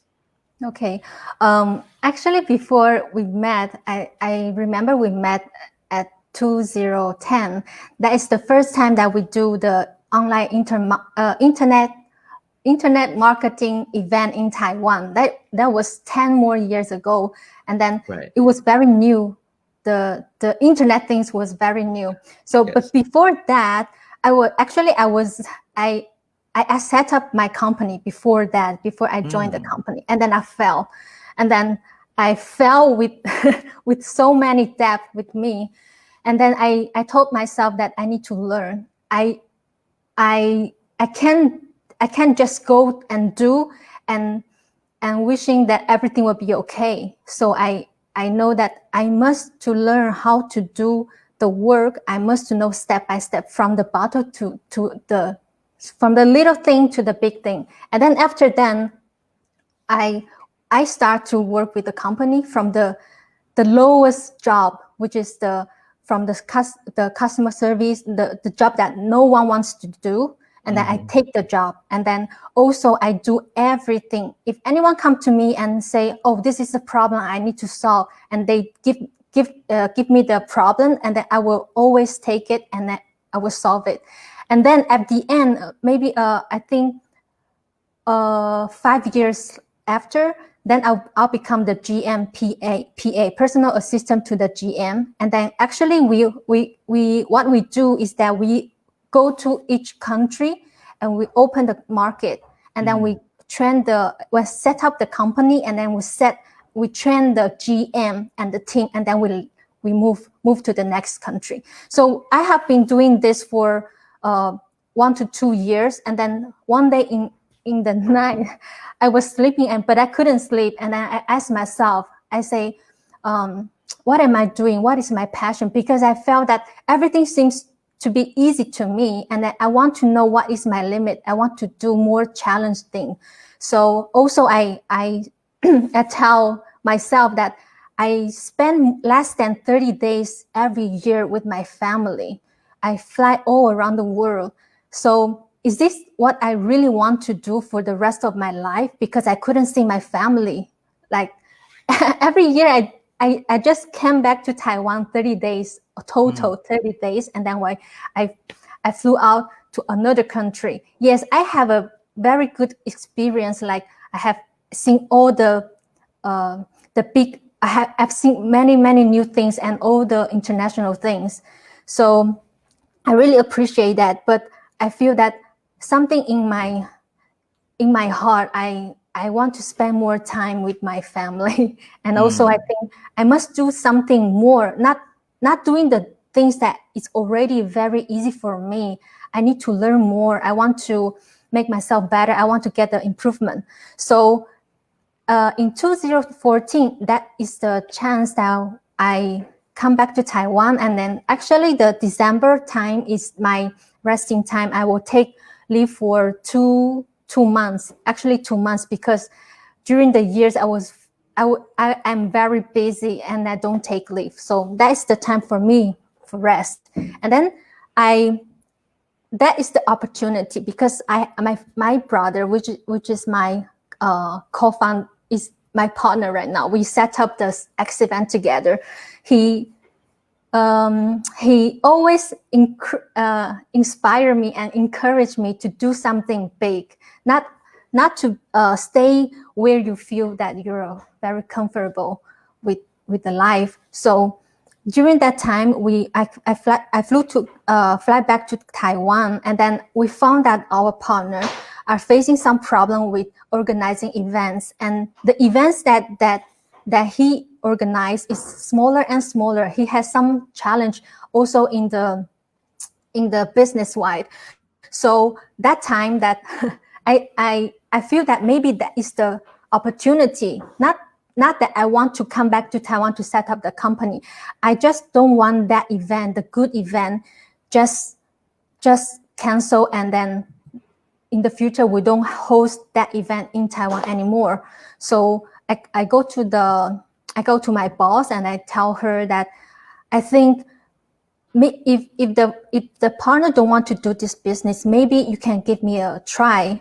I believe that we can do this event very big, because every event in my standard, when we're doing overseas, is 1,000 people is the normal one. Usually we do 3,000 people for the event. So for that event, the partner was doing like around 100, 200 something, 300. And I feel that I feel wasted, and I feel so sad for the event. And I think maybe I can do something to make this event continue to host in Taiwan. So I just go to to my boss and tell her, and I gave her all the plan, and I tell her I will make this happen, and just give me the opportunity. I set up the company. You don't need to pay me anymore for any fee, and I will earn more money, more profit for you. So that is my story when I come back to Taiwan. Yeah. Wow, no, absolutely incredible and inspirational, because this actually gives a lot of hope for the rest of us mere mortals, right? We're simply employees. We're simply working for a boss. We simply, work day to day, hour by hour for a paycheck. But once you see an opportunity, don't let it slip you by. This is basically the moral of the story that I got from this. And make big events. You did, right? With the thousands. I mean, if you're familiar with the events organization industry, or even the seminar industry now, and even as recently as just several years ago, it would be amazing if you can get more than a few hundred people into the room. Yeah, back in the day, 10, 15 years ago, if you're really good at what you're doing, you can get the 5,000 people, the 10,000 people. But after a while, those events start to shrink. That's because the world is only so big, right? Each city is only so big. And eventually more and more people start to do it. And the fact of the matter is that when you were able to take over, so to speak, and start with a brand new country, this is definitely an incredible feat. And this is also something that one of our fellow Groove digital bloggers she's shown up. She's actually hanging out in the background as well. Verushka is saying that you decided to push through the language barrier, and now we're all benefiting because of it. So you're awesome. We can hear your passion. Thank you. And this is actually just the beginning of it, right? Because yes, the whole language thing is a barrier for you right now because you're used to speaking in Chinese in Taiwan, and now you need to make that switch, right? But at the same time, last time when you were doing this in English, or maybe if it was in Singapore, then it would be Singlish, right? And then transforming that into Chinese when you started in Taiwan, that also was a huge switch. So changing of the languages as a barrier is nothing new to you. And I think you also haven't shared yet that you were actually not born in Taiwan, right? Where were you born? I was born in Brazil. Brazil, right? So, Yeah. I mean, I asked her the other day, so how's your Portuguese, right? She's like, okay. And it's probably been a while, right? But at least you can still, it's a little bit of your roots, right? So where I'm getting at is when we're talking about GrooveFunnels as an opportunity for us, for many different people, because of the quote unquote language barrier, don't see that as a barrier. See that as an opportunity. Just like how Whitney saw it as an opportunity for her to bring this into a brand new country in a brand new language, right? This is exactly what we can do. And in fact, there's a lot of talk behind the scenes of additional opportunities just like that. I've spoken to Whitney about it, but of course, we're not ready to let the cat out of the bag so early just yet. But just know that this is in fact something that GrooveFunnels is seriously looking into. And the reason why I brought up Brazil is that coincidentally, right, with Groove Digital, the first country that they're working on right now is Brazil. And they're translating everything into, Portuguese. They got everything set up and things like that. But just to let you know, that's just for starters, right? And so exactly what Verushka is saying, push through the language barriers. Get comfortable with the uncomfortable, because this is going to be your opportunity, whether you know it or not.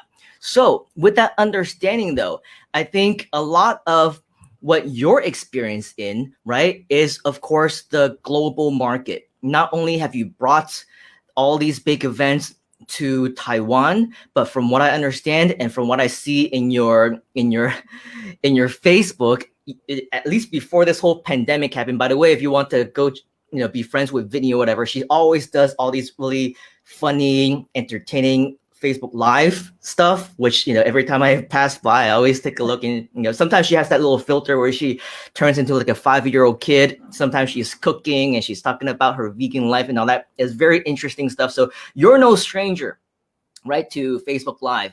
You're no stranger to being in front of the camera. You're comfortable doing that.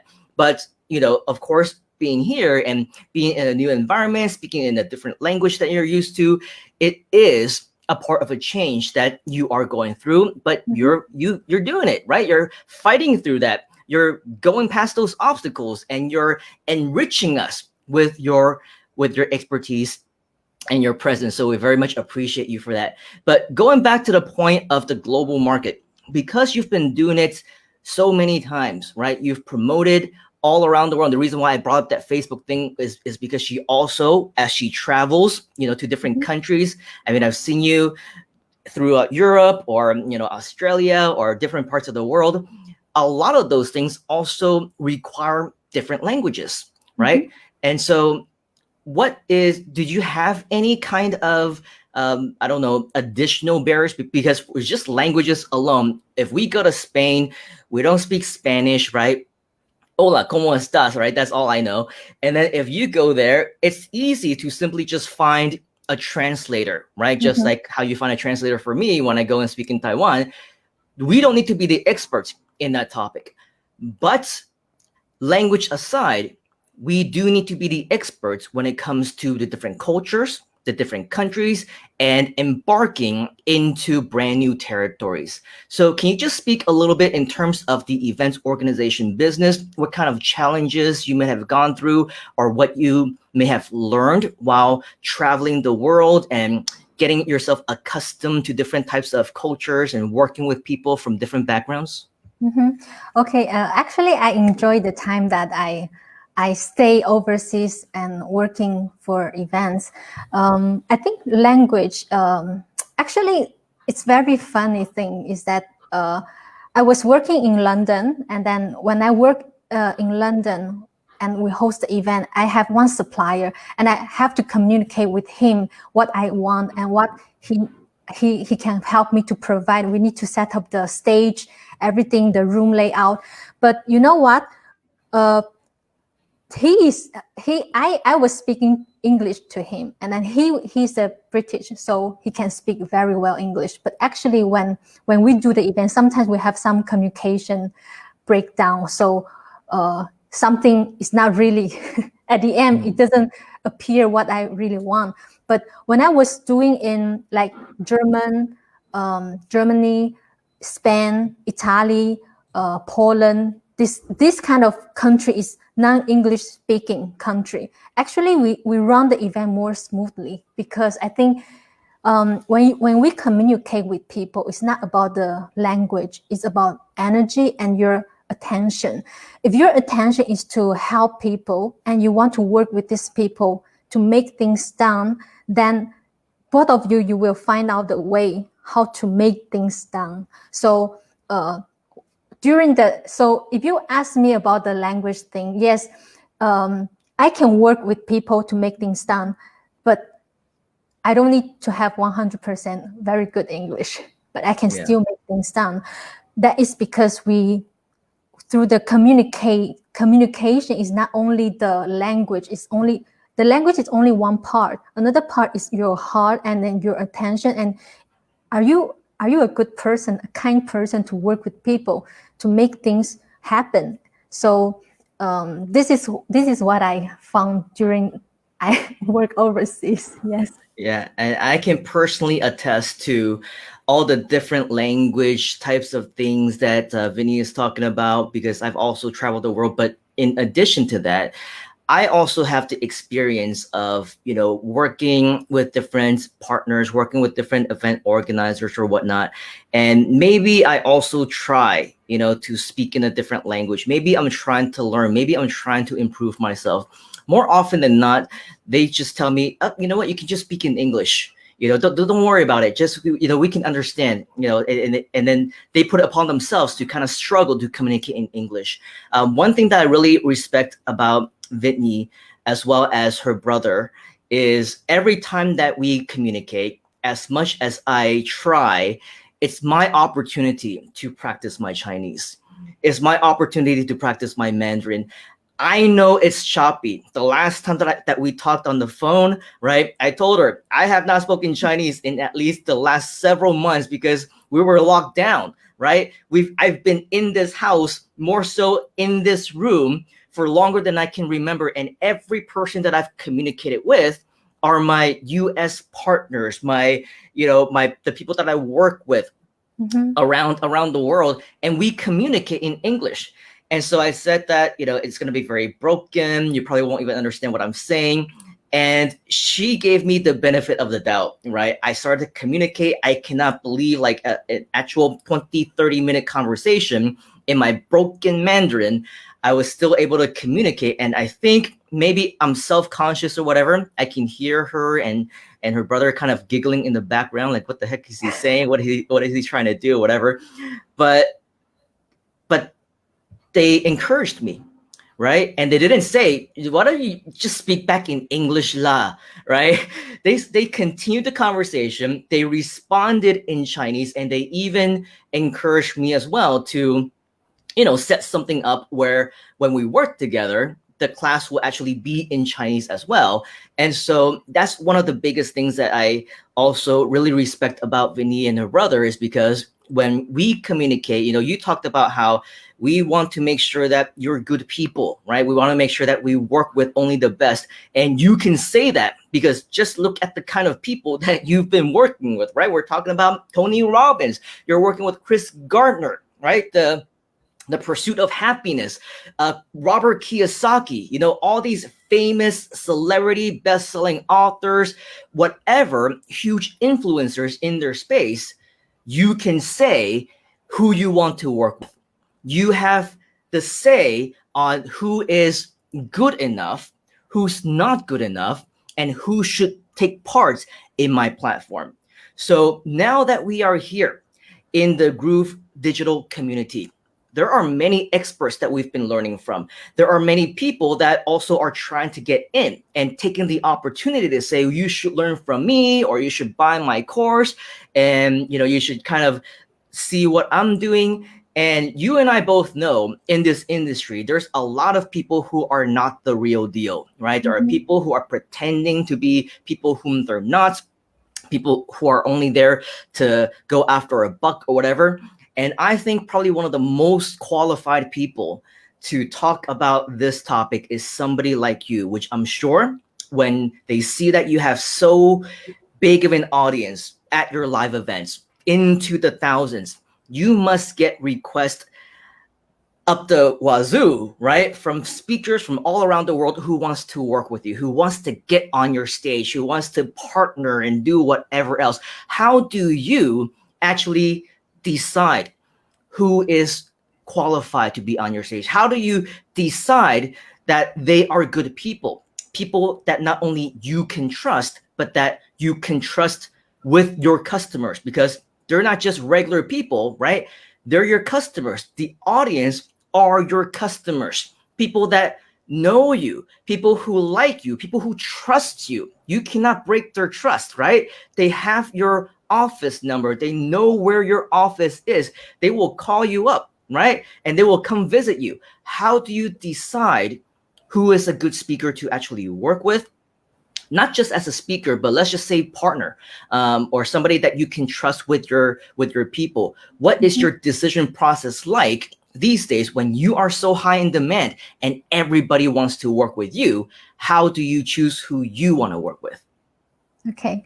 I think the first thing is that because how we start to do this business is because I get help through the event, through the learning. So the first thing we always go back to think, is this course or is this speaker can help our customer? So how can I decide who is the right person to work with? Is through the chat, and also we will see how he do things. For example, we will ask, how can you, what is your intention to do this event, for this event? Why you want to come to our event? So we have different type of answer. Some speakers, they will focus on themselves. They will say that, oh, because I have a very good performance, I can do things very well, so I think I'm the best. I can work with you. My product is the best. My things is the best. I can work with you. But another kind of speakers, which is we prefer, is that they always think about customer first. They will ask, what is your customer needs? What do you think that your customer needs from my side? What I can provide to your customer to make them improve themselves? So I think the first thing is about that. Are you the right person who really want to help people? If yes, I think this is the first level that we will. Now we are more interested to know more about your things, because if your attention is not to helping people, I think we heard a lot of the speakers, the people, they sell things, but they don't care about the customer. They don't care about customer, what they get. So I think this is what we want to avoid. We want to find the partner or the speaker who can work with us to fulfill our vision, what we want to do. We want to connect the world together. We want to connect the world to bring up the people's value, to let them know that they can live their life they want. So this is what when we talk to speaker, this is what we think of. Yeah, and true inspiration to that, because I know many, let's not talk about speakers. Let's talk about event organizers, right? Event organizers, they are exactly the same mindset-wise as the speakers. they only care about the sales. They only care about how much money they can make, how many products the speaker can sell, which means the bottom line is bigger for the both of them, right?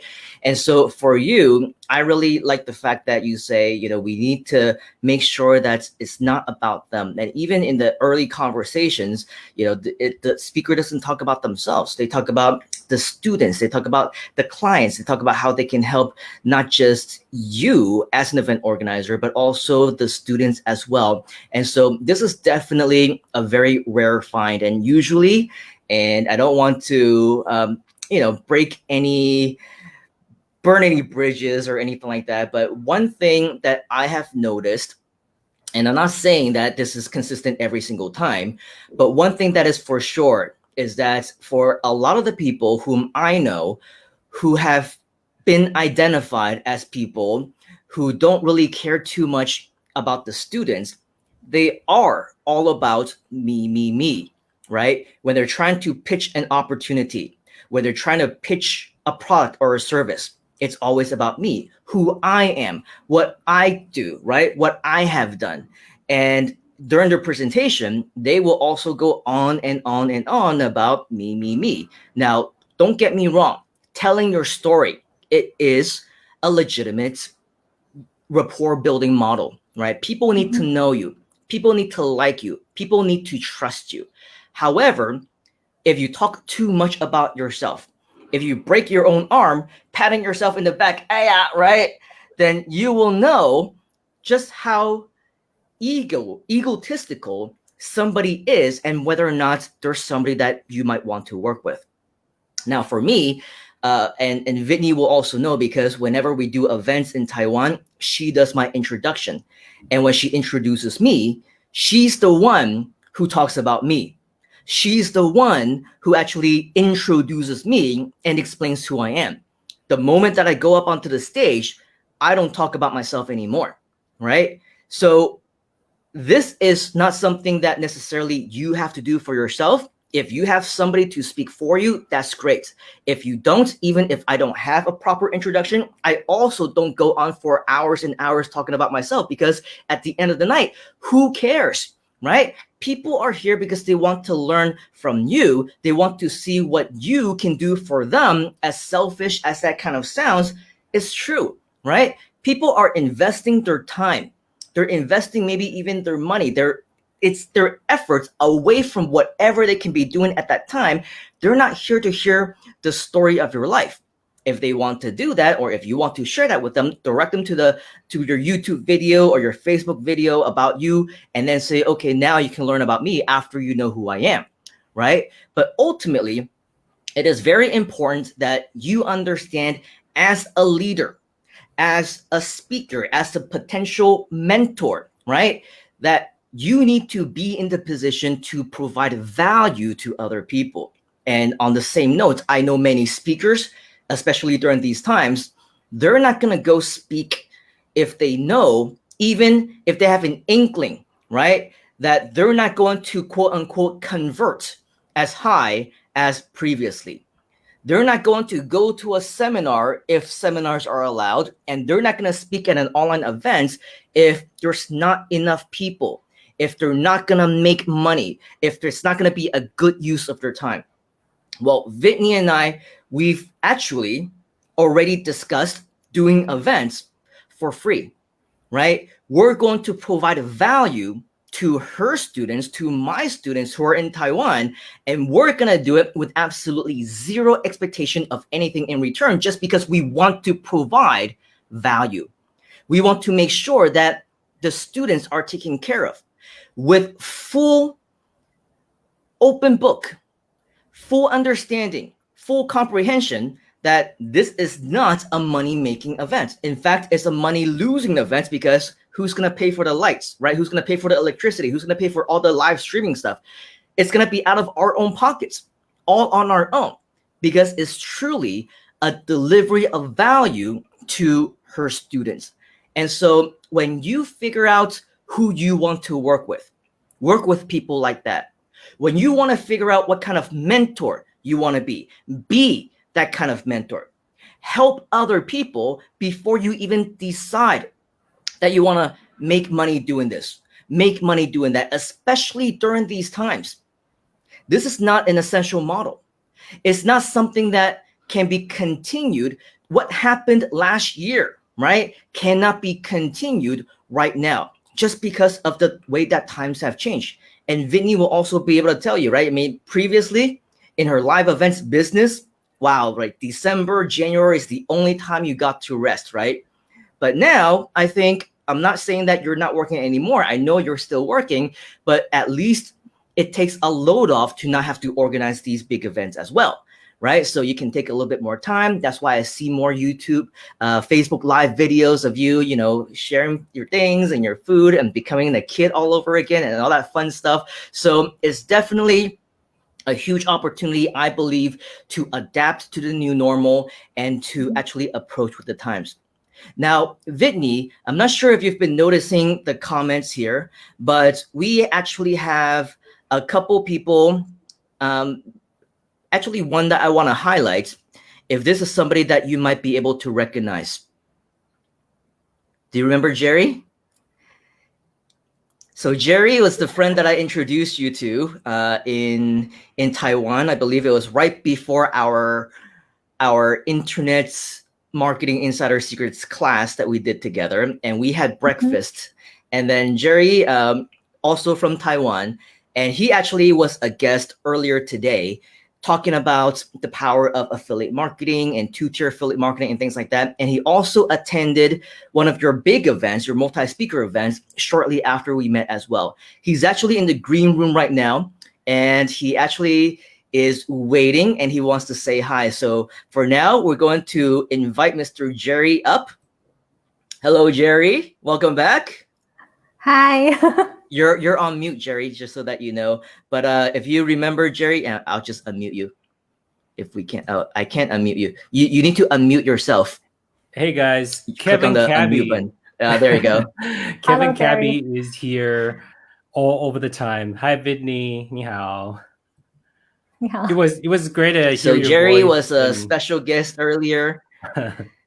And I told Jerry that you were coming on, and he said, oh, I must absolutely come on and say hi, even though it's 1:45 a.m. right now, Yeah, where Jerry yeah. is. But he decided to stay up late because he wants to say hi to you. I think he also has some questions as well. Is there something that you want to talk to Vinny about? I do. First of all, great to see you. And I really enjoyed that brief speech that you gave about the communication, the verbal and nonverbal communication. It is one of those things that I think a lot of people have fear about, but you show such a great example of what you did. You essentially, you psych yourself up to the point where your goal and your dream is more important than the obstacles ahead, right?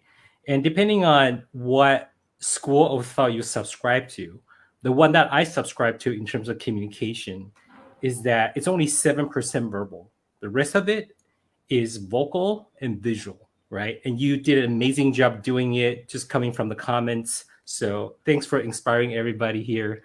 And the question I have for you here, I should probably ask now because it's 1:46 a.m. here. My wife's sleeping. I should probably go to bed. So coming from somebody who is also an entrepreneur, being in the quasi-speaking event, community building space, COVID-19 has presented a real challenge for people worldwide. So I'm very curious. And of course, if there's too much private info, share while you can, right? I'm curious as to how X Events as a company is pivoting, because I know Taiwan is one of the greatest examples of a model to duplicate after when it comes to controlling COVID-19. But even then, people are being very careful, right? So I want to know how you guys are pivoting in the era of COVID-19. Hopefully this ends soon, right? And then if somehow the answer or maybe some of the things you're relating to is virtual events, then I would like to know how you guys might be able to share some wisdom about how to run virtual events and eventually maybe somehow figure out a way to use GrooveFunnels as a platform to help everybody who's using GrooveFunnels as a platform to elevate their virtual event attendance and conversion. Okay, for the virus thing that happened, and then of course in Taiwan now we are safer here, so we still have people doing events during the time. So every weekend we can see many big events happening. But Jabas and me, we more care about lives. We don't want to die. We don't want you to die either. Lesson number one. Please, yes. Don't die. Come back And to we more don't events want to- later. Yeah, we don't want to take the risk, not for ourselves, for our speaker, and also for our clients. Because yes, students, they will say, oh, it's no problem, you can host a live event. But we know that just in case, if only one case, the virus, that we had just one case, I think that's very bad for the business and also for the customer. Maybe someone will die. So we just skip the risk. We don't do live event. We postpone all the live event to next year. We hope that next year the situation will become better. But then what we do is that we do the online event. So we host the event online. We invite people. We invite the online marketing things, because that time we think that coronavirus, first, you cannot meet people. You must stay at home. So what you can do trading, investing, or you can do online business. So that is the content that we think of, and then we bring in the speakers to do the online event. And so so we host the event online. And I think coronavirus is a good chance for us. Maybe we should do this virtual event maybe 2 years ago, not just from now. We should do that 2 years ago, but coronavirus, it's pushing everyone to go online. So I think it's good that now we have many tools like the Groove funnel things happening, can help people to do online business. So but your question is asking me how we do the virtual events. Okay, that is the thing. Actually, I think we do the same thing as we do live event, because when we do live event, we sell ticket. We sell ticket and then people come. So for the virtual event, it's the same thing. We do marketing, we sell ticket, and then we have people come to the live event. But the difference is that because live event that people will need to show up, go to the venue, and then they need to attend the program. They are not lazy.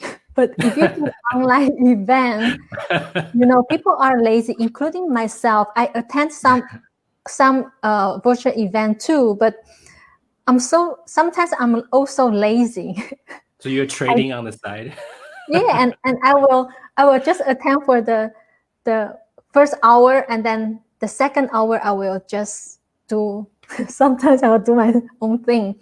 But I think that is the good opportunity for us, that everyone at home, we still can go up to the website, and then we can attend a program and learn things. I think this is good for the customer. They can learn things whatever when they want to. So I think live event, the virtual event for me is almost the same thing. But if you want to host the people to attend the full program, then you need to do some homework. You need to design your agenda, because people cannot. Sometimes people will just they will go do other things. But I think for the selling ticket, if you're selling ticket, I think for the selling ticket is also back to the marketing part. You still have to do your marketing. And then now, because people spend more time online, they will use their phone. They will log in their Facebook, and then they will see YouTube, this kind of social media. They will spend more time there. So what you can do through the social media to find your fans, to find the person who you can help, and then they can become your fans, and then you can provide more information for them, then they feel that they are helped. So I think this is the thing that we can think of and work on it. Yeah. Awesome. So one follow-up question, and I think this is very critical. As you see from, maybe you can see the green room, you can see the chat, the chat scroll on the sidebar on the right-hand side. We have a big international audience, right? And so if we just be like super honest, every culture is different. So in Taiwan, for example, I think students tend to work hard. They have this like really, it's really a built-in mindset growing up. Like your parents will scold you for not studying hard. Like you're supposed to be a good student. You're supposed to attend events and take copious notes and all this other stuff, right? Here in the United States, the standards are lower, right? I'm just being super honest. Standards are lower, but the advantage is that they allow the children to explore their interest, their strength. So coming from that standpoint, do you feel, and I'm asking you point blank, so hopefully, you're an expert, so you can come up with some real nice nuggets for everybody from whichever country that they can apply, right? So regardless their cultural background, do you observe a universal commonality between like the students that you see in different countries, that in this age of coronavirus, that virtual event producers or maybe even affiliates or promoters of virtual events can use in their marketing to highlight things that can keep people's attention? Because like you said, keeping people's attention is very difficult, right?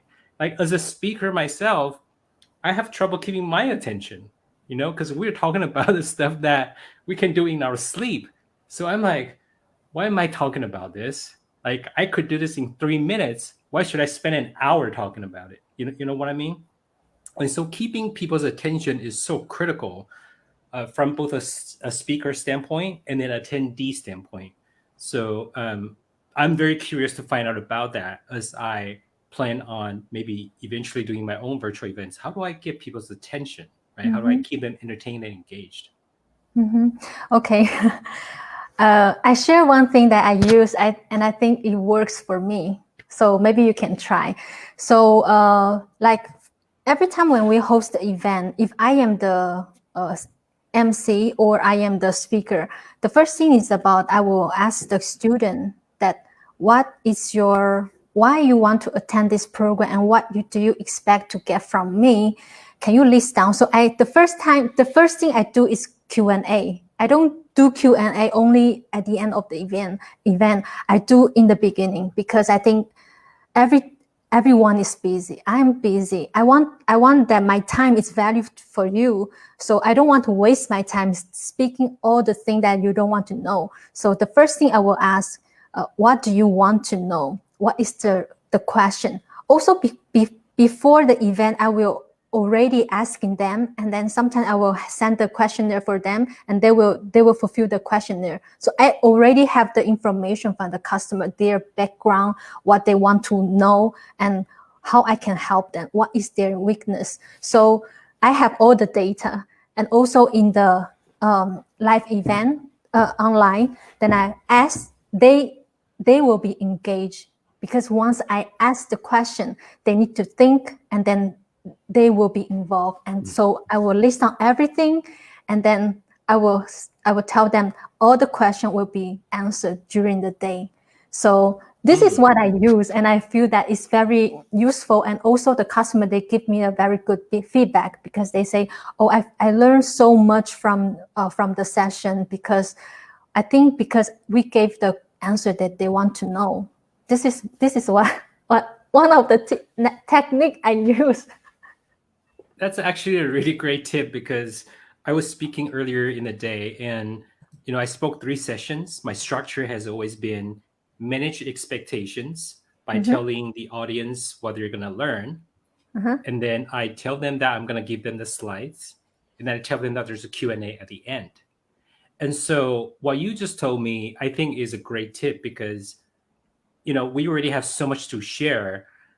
What we think in our head may not make sense to the students, because how are you supposed to condense your 20 years of knowledge into an hour and then make sense for everybody, right? Every audience is different.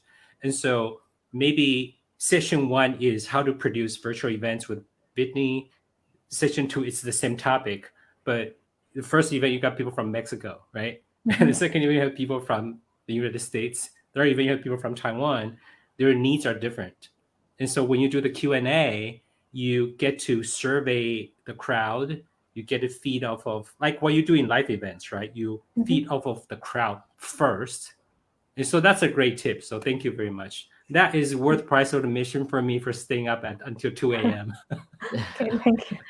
But when it comes to virtual events, I think we can all agree that it's going to be a lot more difficult to keep people's attention. It's going to be more difficult to make it more worthwhile for people to see the value in the actual courses. So is there a difference in the way that let's talk about marketing first, and then we can talk about delivery later. Is there a difference in terms of the way that you market or promote the variety of virtual events that's been different than the way that you've been promoting the offline events? Okay, I think for the I think 80% is the same. But the 20% is that because after coronavirus, everyone doing online things. So too much information. Right. So people every day, they are getting too many information every day. So like me, when I look at my Facebook and then I have a lot of events coming up, and then sometimes when the information is too much, that people will skip. So sometimes I will just skip, this is all the event. So so we need to think of something it's very special for people, and something that will I think it's unique for them. If you're doing things that everyone is doing, I think for me, I'm not going to do that, because I think too many competitor, how to say that? I don't know. Too many people doing the same thing. Yeah. I don't want to show my weakness. So I will do the thing that first is I'm very good at. The second is that it's unique to the market. And I want to be the first person to do that, or the person who do it the biggest thing. So I can do the same content with other people, but I make the event the biggest one. So people always want to go for the special thing. They want to attend the number one, the most exciting things, this kind of thing. So we need to think of, if we want to launch one event, so what is the special? Is this unique, or is this the same as other people? So I think that before we do the event, the first thing we need to think of the product, the things. So if you have a good product, you have good content, then you do marketing, it will be easier for you to do the marketing. So yeah. So for me, I think if you do the virtual event, you need to think more special, because now everyone can do virtual event. If you have one laptop, if you have the content that you want to share with people, everyone can do that. But the live event, the offline event, it's not everyone can do that. You need to have the funds, the money to rent, to do all the production. Not everyone are willing to spend that money. So I think we need to think of that, what you can provide to people, and then is it special? Is it unique? This is what I think. Yeah. Well, I mean, live events is a completely different animal. It's not just a matter of having the funds. Yes, a big part of it is having the funds to be able to put the event together. But even when you're on stage, right? Even when you are actually presenting the content, even when you have your own style of delivery, a lot of what I believe speakers can do, right? Not necessarily everyone can do who wants to go online. So in essence, everything that a professional speaker can do on stage, they can also do in front of a camera by themselves. But when it comes to people who are on live and they're just, turning on the camera and they're on Zoom or whatever else, they can't necessarily bring that same type of energy or the same type of charisma or the same type of thunder, right? I mean, I'm directly translating it from Chinese now, but you know what I mean, right? The thunder into the stage, and they can't actually do the same thing.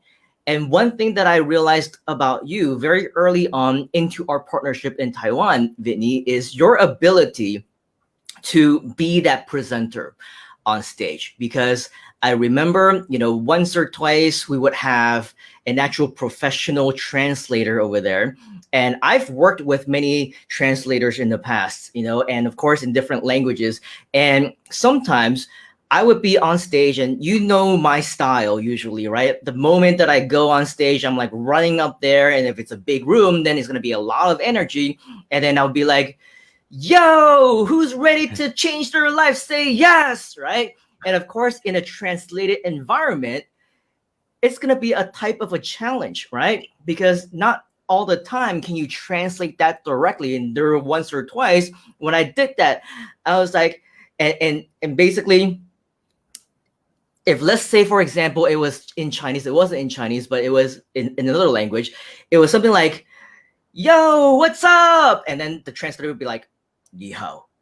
I'd be like, are you ready? 你准备好了吗? Say yes. 讲 yes. And it was a really low energy. But for you, when you did that, the energy was instantly transferred. I was like, hey, what's up? Right? And be like, ni hao. And you were more energetic than me, And so how does that then, obviously being a trained speaker, being a translator, having the energy, right? It's all part of the show. It's all a part of being on stage. So I know that you know that part, and that's why you're able to deliver it so well. And no matter what kind of energy I had, right? It could be that excitement. It could be when I'm talking about something emotional. It could be something where I'm going deep and showing empathy or sympathy. You were able to replicate those emotions, right? And so I know that you're also a very good speaker when you do that. Going back to the points of virtual events, do you see if you are going to deliver something to an audience, whether it's as an MC, whether it's as a content provider, do we need to, as a speaker, display that same kind of emotion, excitement, motivation? Or can we just be like any other speaker who simply goes on live and then they talk normally? It's like they're just having a regular conversation or whatnot and just producing the delivery that way. Or again, do you see that it would be even more powerful if somehow we can transfer the online stage, the offline stage energy to the online world? What do you think? And I'm curious to know both from you, Whitney, as well as you, Jerry, your answers to that question. You go first, Whitney. Ladies first. Yeah, I think energy is everything. So yes, of course, if you have high energy, you can transfer. You can communicate well, better to the customer, because I think energy is not kind of thing that you pretend or you make yourself to be a high energy person.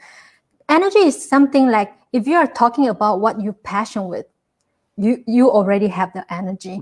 Energy doesn't mean that you need to be loud or you need to speak very loud or you need to do a lot of like crazy thing. No, energy is the thing that the people can receive from you when you talk about that, and then when you talk about what you really care and what you really passionate with, that people already receive. So if some kind, like for all our speakers, I think first we make sure that they love what they do, and we make sure that they are passionate with what they teach.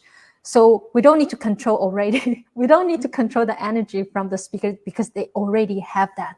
So this is the energy. I think if you want to teach, you want to be a speaker, you want to be a teacher to teach somebody else, first thing you need to make sure that what you teach is what you love, you're passionate with.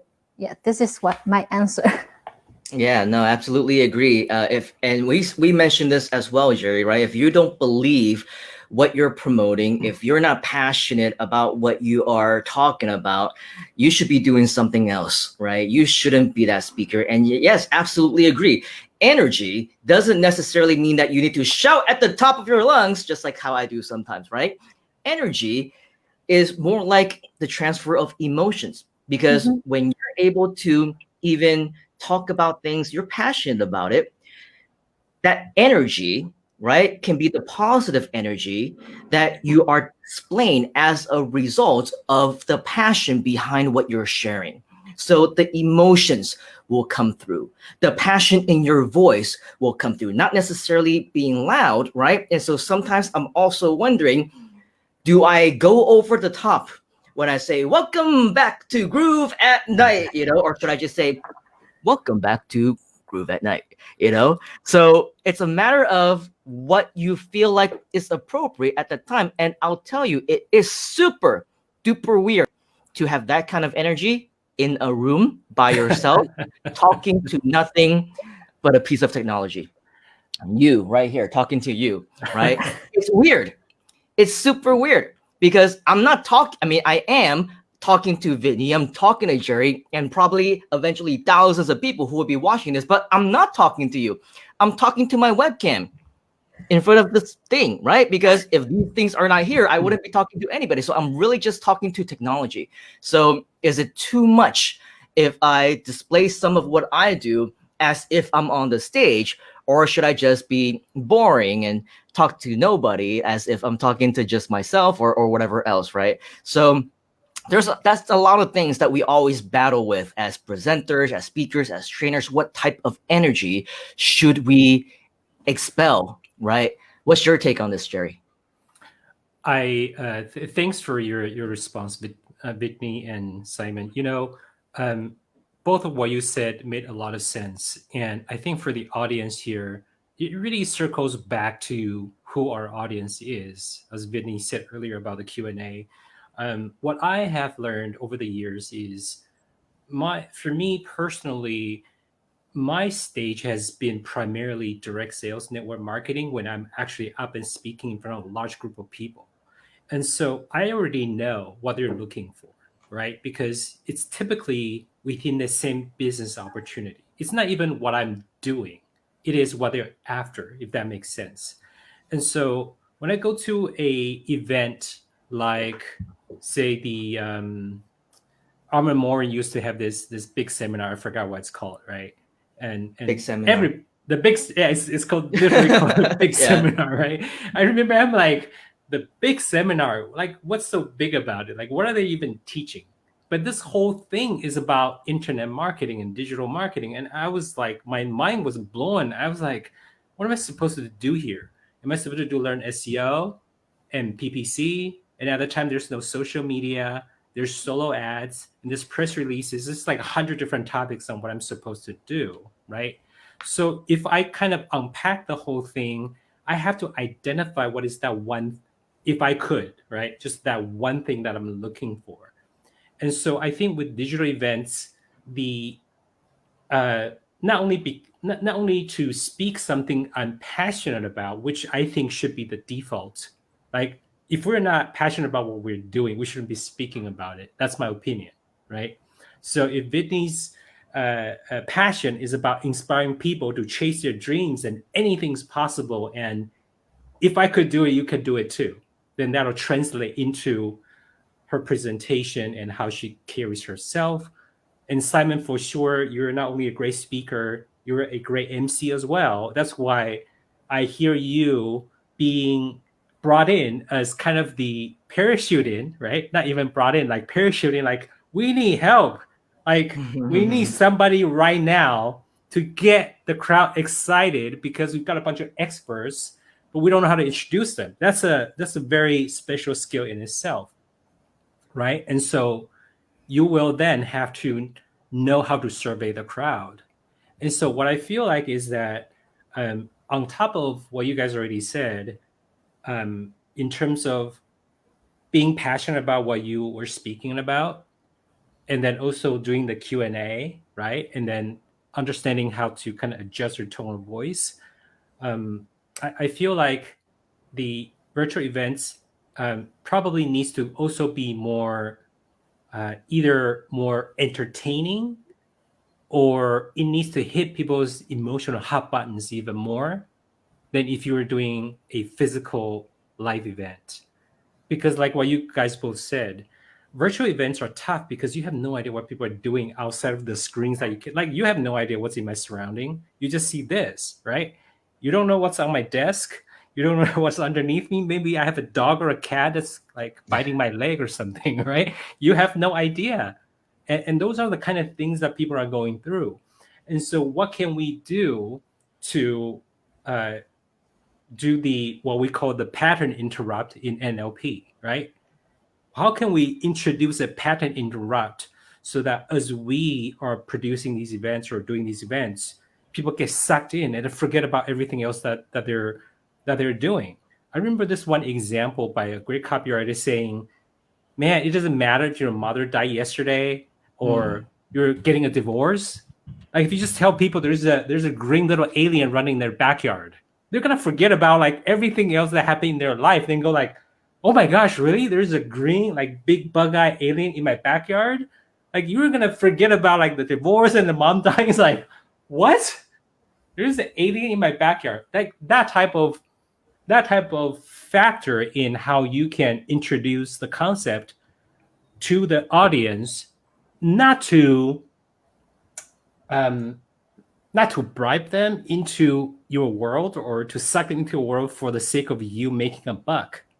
It's because you're passionate about what you're doing and you believe wholeheartedly in what you're doing can transform somebody's life, that you want to interrupt their daily programming to sit in front of the tube to watch you for the next hour, 2 hours, or 35 minutes, or whatever time slot you have to get their attention. It's an extension of what you just said, Whitney, is that because you're passionate about what you believe in, right? And then Simon, what you said about you have the abilities to switch gears, right? High energy, being on stage, you see thousands of people versus you see like 2 people right now. Like, like you're only seeing 2 people, right? We could be at a karaoke bar and singing. We could be eating like at the night market or something. Or we could be doing a seminar in front of thousands of people in 100 different countries. But how do we keep their attention, right? I feel there's a need for a little bit more oomph in our marketing, if you will, in our presence, in a way that changes people's programming.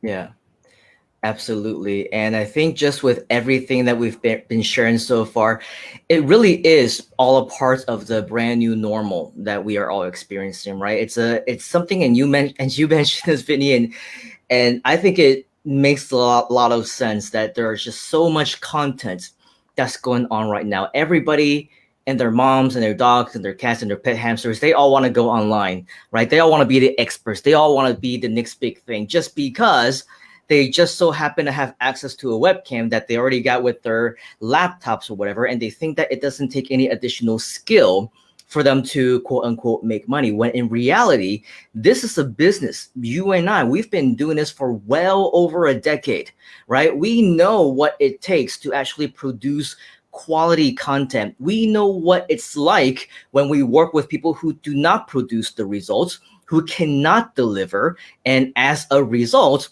people become angry. We have angry students. We have people who, are just not happy, maybe because they don't understand certain elements, or maybe because the speaker is legitimately not good. There is a difference, right? But at the end of the night, we also need to understand that this is not just something that we can all get into just because there seems to be an opportunity. It's not something that you should get into just because you feel like you should also be doing it, right? It's something that is legitimately a real business that if you're not qualified to do, you should not be doing it, right? If you don't have the skill, no matter which element, it doesn't matter if it's the speaking part, the selling part, the training part. You don't know how to build the business. You don't know how to put an event together. You don't have the funds, as you mentioned, right? You don't know how to do any of that. You don't have the right people on your team. Well, then you shouldn't be doing it because you're not set up for support. You're not set up for success, not only for yourself, but also for those around you, right? So I honestly believe that if you are going to get into this, especially, right, there is a huge danger. Now, of course, the beauty of GrooveFunnels is that it provides you with Groove webinars.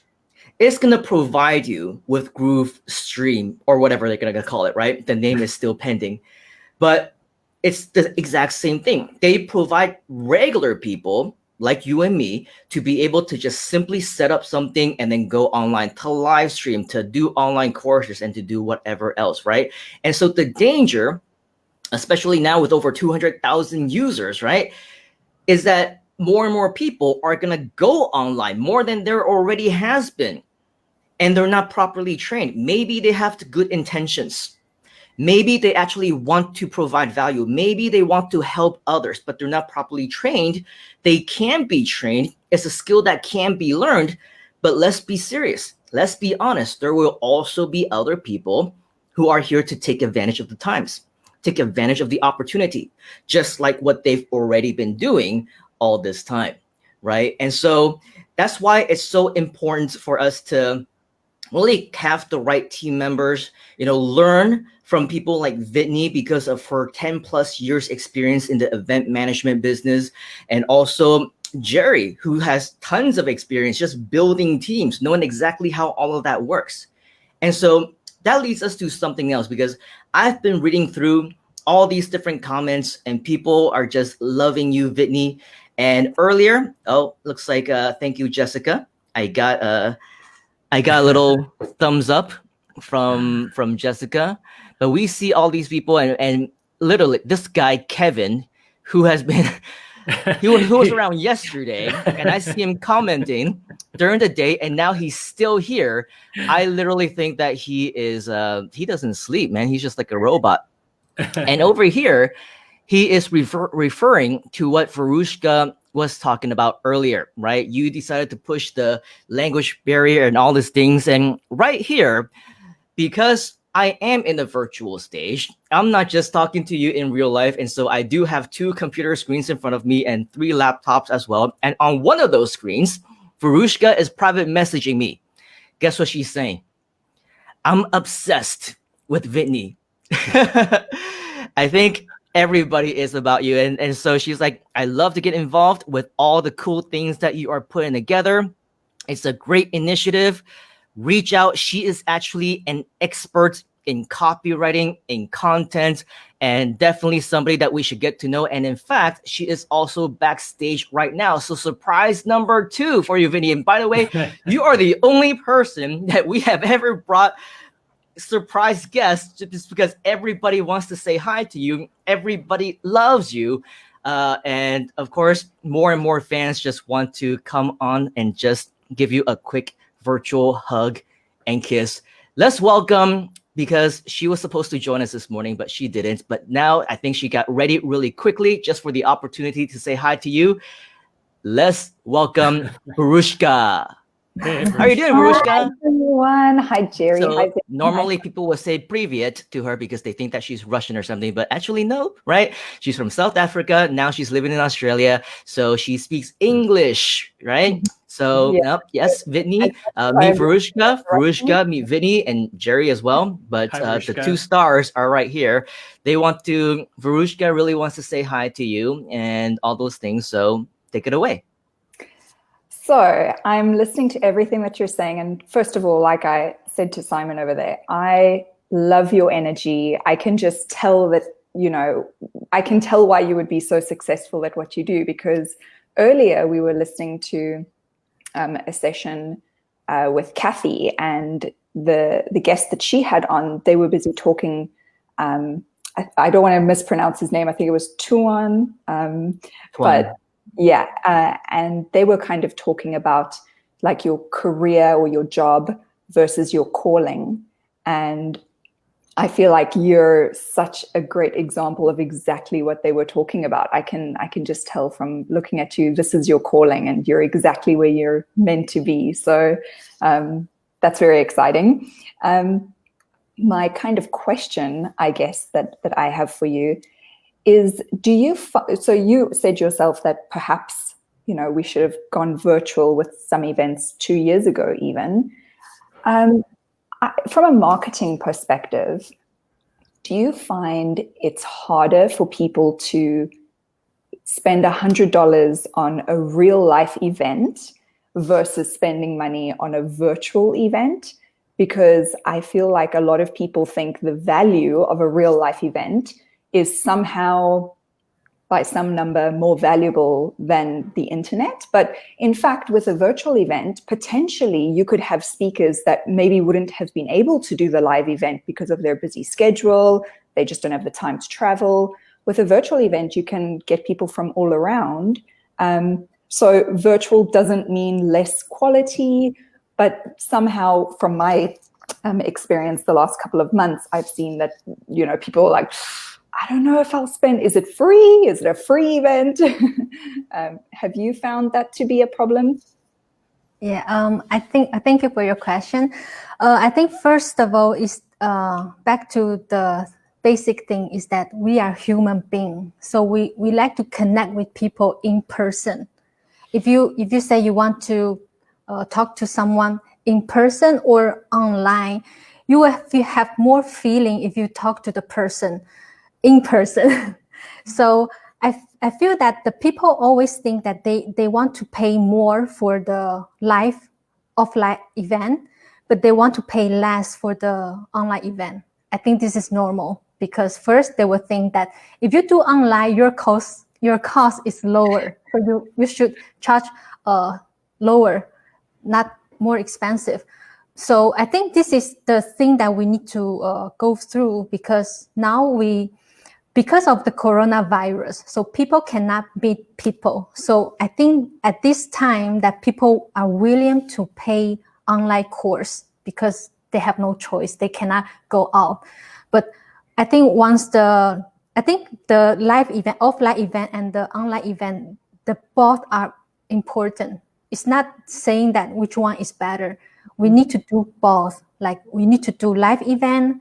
Also, we need to do online event because this is how we communicate with people. Some people, they like to communicate in person, but some people, they want to do online because they are shy. Like me, I'm shy too. But I think if you want to do a business, I think you must do both, not only one. You need to do two kind of events. So I think you need to find out that what kind of customer you have, what is their needs, and what kind of product they want to pay more, and then you can help them more. So you can think of this. So for me, for our company, we are not only doing, because not everyone is doing online and not doing offline. For me, for us, we want to do both because we know we want to help the people. They're all different, but only through this two kind of thing you can help them more, not only do online event or offline event. Yeah, this is what I think of. So I think first, now we are all in the coronavirus thing. We don't know. We are in the process, but I think this is a good learning process for us. We maybe next year we will come up with a new model, but the most important thing is that I think that if we are doing business, we need to learn. We need to improve, keep learning things and make ourselves better and better every day. Yeah. Definitely. Yeah. And I agree with that. And to add to that, I know speakers in the space who previously, for doing live events, they charge $3,997. right, in their local currency.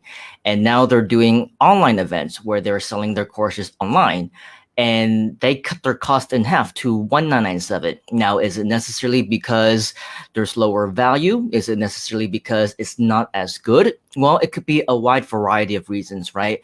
For me personally, as a trainer, I also see a lot more value, obviously, in the live events because they can be live, interactive, step by step. I can literally go behind their shoulders, right? I can answer their questions face to face, stand next to them, walk them through, right? Hold them by the hand or their mouse, and then say, no, you go here and you click on this and you type that, and that's what you're supposed to do. Online, you absolutely cannot do that, right? And recently, I did do an online event where I did experience trouble trying to support the students, because it was so much harder for me to look at their computer and see what was going on. I couldn't walk them through step by step and say, you should go here or there. That level of interaction just simply does not exist when we do it online. But as Whitney said, yes, you need to do both, because there's pros and cons on both sides, right? Because if I am to have that personal one-on-one to be able to help them in person, which is a huge benefit, that also limits me, right? That also limits them and anybody else around the world who might want access to this training who couldn't, because they're halfway around the globe, because they're somewhere else, because they're busy that day, because they're scared to go out because of the whole coronavirus thing, right? So there's always going to be a pro and a con. And one of the best pros, I would say, of doing things online, as Whitney mentioned, right? Your costs are going to be a lot lower. You won't need to travel, right? So to speak. You won't need to set things up and rent a space or whatever. And so when I was talking to Whitney, right, and say, hey, I can provide value to your students. Why not? Out of the kindness of my heart, because that's just the kind of guy I am. Why don't I provide more value to your students, give them a bonus, and do this class for free, right? Now, if I were to do this in person, I have cost if I were to have to fly to Taiwan. I would have cost to go there. I would have cost to stay at the hotel. I would have cost to go to the night markets and enjoy their 小吃, which is the little appetizer stuff, right? But that part is worth it. I would definitely go just for that. But regardless, right? There's cost associated with it. So it's nice to go on holiday. It's nice to go on vacation, but ultimately we are business people, right? This is a business. It's not a charity. So if I were to have to fly all the way over there and conduct this entire training in person, take time away from my life, away from my business, away from everything that I can be doing at home, of course, that cannot be a free class, right? Now, this is obviously a very extreme example because, as I mentioned, a lot of people who are doing classes online, they're not doing it for free, right? They're maybe cutting it in half, or they still have that lower charge or whatever else. But for me, I also want to take advantage of this time, and it's not going to be forever. I'm not going to continue to do free classes for the rest of my life.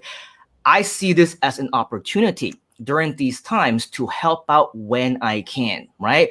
However I can. So that's why the urgency is there. The real urgency of the countdown. I mean, we learn all this stuff with GroovePages, the whole countdown timer and all that stuff. This is the countdown timer in action, because the moment that my country here in Malaysia opens up at the end of this year and I can fly again, I can go to different places. Maybe my first stop, just like my very last stop, was actually in Taiwan, where I did meet up with Whitney and her brother.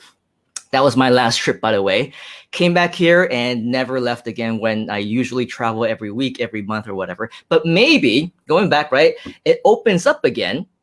And the first place that I decide to go might be Taiwan, right? Maybe we decide and plan ahead of time that we were going to do some type of class or some type of live event or whatever. But because there are costs involved, right, that cannot be free. So regardless of whether it's free class versus paid class, or higher charging or lower charging, higher fee, lower fee, whatever, right?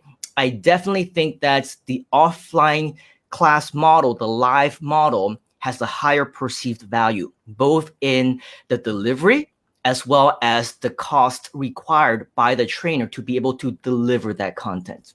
So that's also my take on it. Do you have anything to add, Mr. Jerry? You're on mute, by the way, if you're gonna talk. That's right. Yeah. I actually do. I have a slightly different perspective, and I can share this crazy story another day. Let's just say I had an offline business for a stretch of time that allowed me to learn a lot about human behavior, right? And so I think the intangible factor of a physical event is this: it sometimes provides us an escape for people. And maybe you know what I'm going with this, right? They have their 9 to 5, they have their daily routine of working for a employer. They go home to their husbands or wives and their children and their pets and all this, and it's the same routine every single day. But when they come to a live event, especially a entrepreneur related or entrepreneurship related events, it's an escape for them. And I knew this firsthand because I started my career as a business owner in the direct sales network marketing space. So everybody was part-time. Everybody's having a job or some other thing that they do as their main source of income. And the network marketing gig becomes their side hustle or their side, whatever they want to call it. And so a lot of the times people get together for the sheer enjoyment of being in the community of like-minded people. Their spouses, their children, their bosses, they're not like-minded people all the time. And so that intangible value offered by live events is very difficult to be replaced by virtual events because now they're at home. So now they're with their husbands, their wives, and their children, their pets, and hopefully not with their bosses, right?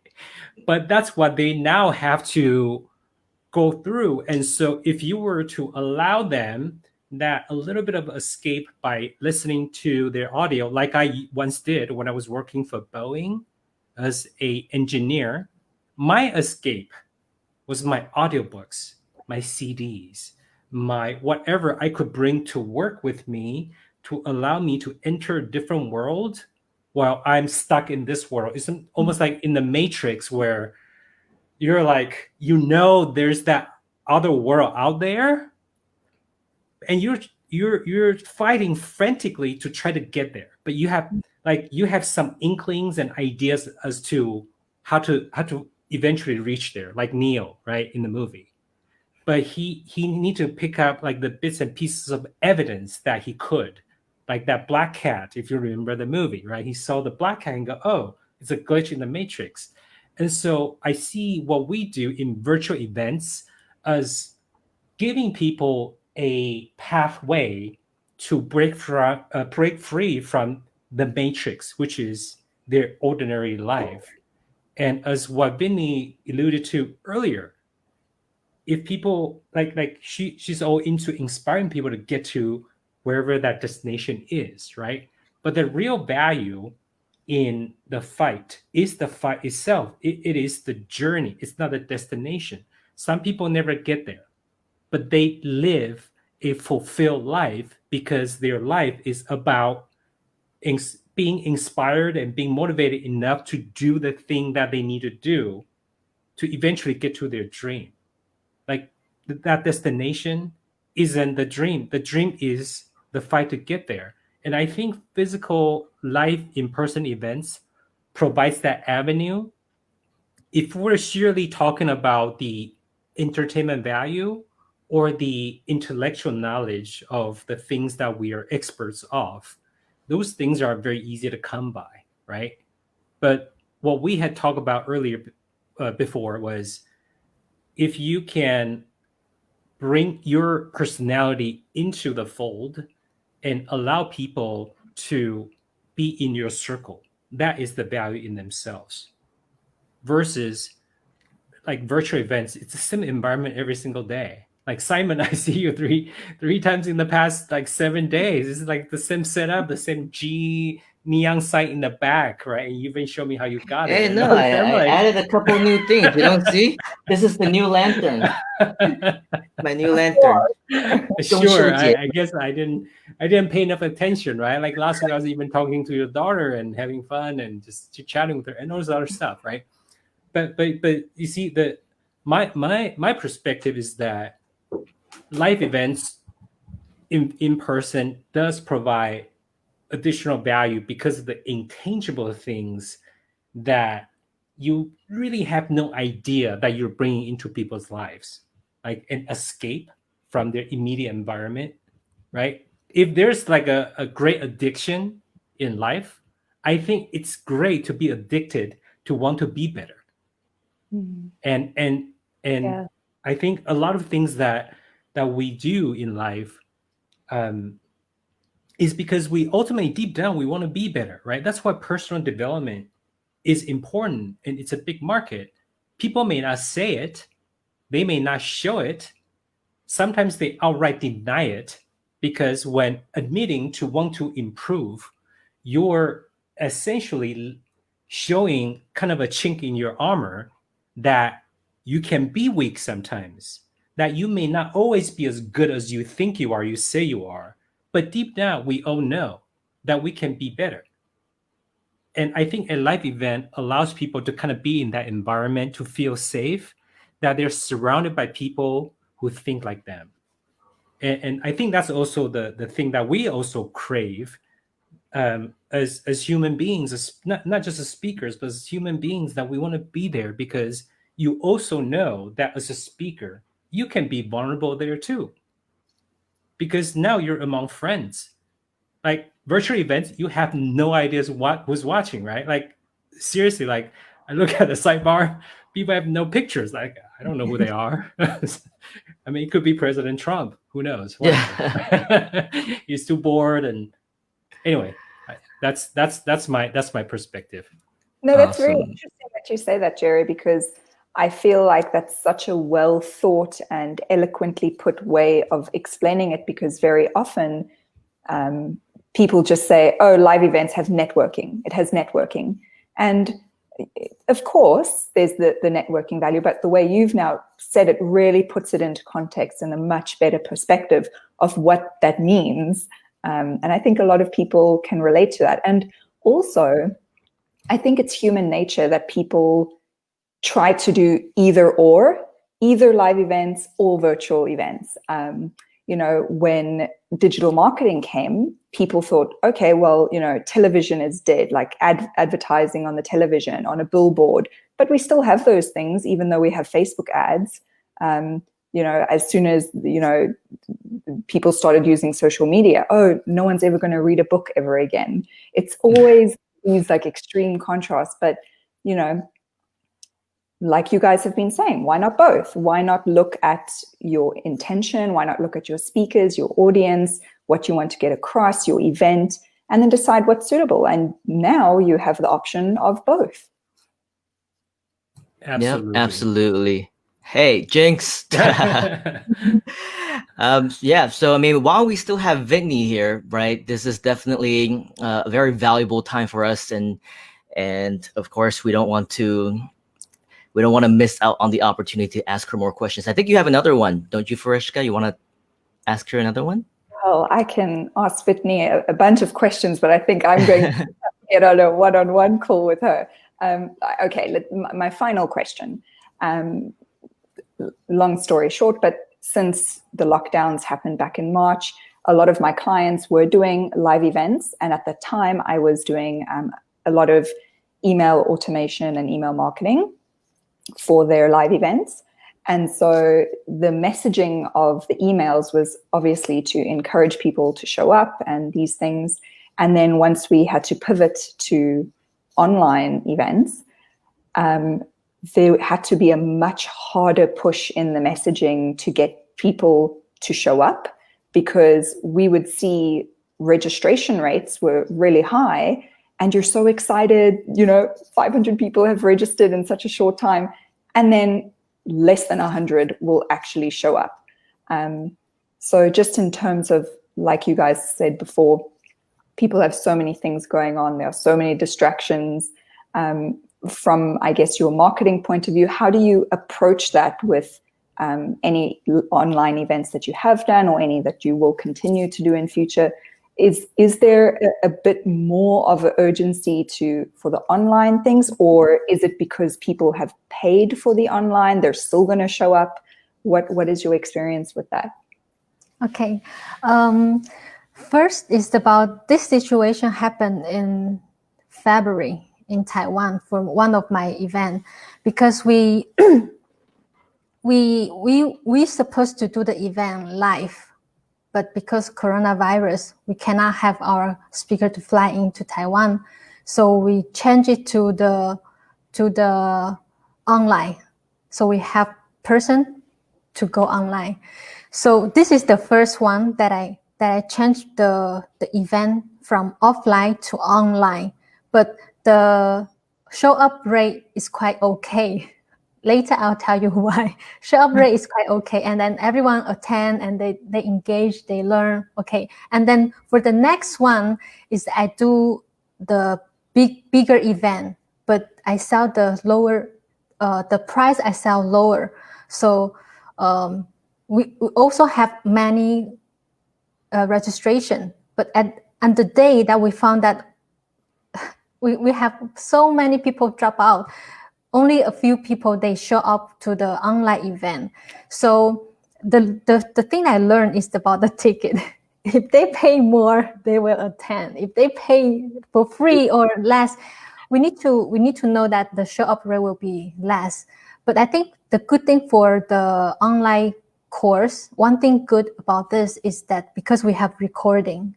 So if you are doing marketing for the sometimes we want people to show up. Most of the time it's because including the event, we might do another marketing, or we want they to take another action. So we want people to attend.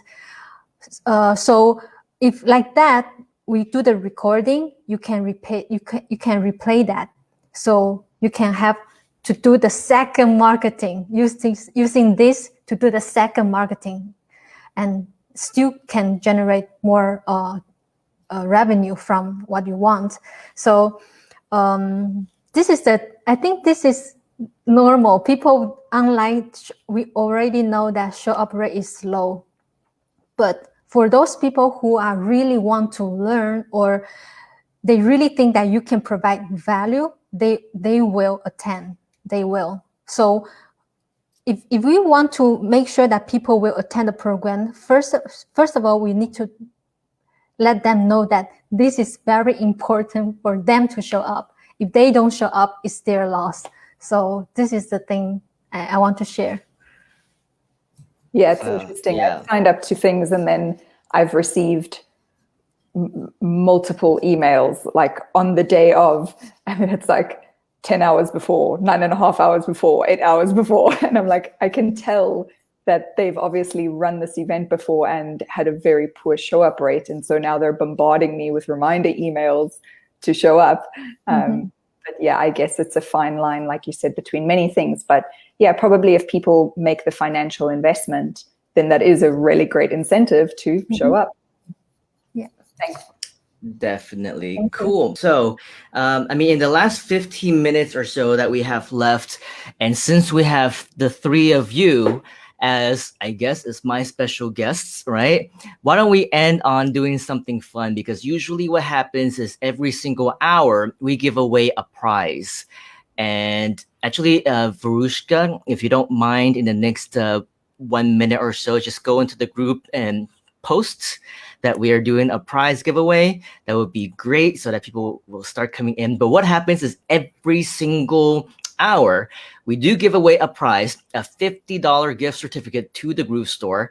And so what's going to happen is, because for the last 6 hours that I've been on, I actually have not given away one single prize yet. And Jerry knows, because he was one of the guests and he was like, wait, what? I did not give away any prizes. Well, now's your chance. Okay. So each of you who are here, okay, Varushka, Whitney, and Jerry, you can ask 2 questions. And for the first right answer that comes into the comments, that person will win a $50 gift certificate to the Groove store. Okay, so we learned a lot of really great stuff today, and Whitney shared a lot of golden gem, but it doesn't necessarily have to be about what you shared. It can be, but it doesn't have to be, you know. So you can say, you know, so did I say that online courses are better or offline or whatever, you can test who's been paying attention and who hasn't been. But we also had people who said something random, like when is the first day of summer in Australia, right? Which has absolutely nothing to do with the actual session itself.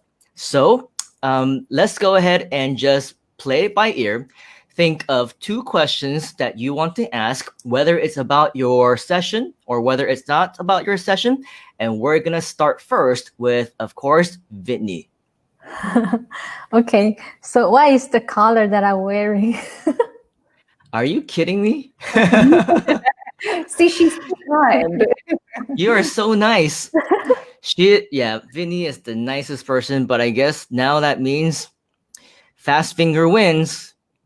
Okay, usually it takes about 20 to 30 seconds because of the slight delay when we stream it. It takes that time to get to YouTube and Facebook and Twitch and things like that. But usually within a short amount of time, they come in. Looks like the first answer already came in. It is from Jessica. Is that the correct answer, Whitney? Yes. It is. So congratulations, Jessica. And you deserve it because you gave me that compliment earlier. Jessica wins. Actually, it was the first one that came in, but now there are more that are coming in. So nothing that we can control. It was the first one. I mean, you saw it, right? Now there are some that came in. Somebody said white, colorblind, much. But anyway, send an email, Jessica, to prizes@groovedigital.com. Again, that's prizes@groovedigital.com, and let them know that you won this prize as a result of this session. Congratulations, Jessica. Let's go ahead and ask the second question. Ladies second also. Varushka, what is your question?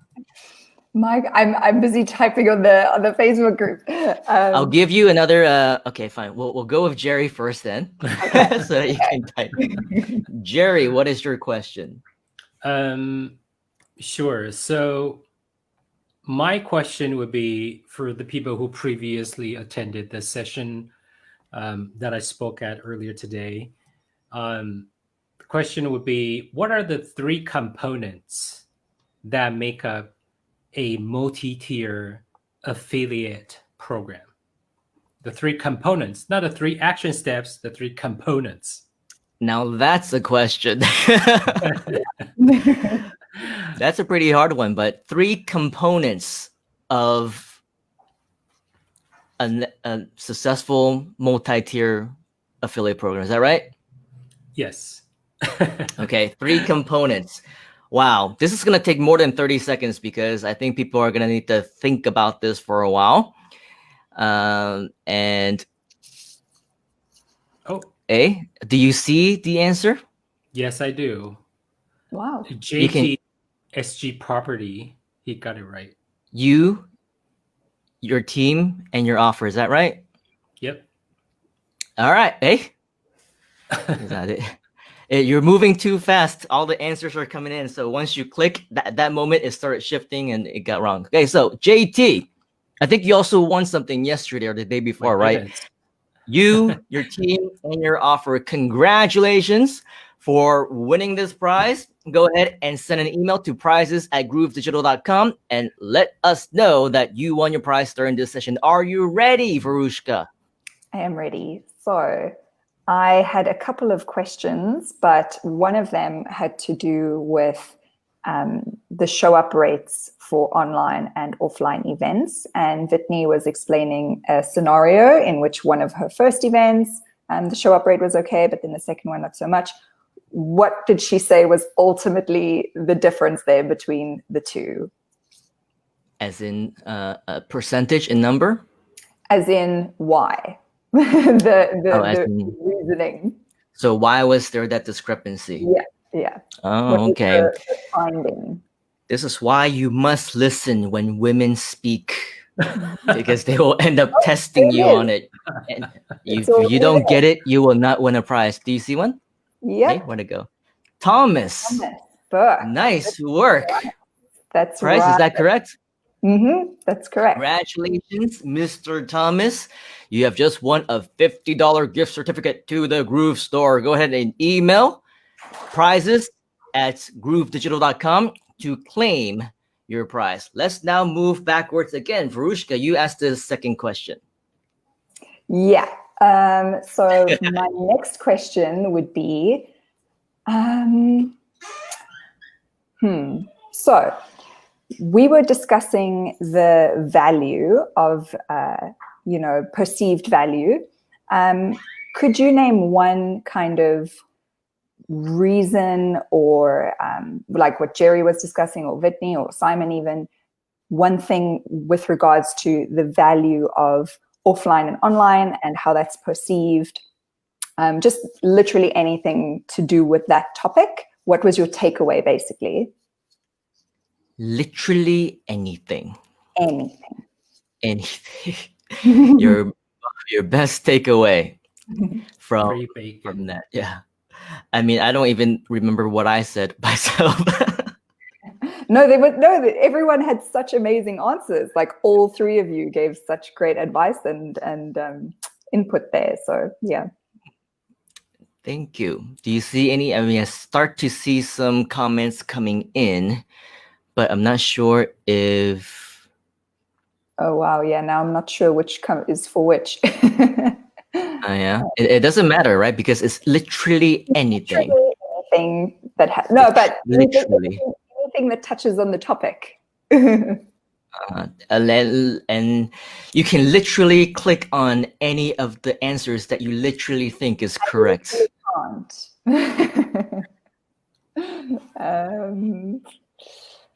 Oh, can you see the comments? Mine are gone. What? Yeah. I can see the comments. Oh. Can you not see the comments? No. You literally cannot see the comments. If you click on banner or brand and then click on comments, it'll come back. I don't know if I need to refresh my page. I'm worried that I go away if I do that. Oh, okay. I just had to click out and click in again. Okay, next person can answer their question. I'll find the answer in this list. Yeah, and I mean, you're the boss, so it doesn't have to be the first one. It can be your favorite one. It can be a random one. It can literally be anyone.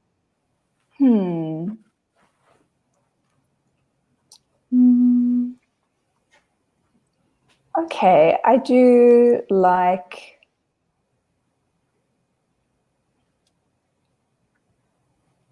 Let's go with Victor. Victor. Action. I guess what you're getting at there was a bit of what Jerry was saying in that, when for the speaker and for the people who attend the live events, you do have that more personal connection where you feel a bit of a safer space than in the online space. So you're the winner. Congratulations, Victor. Prizes at groovedigital.com. Jerry, next. I'll make this one real simple. What's the name of Whitney and her brother's company? Ooh.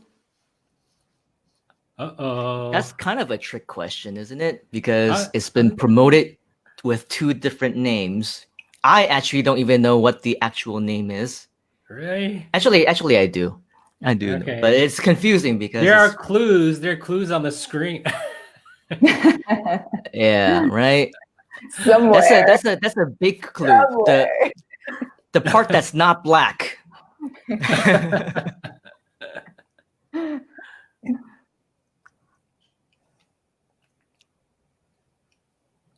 So I think we got a winner there, right? I don't. Did you say the lens? Oh, yeah, I see the first person who wrote the full thing. So would you mind clicking on it? Because actually now I know the correct answer. Lens, really? Yeah. Actually, why don't you tell us what Whitney, what would you say? Yeah, what would you say is the correct answer? Yeah, our company is X Events. Okay. So it's Groovers. And earlier Groovers said "Hola, cómo estás?" So "Hola, cómo estás?" back to you.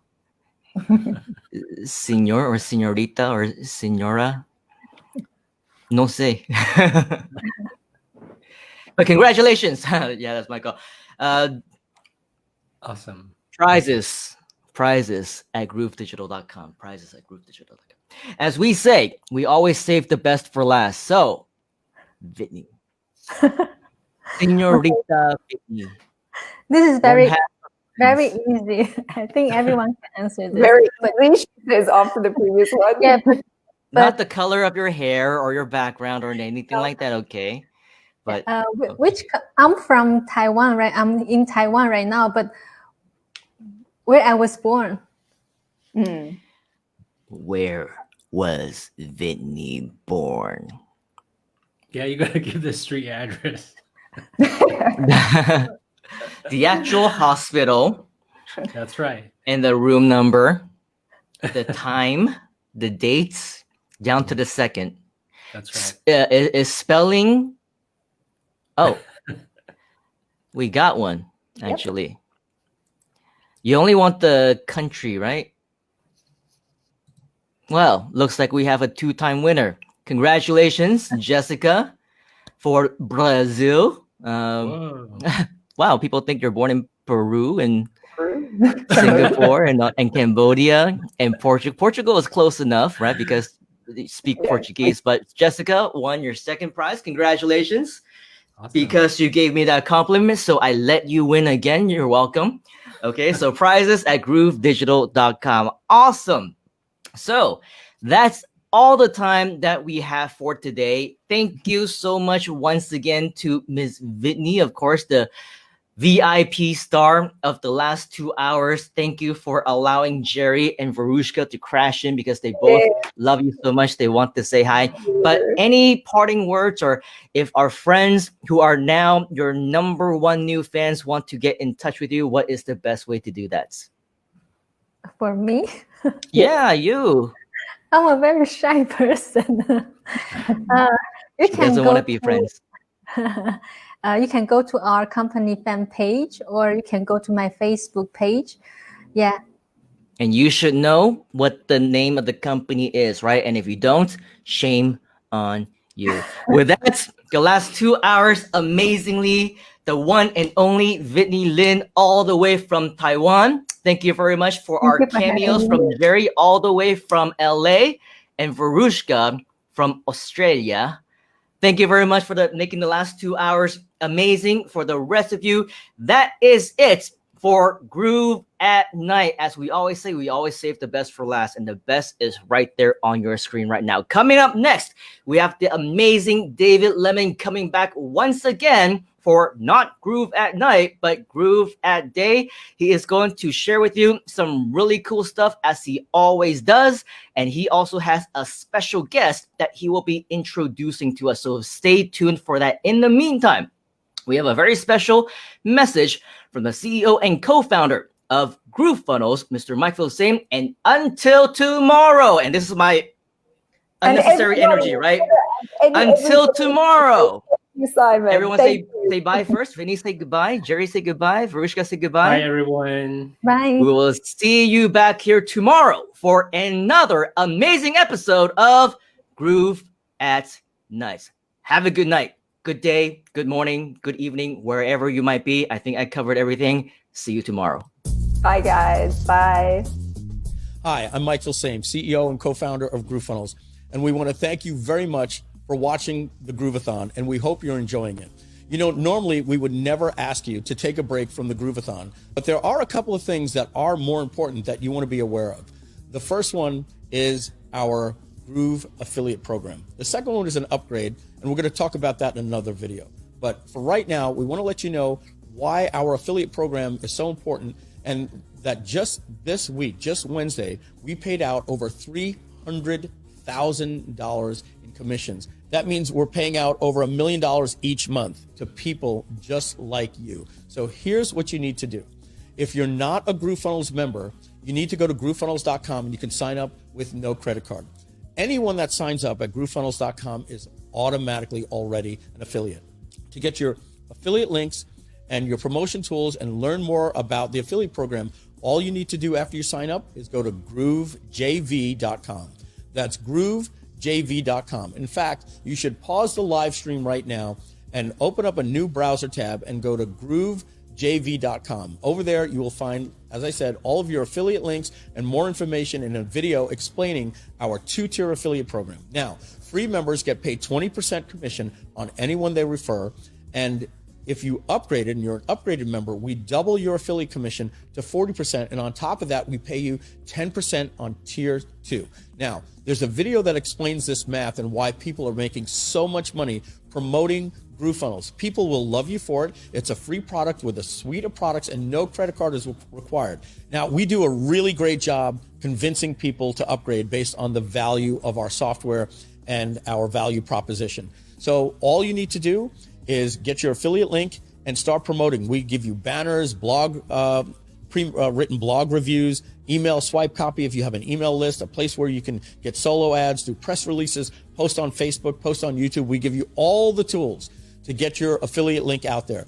People absolutely love GrooveFunnels, and there's a movement going on right now. And the reason why you want to get your affiliate link out there is we do something that you'll find at GrooveJV in a more informative video. But in a nutshell, it's called First Tag Wins. What that means is if you simply have somebody click your link and they sign up for GrooveFunnels with no credit card, if they sign up an hour later, a day later, a week later, a month later, 6 months later, or a year later, or several years later, it doesn't matter. They are tagged to you without using cookie technology. We have an exclusive technology that does that. What that means, if they sign up on their phone or on a laptop and a month later or a week later, they sign up on a completely different computer or at a hotel lobby using the internet cafe at a hotel, and they decide to upgrade to Groove, they are hard-coded and locked into you for life. That means all you need to do is get the word out, get people to find out that Groove is awesome, just like you do right now. They'll sign up for free. They'll thank you for it.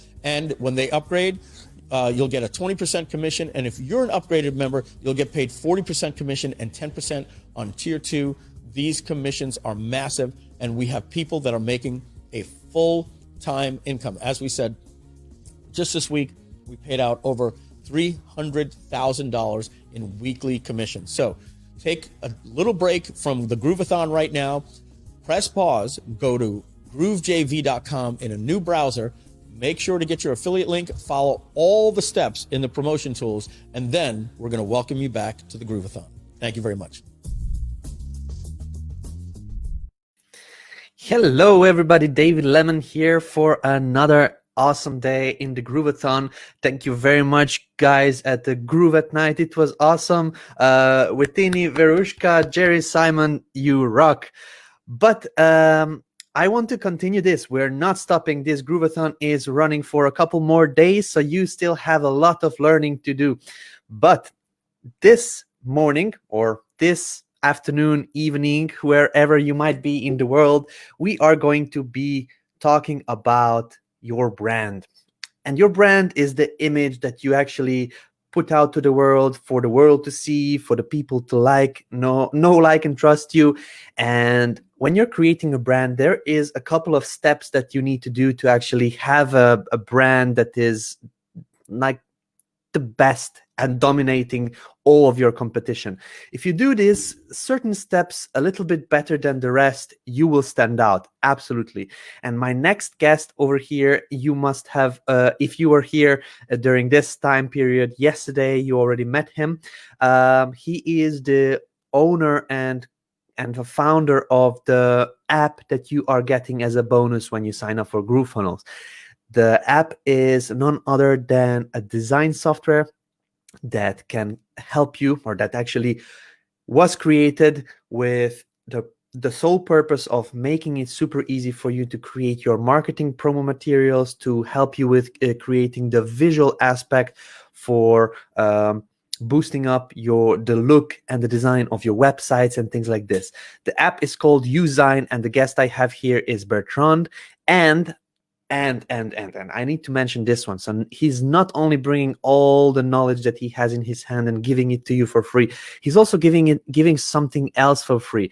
While you're here on these sessions, and Bertrand is on these sessions, he turns off the paywall on one of his software that is a very, very, very popular software for creating a brand. So in case you haven't been here yesterday, have a look at this. Make sure you go to branding.app/groove to get an extra free app and free training with a challenge on usigner.com/free training. Bertrand is giving away only during these sessions. So he's giving away a free training and Usign. But that's enough from me. Let's hear from Bertrand himself. Bertrand, welcome to another session in our Grooveathon. How are you, my friend? Hey, David. Doing well, thank you. And you? Thank you very much. I see you are in a better setup than yesterday. You were a bit further away. Yeah, Awesome. I'm home today. I was in the office yesterday, and today I decided to stay home. I was doing some gardening this morning. Believe it or not. A lot of people may not know, but a lot of software guys and people that are working in office, for example, me and Bertrand, as you heard now, we love to do hobbies that are completely irrelevant to any software, anything to do on a computer. So for example, my first course, I wanted to create a course on beginner gardening as well, Bertrand. So I'm with you on this one. We have a similar hobby, and I love people that go to garden, like connection with the earth and the soil and the whole mother nature is just amazing. Yeah. So Bertrand, what are we going to be learning today? All right. So first, good morning, everyone in the chat. I can see a lot of people in Lisa, Edgar, Mamarika Indians, Shukur, and everyone. So thanks for having me today. So if you are here yesterday, we're going to carry on what we did yesterday, but I'm just going to do a quick summary of what we did so that you can catch up. All right. So basically what we are doing is we are creating a brand from scratch, following this process. First, we'll create our customer hero. Then we'll create our brand strategy. Then we will create our brand identity, and then our brand media. So brand media is like the website, and so on, and your social media sites. The tools we'll use are the branding app, which we are giving away for free only during this live session. So make sure to sign up, secure your account now, because it's normally part of our subscription. You can go to branding.app/groove. We will use the Usigner training. So everything I'm talking about today is discussed in great detail in the usigner.com/free training website. We have a 30-day challenge, more than 20 hours of videos, very, very detailed. It's pretty much, I spent almost a couple of years on this training and this process, which goes hand in hand with the branding app. But you're getting this for free. But if some points that I'm discussing are not clear enough, I invite you to refer to the training where I go in a lot more depth. Obviously, here we have a short window of time, so we're going to move pretty fast. And we're going to use GroovePages to create the website. So this was the original agenda. So yesterday we were meant to build the entire brand, but we did half of it, which is fine. So today we will carry on building a brand, and then we might move on to building visuals or the website. But anyway, we are here for another 2 days. So today and tomorrow, same time, we'll be here. All right. How does that sound, guys? Do you like the sound of that? Anyone here from yesterday that's following up with me? We have in the comments, I can see Dara was here yesterday. There was a couple of people that are saying that they missed yesterday's session, so we will have replays. You'll be able to go back to it. But there are people that are asking about Usigner account. So if you haven't been here yesterday, we mentioned that the Usigner accounts are being sent out in an email. There is a longer process. Basically, we are sending out 300,000 contacts to our partners, like for example Bertrand in Usign. They have to create all these accounts, they have to create the emails and have an automation send 300,000+ emails out to our members. So we ask you for your patience. It's a bit longer process that we thought it will be. So in case you haven't received your email yet about the access to the app, make sure you give it a little bit of time in order to receive that. You will receive the access to all the bonuses that you see on the groovefunnels.com website. And this is also for Chatmatic in case you didn't receive it, and any other bonus that you see on there. Same for Usign. So give it a little bit of time. It will come. It just needs a little bit of processing in the background to be sent out. So that said, in case you also see somebody in the group, feel free to just mention this one, that there are accounts being created, emails being sent out, but it's just a little bit longer process for the number of people we have to do this for. So Bertrand, over back to you.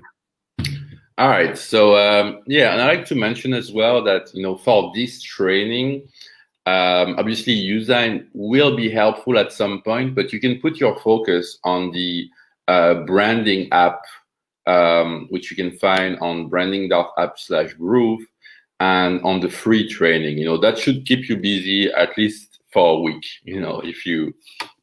If you spend if you try to dedicate yourself to it. So this should keep you busy. And the Usign account, we are creating them again.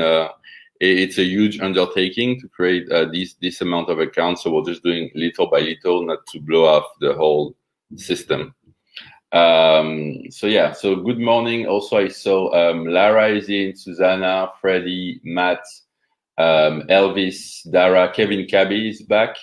And Lisa was saying, I think that she started on the work. She started doing the branding. So that's cool. All right. So let's get right into it. So let's do a quick recap before we just move forward. So the customer hero is your ideal customer. It's another word for your customer avatar. We call it this way because we assume that your customer hero is on a journey, which you can see here, okay, the customer journey.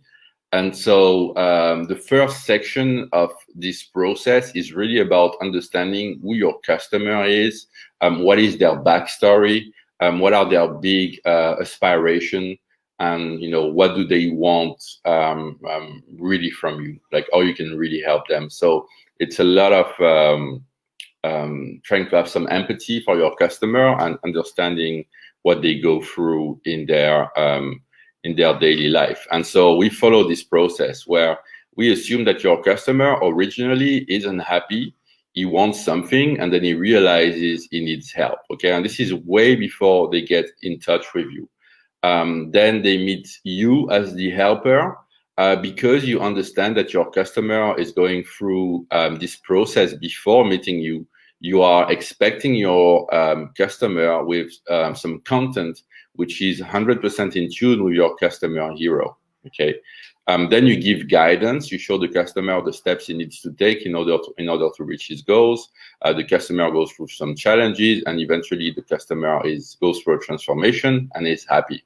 Okay, so that's the whole, I guess, framework. Okay, and what we're trying to achieve. Again, I'm still in the recap a bit in case you were not here yesterday. So by creating these 4 elements of a brand: a customer hero, brand strategy, brand identity, and your brand media, we're going to create or recreate your website in a way where it has a better message, a better imagery, and better layout. So this was one of our clients, our old website, Mary Christopher.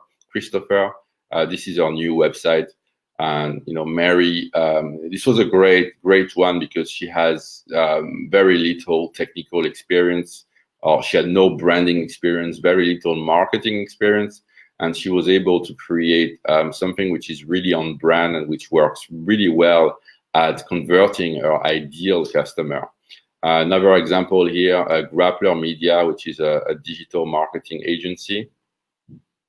So this was their website before. So you can see the message was average, the layout was average, the imagery was not so good, the logos and like it was okay, but it was not great all around. And so like David was saying, if we just improve several of these points, like your message, your layout, your imagery, we just improve them by little, it really lifts the whole essence of your brand pretty dramatically. So this was the new brand for this client, so much more clearer, much more on brand, and much better. Another one here, so this is a client who sells CBD products for pets called CBD Zoo, and this was their former brand. You can see it's not really coming together very nicely. So mainly it's an issue with message layout and imagery. And now let's look at the new brand.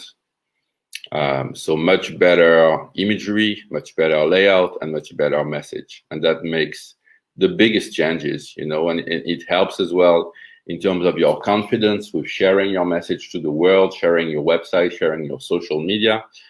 This is what we are trying to do. So you can start from scratch if you don't have a brand yet, or you can kind of go along and rebuild or improve your existing brand. All right. Like Kevin said, yeah, if you just improve several points by a little, it really elevates your brand dramatically. Yeah. That's it. It's not about doing a huge overall and being an incredible graphic designer. It's just about following a few steps here and there in the process, and then it just gets better. All right, cool. So yesterday we did the customer hero, so that's who your customer is. We also did the brand strategy, that's your vision, your mission, your principles, your value proposition, and really what you stand for. And the importance of a brand strategy is it helps with the branding, that whole process, but it also serves as, you know, giving you a purpose. You know, it's why in this imagery, your brand strategy, it's kind of like the North Star, you know, it's guiding you. Like my brand strategy, I have it printed on my office wall. And so that every day I remind myself of why I'm doing what I'm doing, pretty much. So it's not only a branding document, it can also serve as something that will motivate you. Like we discussed about yesterday, business is a roller coaster of emotions. There's lots of ups, lots of downs as well. And so, you know, by having a strong reason why attached to your business, it's going to help you keep going. Because when you don't have that, it's really hard to keep going when the going gets tough. Okay, so that's I didn't mention this a lot yesterday in the training. I talked about it, but the brand strategy is a very critical development, even for your own kind of mental health and being able to carry through as you're going through business. So today we're going to focus on the last two parts, the brand identity, and then we're going to work on the website copywriting, and then we're going to work on creating the various media. So that will be your website is going to be your main touch point. So that's the place where you have the most control over your brand. You can change the colors, you can change the layout. Obviously, on your Facebook fan page or your Twitter profile, you don't have a lot of control over the branding. So we'll focus on the website. But the idea with a brand is that you should have the same colors, visual style, the same message all across your different media platforms. So from your website, your Facebook, your Pinterest, you know, your business cards, your print materials, and so on. All right, cool. So let's get into it. How was that for our recap? Was that helpful before we dive into it? I hope so. So let's go ahead. In the meantime, let me show you what we are going to achieve here today. So we have this software called the branding app. So I should probably show you what's the backend to it in case you were not here yesterday. So with the branding app, what you can do is you follow this process where you go step by step by step by step. There are 70 steps. Okay, so you don't have to feel overwhelmed. You have to do it really one step at a time. And so what we do first, we create our customer hero by giving it a name, an age, occupation, trying to figure out who is our ideal customer. Then we write down their backstory, call to adventure, and various parts of the customer hero story. Next, we work on the brand strategy. So that would be what problem we're trying to solve, the solution, the competition. And this is a sample brand I did for Tesla cars. Okay, so I just took some information from their website. And then we have the purpose. This is still part of the brand strategy. So the vision, the mission, the brand affirmations, the value proposition, and the slogan. Next, we'll do the brand identity. So the logos in various formats. And we're going to talk about this today. I'll explain why it's important to have all these formats. The colors, the typefaces, the images, and then the website or the copy, you know, the message that you share. Okay, and once you enter all this information, it generates this page for you. Okay, so that's what the branding app does. It generates an entire page for you. So basically, a brand, you know, the way, you know, I understood it, like, you know, studying this topic, reading books, and working with people and with myself, is it's really like building blocks, you know. So once you have all these building blocks that we input, all these 70 steps, you can just rearrange them together and do various things that, you know, showcase what your brand is. So here we have the brand strategy in a nice layout. Next, we have the customer hero, we have the logos. So this is a page then that you can keep as a reference for yourself. When you're working with staff, with business partners, and so on, you can send them to this page. You can also download this page as a PDF if you wish from like Google Chrome. And it's just kind of the hub of your brand. So it's a very good starting point. And it really helps to have not only the visual part, but also the brand strategy, which is kind of like the motivational part, which is going to help you find a purpose to what you're doing. And also the customer hero, which is really the foundation of marketing, you know, is understanding who your customer is. And, you know, personally, I always thought that it was a very boring topic. I resisted for like probably 8 years doing a customer persona because I thought that I knew who my customer was. But when I started doing this stuff, I mean, the results were amazing. We're about to create this kind of process here, and I was really wrong. I didn't really know who my customer were. So, what the branding app does as well, it generates a website mockup. Okay, so right now it's just a mockup, so we'll have to recreate that into Groove. And this is all taken from all the input you give. So it's really powerful. It really helps to have a good overview of your brand. And once you do it once, the first time is the hardest because you need to learn this concept. If you don't know what a vision is, what a mission is, how to create a logo, this kind of stuff. But once you do, the process is very quick. Like I can usually create an entire brand within 2 hours. So that's where we want to get you. And it's something, if you're an agency, you can offer to your clients as well. It's a very valuable service to offer. All right, so that's what it does, and that's where we are going.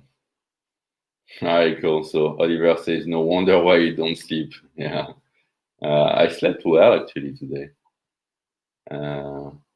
Oh, you are. Oh, I think you're talking about Jolene or something. So I can see that.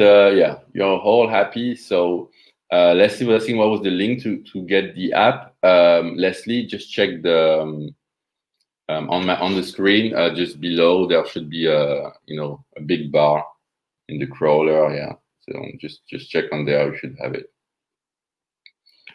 All right, cool. So let's get into it. So now, just to again put ourselves in perspective, we did the customer hero, brand strategy. Let's go to the brand identity and brand media. And we're doing this for the branding app. Okay, so we're doing a sample brand for the branding app. So let me see. So I'll just need to open another window here. So just give me a second. So I have a reference. Oh. All right, cool. So the customer hero. So we established that our ideal customer was called Jason Williams. He's 49, coaching consultant, Orange County, California. Backstory, 49-year-old digital coaching consultant, married with 3 kids, starts his day by checking his emails. Evening and weekends, he likes to spend time with friends and family. He likes to use Facebook for connecting with people, and he likes to look for new online products and strategies on websites like AppSumo and YouTube. His call to adventure. So his main aspiration is to get more customers, but he has a problem. He needs to build a stronger brand and website first. He's not able to do it on his own because he lacks the knowledge, and this is unfair, and anyone would root for him because we believe that small businesses are important to their families, communities, and the economy as a whole, and they should not be limited or fail because of poor branding knowledge. Helper section. So as Jason learned about the branding app, he's thinking that this could be the tool that helps him to build a stronger brand and website and get more customers. In fact, the branding app seems to get his pain and has convincing testimonials. The steps: sign up for the branding app, take the training, create amazing brand. This gives Jason a renewed confidence that he can get more customers without having to spend thousands on branding and web design services. He's nearly ready to start the training with the helper, but he has some questions. These are the objections, as we saw yesterday. How long will the process take? How much will it cost?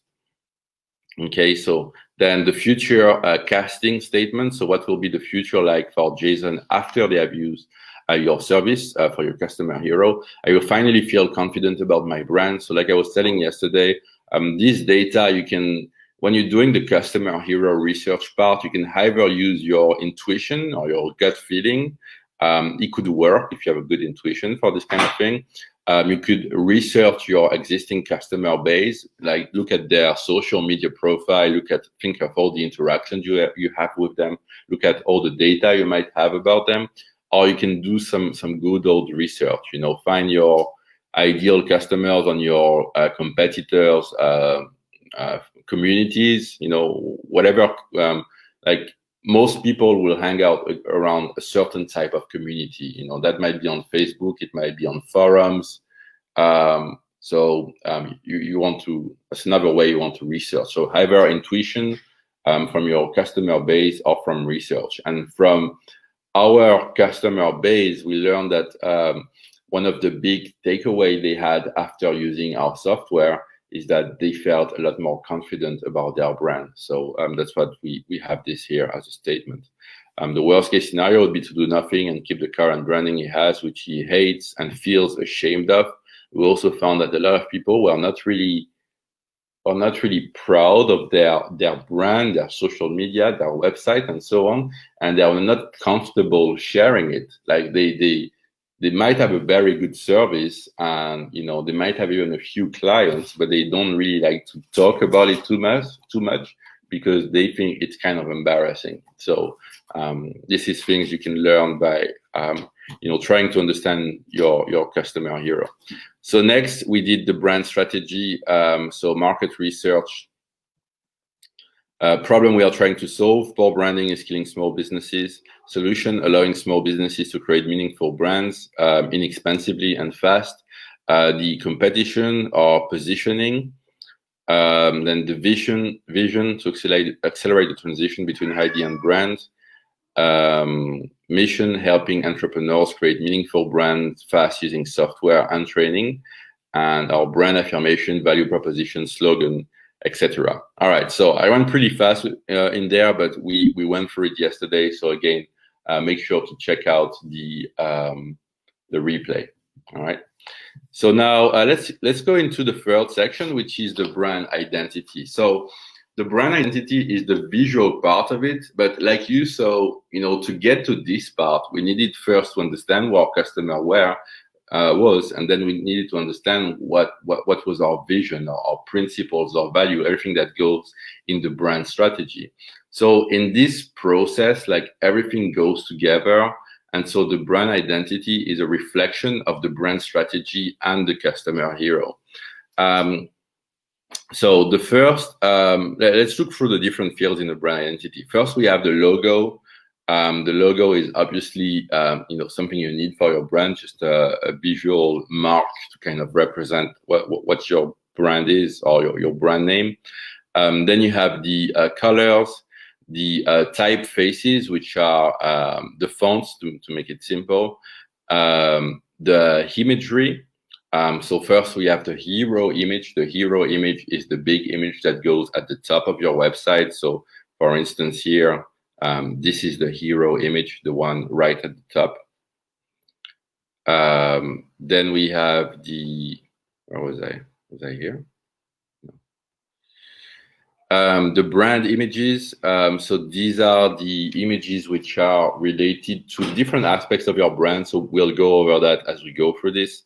The offer images. So these are the images for your services or products. So at the beginning, I recommend you select free products or free services to start with. And then we have the 3 steps icon. So these icons are related to the 3 steps that we define in the customer hero section earlier on. All right, so that's pretty much the whole brand identity. So we're going to start with the logo. So for your logos, you'll need several versions, okay? And if I go back to the Tesla branding here, you can look into that. So you're gonna need a main version. So this is your main kind of logo, all right? So this logo is usually the one that most people create and they stop there, okay? And it's fine, it can work sometimes, but then you're gonna want to be a bit more creative with your visuals and you're gonna get stuck. So it's best to do it from the beginning to have all the different versions, okay? So the first one is your classic colored logo. That could work on a light background. The second one is it's an all black logo. Okay, so the all black logo, it's not a logo you will often use. I found it's probably the logo type you will least use in your marketing. But if you're doing something like a T-shirt, for instance, like you're doing a white T-shirt, and you have, your logo all in black on top of it, it would be a good fit. So it's good to have this variant, and it's just good practice to have, all your different logo versions from the start. And as well, the reason we do that is then we all have them neatly in the branding app, and it's just easy to access, and you're sorted for life when it comes to logo. You will no longer have really to struggle and ask your designer to make some changes and stuff. Next, we have the white version. So this one is very critical nowadays for kind of modern marketing, because what you see often is that you might have a dark background on your website and you will use the white logo on top of the dark background. So it's a very common use, even if you have an image kind of in the background, then if you have an image and you put your colored logo here, it's not going to look good. Let's say you have some red in the image, it's going to be off. But with the white one, it works very well on dark backgrounds, and it kind of makes your brand more stylish. So we need that as well. And the white and color logo, so this is not a good example because they don't have a Tesla, they don't have an icon there to go with it. But basically, it's a white version of your logo with some color in it. So we'll discuss that when we do the logos for the branding app. And finally, we have the icon. Okay, so this is one of the most important, and it illustrates a shift in modern communication and modern branding, because what you need to realize with your logo icon, okay, if you have an offline business and you are a bar or a pub, you can get away with or restaurants, you can get away with not having an icon logo because most of your marketing will be offline. But if you are doing anything online, you will need to go towards this format, and this format is pretty much a square with a logo inside. The square could be your dominant color, or it could be light color, and the logo could have some your dominant color inside. And the reason why you want this type of layout and design is because your logo needs to work as a favicon, and it needs to work on billboards as well. Okay, so it needs to work on very small surfaces. Like, so you can see here in my browser tabs, okay, you can see the branding logo here. You can see the Usign logo here. And, you know, if you go to any website, you'll see that that favicon, and that favicon is 16 by 16 pixels. So if your logo has too much details or is not optimized for favicons, it's not going to look right there. Okay, and you have to think as well that this icon is what you will use as your social media. Let me scroll down, show you, as your social media profile image for your brand. Okay, so you can see here, for instance, on Instagram, that's what it would look like. And on social media, especially on mobile phones, this icon will get very small as well. Like on Facebook mobile, if you're leaving a comment in the comment box, you will see your icon it's probably as well 16 by 16. It's going to be very small. So it's critical that when you do this design, you think about, you know, that it should work in small and large prints. And to do that, you need to have simple lines and very simple design. So that's the trend that we've been going through in the past 10 years, and probably for the next 10 years, is logos are getting simpler and simpler and simpler. And you can see that if you look at the evolution of any major brand and their logos. Terry was asking, what is the favicon? The favicon is the icon you can see here in your browser bar, which shows on which website you are. So you can see on the top of my screen here, these are the favicons. All right. So now, how do you create a logo? So I have a full, we have a full training on this on the usigner.com/free training platform, which you can take right now. You should see the link scrolling below. So there's different ways, there's different types of logos. There's about 7 different types, but I'll show you my favorite one. Okay, I'll show you the one that I do usually to start a brand. Okay, and then when I have the time or the money, I'll get a designer. Like, getting a designer to design your logo at some point is a must. You know, a lot of big brands started, you know, kind of doing things in-house or very cheap. For instance, Nike, their first logo, the swoosh logo, it cost them $60.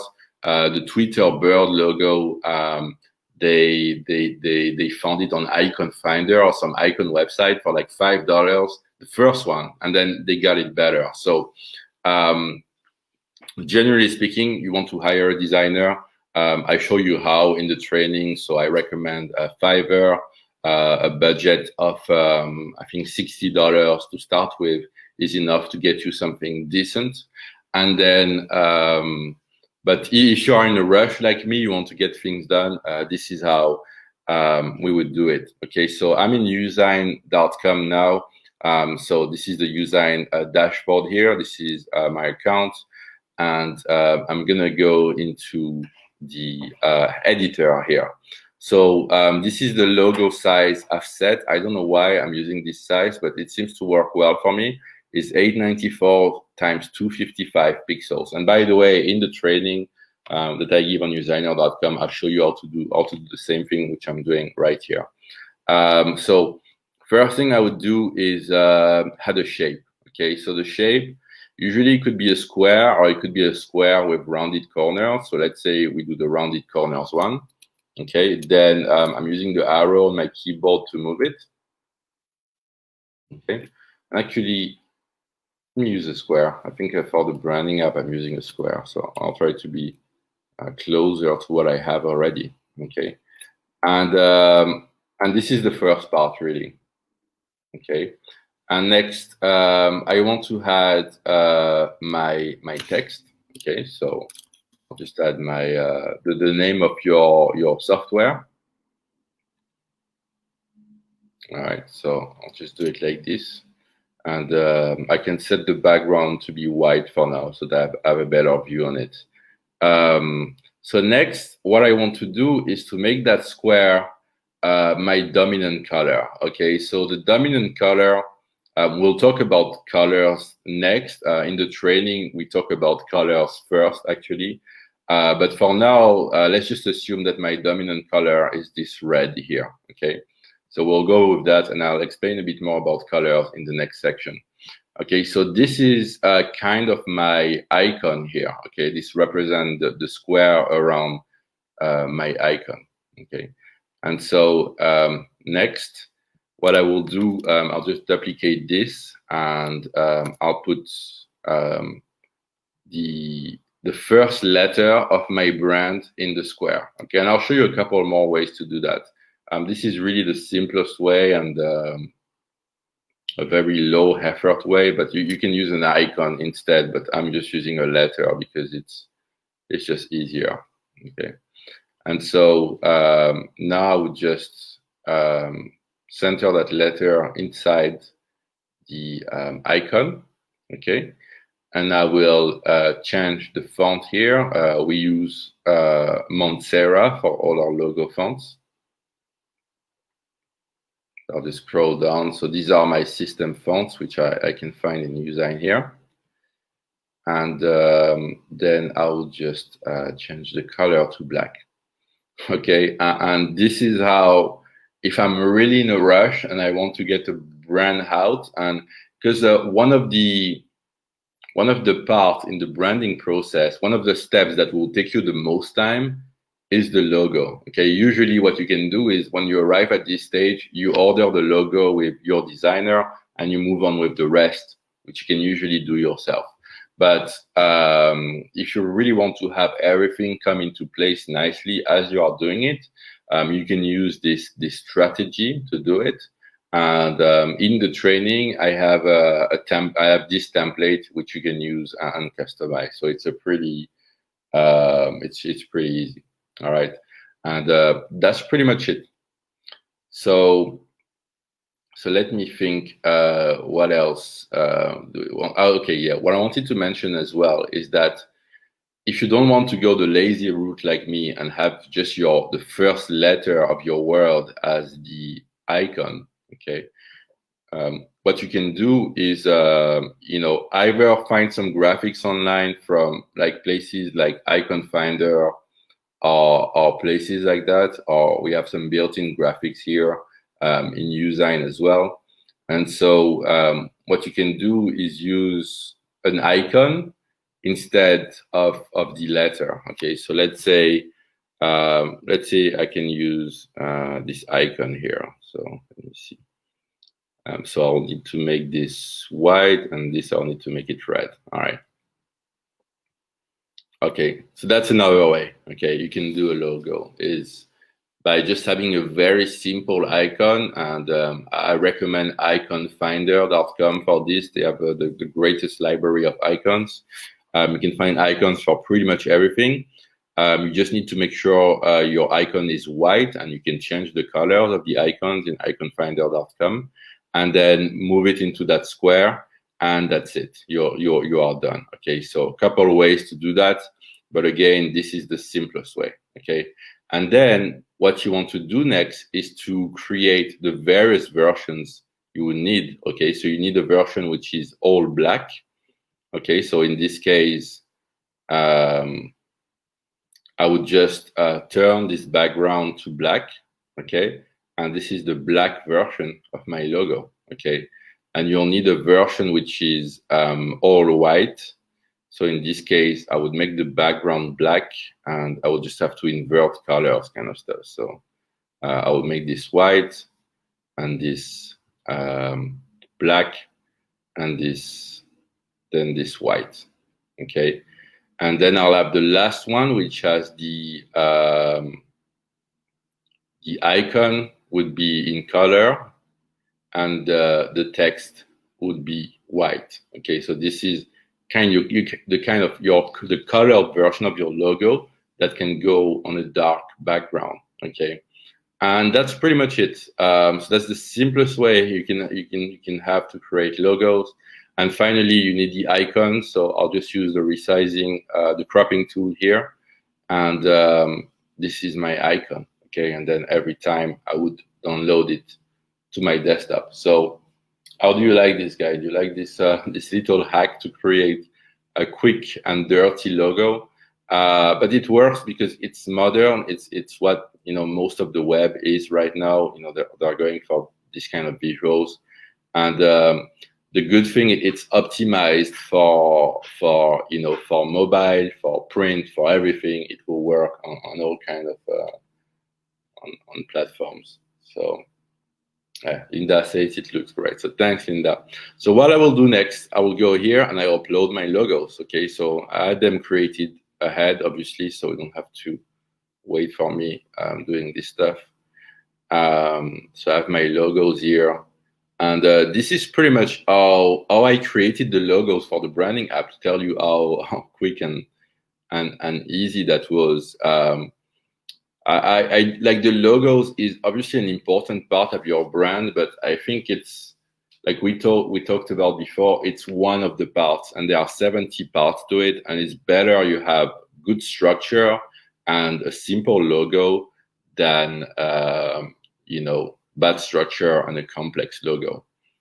And if you noticed as well, these logos, they are all horizontal logo. And this is as well because of the way the web is going, where the logo, you can see here in the branding app on the top left, is very small. Okay, so if you have a vertical logo with the icon on top and the text at the bottom, you're already using like a huge portion of your header just to show the height of the logo. So in terms of modern web design, where the content is the king, usually the logo has gotten smaller, and that's why we would usually prefer to use horizontal logos. All right, so so that's the logos. All right, so I can see Peggy says love quick and dirty, works for me. Yeah, it does work. And again, in the training, I'll show you how to order it from someone on Fiverr, the steps to take and what to ask and so on. But this works as well. Okay, so next we have the colors. All right, so there's 5 types of colors really you want. There's your dominant color, your base colors, accent color, shade color, and tint color. Okay, this might sound confusing at first, but I will explain and it will make sense. So the first one is your dominant color. So your dominant color is usually the color of your logo, okay? And again, in modern web design, usually your logo should only have one color, unless you are, you know, Google or a huge company that can afford to have a very complex color scheme and manage it very well. It's much simpler if your logo has a single color. For instance, if you see with Usign, we have our dominant color is the blue. It's our logo color, and that's it. You know, it's just blue. For the branding app, it's just red. Okay. So how do you find your dominant color? So the best way the best place to start is to start with color psychology. Okay. So if you go to Google, and these are things I share in the training as well. You can find this very good chart on the emotion of colors. There's a couple of them. But this one basically gives you a kind of a good starting point on, you know, what different colors represent, okay? And it's good as well because there's example of brands, okay? So you can see under friendly, we have Amazon, Firefox, Fanta, Shutterfly, and so on. Under optimism, we have McDonald's, Hertz, Best Buy, DHL, and you can see that these are their dominant colors. Okay, so this is what we want to choose first. Is, you know, are we going to go for a yellow, orange, red because we want to be all about excitement, or we are a news channel like Coca-Cola, CNN, Virgin, Netflix, you know, all using red as their dominant color. If you are more on the creative side, maybe with like a fashion brand, blue is the most common color for brands in the world. I think like probably like 60% of brands use blue as their dominant color. So blue is very safe. It kind of works all the time. Then you have green if you're more into the environment, peaceful, growth, health, and then gray or just a single like dark or single black like Nike, Apple, and so on. All right. So and that says funny, I just saved that image 3 days ago. Yeah, that image is pretty great.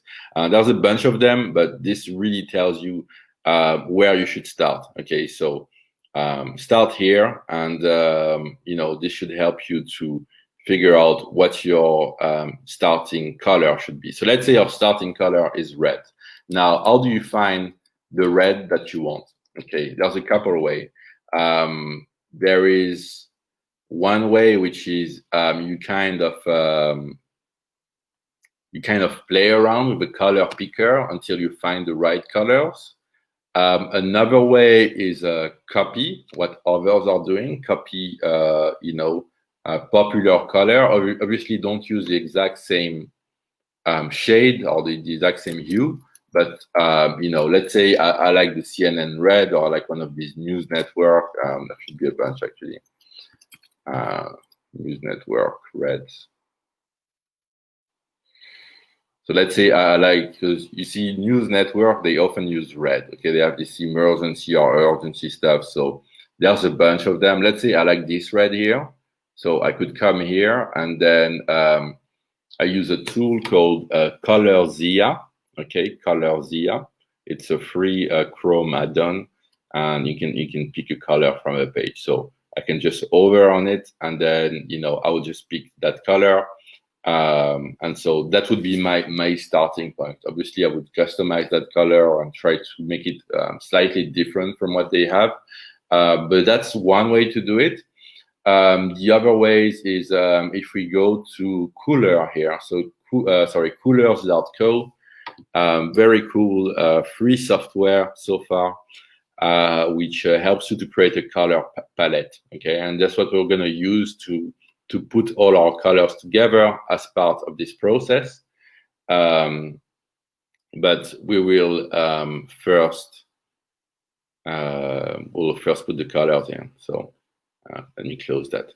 So now I have copied my color, the red I found from Google Images. So I'm just going to paste it here. Okay, and yeah, what I could do, I could play with shades. Okay, so let's say that red is too red, so I can go with that one maybe, and you know, go for a slightly different red. They have a bunch of tools here where you can actually edit the color and change them around. So here I'm using the X code, but I can use the picker, and I can move it around until, you know, I'm happy with the color. All right. So that's the dominant color. Okay, the other way you can do it, and one way which I really like, which one of our customers used for his website, which is called CBD Zoo. I hope it's still online. So he was looking for a special green, okay, as his dominant color. Okay, and you can see here, he's using this kind of green as his dominant color. So the way he found it is he went to Google Images. So we have that in our training as well. And let's say I'm looking for sprouts of flower sprout. I'm trying to think of a specific flower, but I can't remember how you say it. Yeah, exactly. So he found this image here of a sprout of a flower, and he wanted to have that kind of green, a natural green. And that's a good way to find a color that's going to be unique to you. Okay, so let's say I have this image here. I can download it. Okay, and I call it green. And now I come to coolers.co, and I click on create palette from photo. Okay, so now, okay, I didn't download that image properly. So I'm just screenshot it. All right, so now what I will do is I will drag and drop my image here. So we're still, you know, talking about the main colors, but I'm just showing you different ways you can find it. Okay, so start with the color psychology. And then here, I'm just uploading the image here to Coolers. And I can move this picker here, okay, the color picker. And this way I can pick the exact colors that I want from this image, okay? But I'm just focused on my dominant color, so I'll probably just do that. But let's say, you know, I'm happy with that. I'll just open in the generator. And now I have this green, which is unique to me, which I found by uploading an image of a plant. Okay, so just a couple ways that you can find your dominant color. Okay, so let's say I'm going with the red for the purpose of the branding app here. Next, we have the base color. Okay, so I have too many tabs open here. I don't know what's going on. Okay, so next we have the base color. So the base color is gonna be what's gonna be your main background color. So in 99% of the case, it's gonna be white. Okay, like 99% of websites nowadays, they have a white background. In very rare cases, if you have a luxury brand, if you really know, or what you're doing in terms of colors, you might use black, or you might use a light gray. But in 99% of the cases, again, it will be white. Next, we have the accent color. So the accent color is also called your CTA color. So this is going to be the color of your call to action. Okay. And there is two ways to find your CTA colors. The first way is just Google CTA button colors, because this is a convention on the internet in web design. You don't need to be creative with your CTA button color. Like, it's been tested to death. There's only a handful of colors you can use. And so one way, you just Google this, come to one of these visuals, and here they tell you, okay, what's the best CTA button color? So they tested a bunch of them, and according to their test, the blue works best, but you just want to pick a color that kind of works for you, okay? And that should be enough, okay? You can see here, choosing a CTA button color, you have yellow, red, so you can just use your color picker again, pick color from page, and then let's say I like the green, I would pick the green. Okay, so that's one way to do it. You just want to pick, and I can enter it here in the branding app, of course. I will enter the red here as well. But I usually like to work from Coolers here because they have a very good interface to help you get started, to really visualize the color. So you can see this is the CTA color I just picked from this button here, the green button. And that could work. So again, for CTA colors, you don't have to be too creative. You can just pick one almost at random here.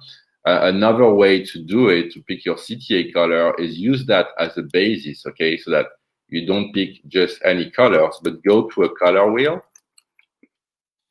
And what you're looking for is going to be the complementary color of your dominant color, okay? So the way it works is, if I open the color wheel here, okay, and so my dominant color is red, all right, because I chose that already.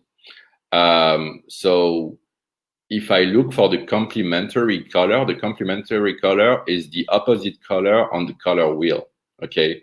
So this means that my CTA could be green and it would work fine in terms of color theory, okay? That's another kind of layer you can add. So let's say your dominant color is blue, then the complementary color would be orange. And that's why you often see this kind of color scheme. Next time you go online, look for it, where, the logo will be blue, the dominant color will be blue, and the buttons will be orange. Okay, so that's another way to find your CTA color, okay? And the third way, which can work in some cases, it doesn't in some, is to use the same color for your dominant color and your CTA color. And this doesn't always work. It works for the branding app because it's red, and red goes well as a CTA color. So if you see in the branding app, our logo is red and our buttons are red.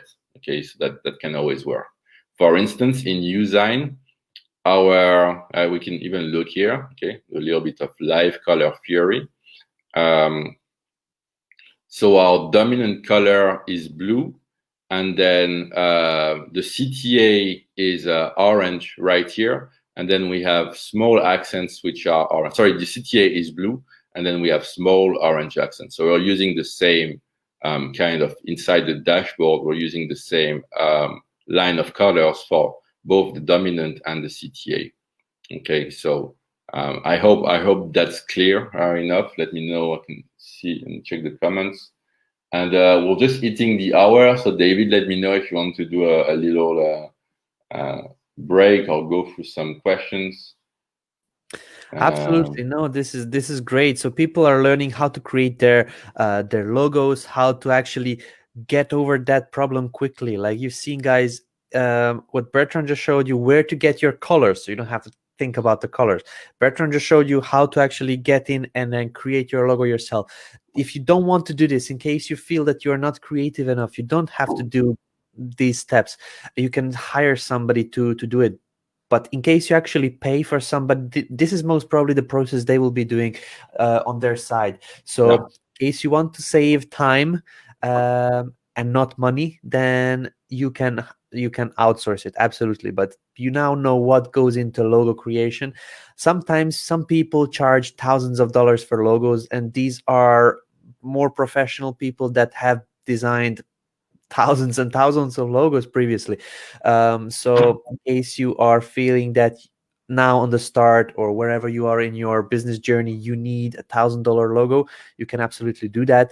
Yeah. But you don't have to. I'm pretty sure Bertrand created his own logo for Usign, and this is a very well running business for branding.app as well. So you don't have to actually spend and invest that much money into logo creation, because most probably it will change later on as well. It changed for Groove, it changed for GrooveCart, it changed for even Google. Like these logos are some things that change over the years. So investing now into logos immediately at the beginning of your journey is not probably the best idea to spend money on. So what Bertrand is showing you is a free way, like literally free. He's giving you all the tools you need to do. He showed you Coolers, he showed you Usign, he showed you the branding app. So you can see the main brands. There's GiftSign, MockSign, LogoSign. Most probably he created all of this himself. Yeah, the first Usign logo I created it myself. This version I didn't. We got a designer, but I was trying to show you the first Usign logo, and we used it for like 3-4 years, and it was very, very simple. Oh, here we go. This is it here. So to show you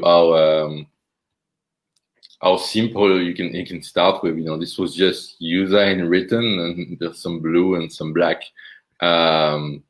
So yeah. Obviously the new one is a bit more. We use a designer, but like I say, you can. What I recommend is either follow, what I showed you, that strategy to the T, or hire a designer for $50.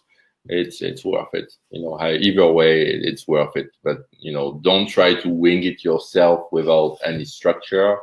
That's the worst that can happen. And we want, like you talked about at the beginning, like we want all the parts of the brand to be sufficient. We don't need an amazing logo. We don't need an amazing, copywriting expert to do our copy. We just need them to be sufficient and to be structured. Yeah. You don't need to be perfect. You just need to get it going. And then, as you see in the first Usign logo, it looks like it was created in Microsoft Word. Like it's just two words. One part of the word is blue. The other part of the word is black or white, as you can see on the screen now. So it really doesn't have to be professional. And even in the previous Grooveathon, the 12-hour Grooveathon, which is the mini Grooveathon, if we have a look, if we compare it to this one, we had John Cornetta, one of the co-founders of this Groove Digital and the software GrooveFunnels. He talked about him not having logo for 2 years while he was actually making thousands and thousands of dollars monthly for his drop shipping businesses. He didn't even have a logo. So what you have now is a very simple way to actually create a logo in a couple of steps. As you see now, Bertrand just took a square, put a font, typed in B, and there you go. Like, it's your font. Really not complicated. So yeah.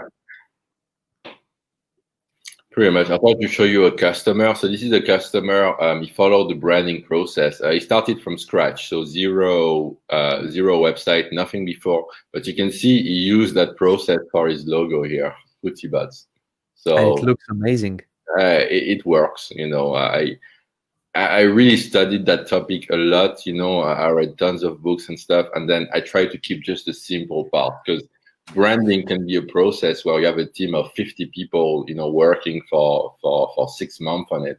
But we try to make it a one-man show or one-woman show, and you can do it in a day or two, right? So we just kept the simplest parts of it. And even if you don't need it for your own business, like, you have now a step-by-step process with all the tools you need to actually create logos for others. So let's just say, in case you are thinking about creating an agency for designing logos, now you have the necessary tools, the necessary knowledge to actually design and sell those logos yourself. So why wouldn't you be one of those people that actually sells logos for $50, as Bertrand just said? You can do it. You have the know-how, you have the tools. So there you go. Nothing is stopping you. Okay, so there is people asking about the access. As I mentioned previously, if you sign up for a GrooveFunnels during this launch or previously, you will receive your access in an email from Usign, from Chatmatic, from Slinglin, from all the other apps we are giving away as a bonus. It just needs a little bit of time to actually process all the sending. In case you are having difficulties logging in with your GrooveFunnels details, that will not be the correct details you need to actually log into Usign. So what I suggest is to wait for that email. In case, you can just start sign up for free. If you go to usign.com, you can sign up for free. It will be a very similar process in there as well. You will not have probably the same benefits as when the Groove email arrives, but you can start going. There is no reason to wait on anything. Let's see if you have any comments. I'll put up a banner, guys. In case you have any comments, please make sure you ask them now. Let's see if you have any interesting questions for Bertrand while he is on, just so that we have a little break from all the teaching and the tutorials that he's showing us. So in case you have a question, please put a Q in front of the question so that we can get it answered here for you. Let me see. I have another banner that would be better. There we go. So ask your questions now. Put a Q in front of your questions. So what do we need to sign up for today that is only available now? So this is branding.app/Groove. It is here in this scroll bar at the bottom of the video. You can see it says, make sure you go to branding.app/Groove to get the extra free app. So this is what you would need to do. This branding app is normally a paid app, but while Bertrand, we have him here teaching you guys, he is putting off this paywall or turning off the paywall, so you don't need to actually pay for it while he is here with us. Do free members get it? Yes. Question, Bertrand, congrats, beautiful looking system. Okay. Thanks, George. Question, what should be the color when people hover over call to actions? That's a great question, Bertrand. Could you maybe answer this one? So if you go to that level, usually like most software would do it automatically. I'm not sure with Groove how it works, but we'll get into that as we build the website, or if David, if you have the answer, you can tell us now. But so most software will apply some CSS automatically that makes the CTA color slightly darker. If it doesn't, if you have another software or you need to input it yourself, really what you want is a couple of shades down. Okay, so a shade is your main color with a tint of black. Okay, so you just click here in the app and you just go 2 shades down, and that gives you a slightly darker color. Yep. There is a question from Peggy. My business have 3 names. Would I still just use the first letter, La Vie Attache? What would you recommend in this case? La Vie Attache. Oh, okay. If you're using the letter, Yep. Good question. I would recommend you use an icon in this case. A symbol, that represents life or attachment, or Perfect. Yeah. So, what do you say about these handwritten logos, Bertrand? What is your opinion about these handwritten logos? You see a lot of these lady bloggers and mommy bloggers have these handwritten. What is your opinion on that one? It works great. So in the training, I talk about them a bit more depth about the 8 different types of logos. So this would be a word mark, where you just have pretty much the word is the logo. It's a bit like the earlier on the Google logo was like that, or the Coca-Cola logo. It's just a word mark, and then it's the matter of which font you use for your logo. Okay, so in the font training, we go a bit deeper into that, what kind of fonts you have. But that's a great solution as well. It's all about what you want to express with your brand and what's your own sensibility, to visuals and these kind of things. Mm-hmm. And to just a little bit extend the answer for the color of the CTA. If you're using these coolers, what Bertrand has on his screen now, where he is hovering with his mouse, you see that little square with little squares inside. In case you click on that, it gives you the shades. So if you click on that, you can choose one of the shades darker or lighter, and then use that as your call to action button. Then it will be like you hover over it and it's still on brand. So you have it for each colors in case you use the Coolers app, so which could be a tip. Question: is there a psychology in font usage for a brand? So we go very deeper into the font training, but the psychology is there's different font family. First, you have the serif fonts, like the Times New Romans and so on, which are a bit more formal, a bit used. They are usually used in prints. Newspaper traditionally have used serif fonts. So if you have a very traditional business and you want to kind of present yourself with authority and classical times, this kind of stuff, a serif font might work. Then you have the sans serif fonts. So these are like the Open Sans, the Arial.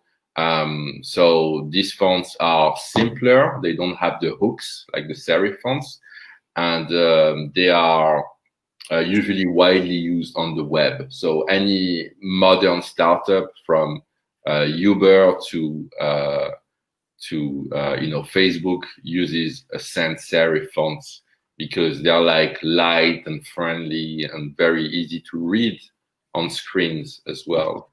Then you have the handwritten fonts, which can be a bit more personable. Then you have the display fonts, which are kind of bolder, like the impact font, large, bold font to show kind of power or boldness or determination.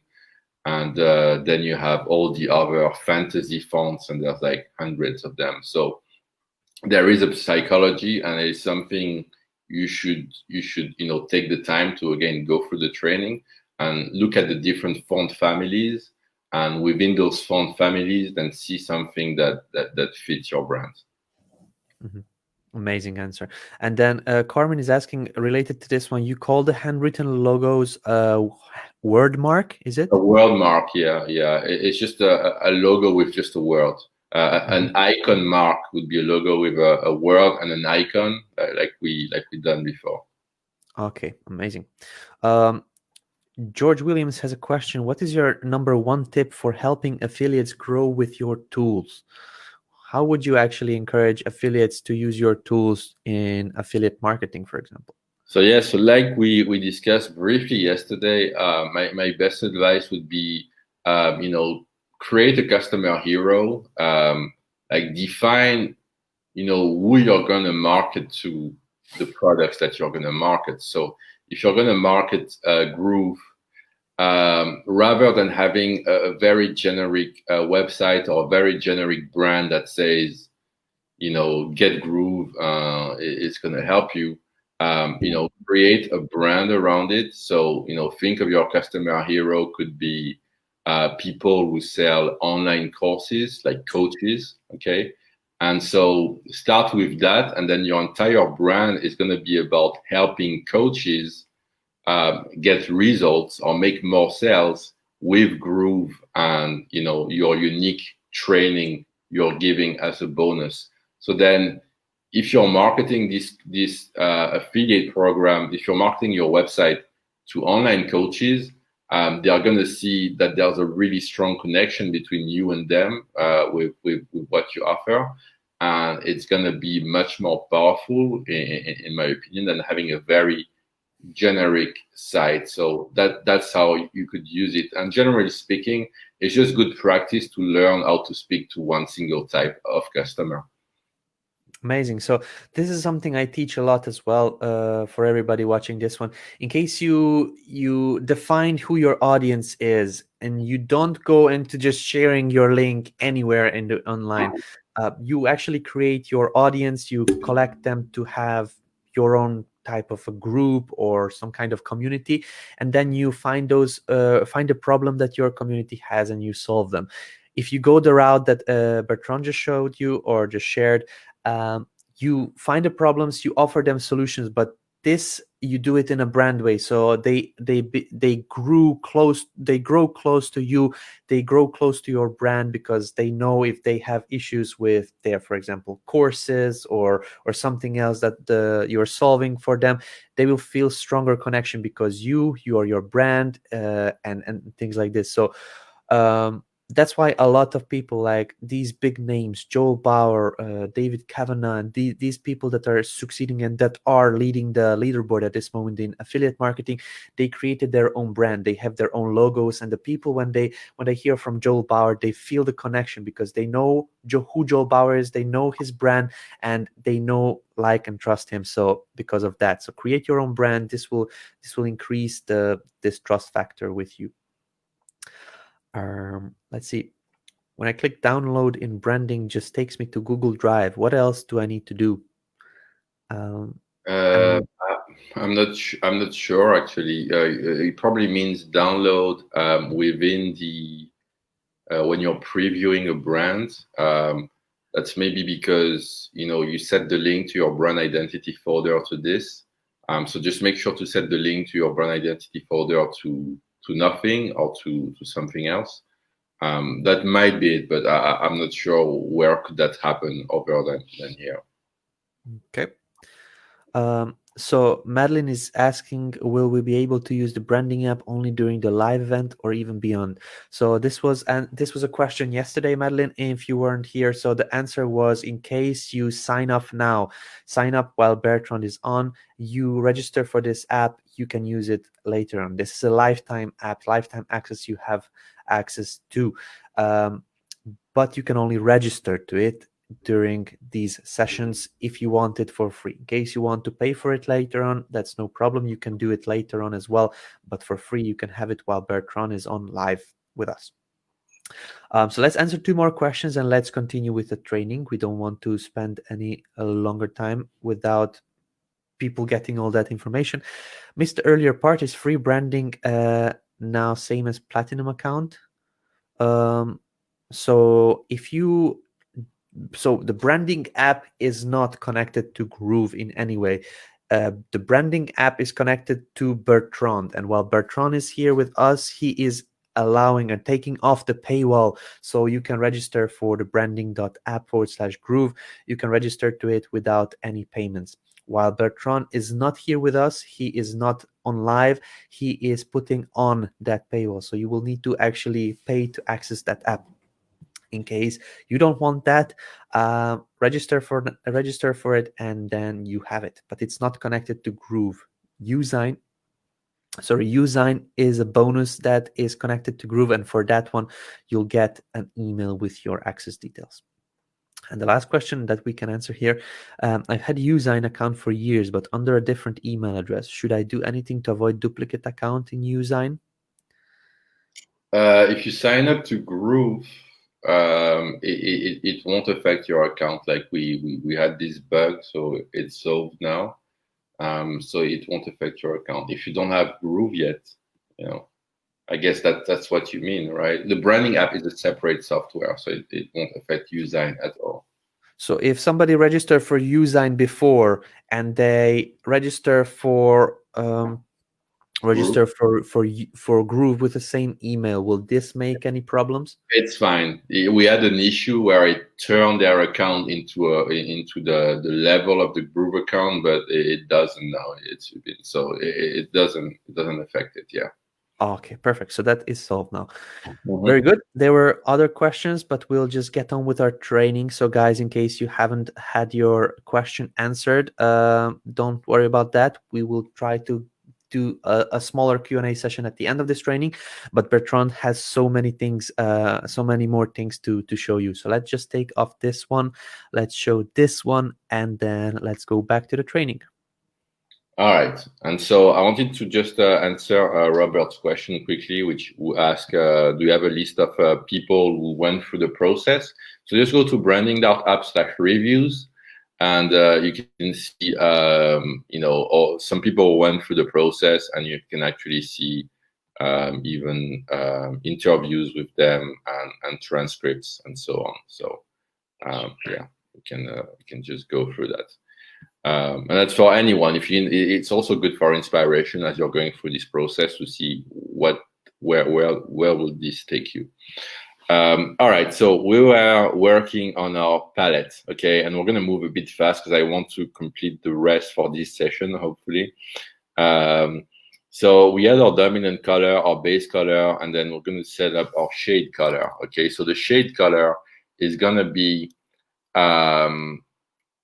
2 shades down your dominant color, okay. So I just copied my dominant color here, okay. So let's say this is the shade, so CC0, okay, this is my dominant color. So now I click here and I go 2 shades down, okay, and the shade is your main color plus some black, okay. That's how you can define it, okay. So just go 2 shades down, and that's my shade color. And I'll show you the use of this in a second. Next we have the tint color. So the tint is similar, is your main color plus some white, okay. So shade is with black and tint is with white.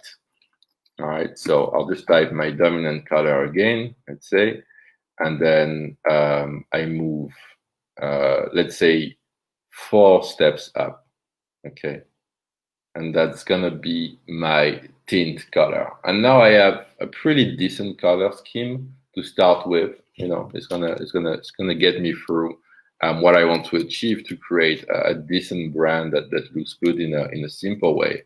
Now what I can do as well, what we have in the color training, we have a link to a free template, which is a color palette, which you can open in Usign. And so I will open it here. And so with this color palette, you can actually, try out your colors and see how they will actually appear in real life. Okay, so I'll just copy my accent color here. And I click on accent color, and then I can paste it here. Okay.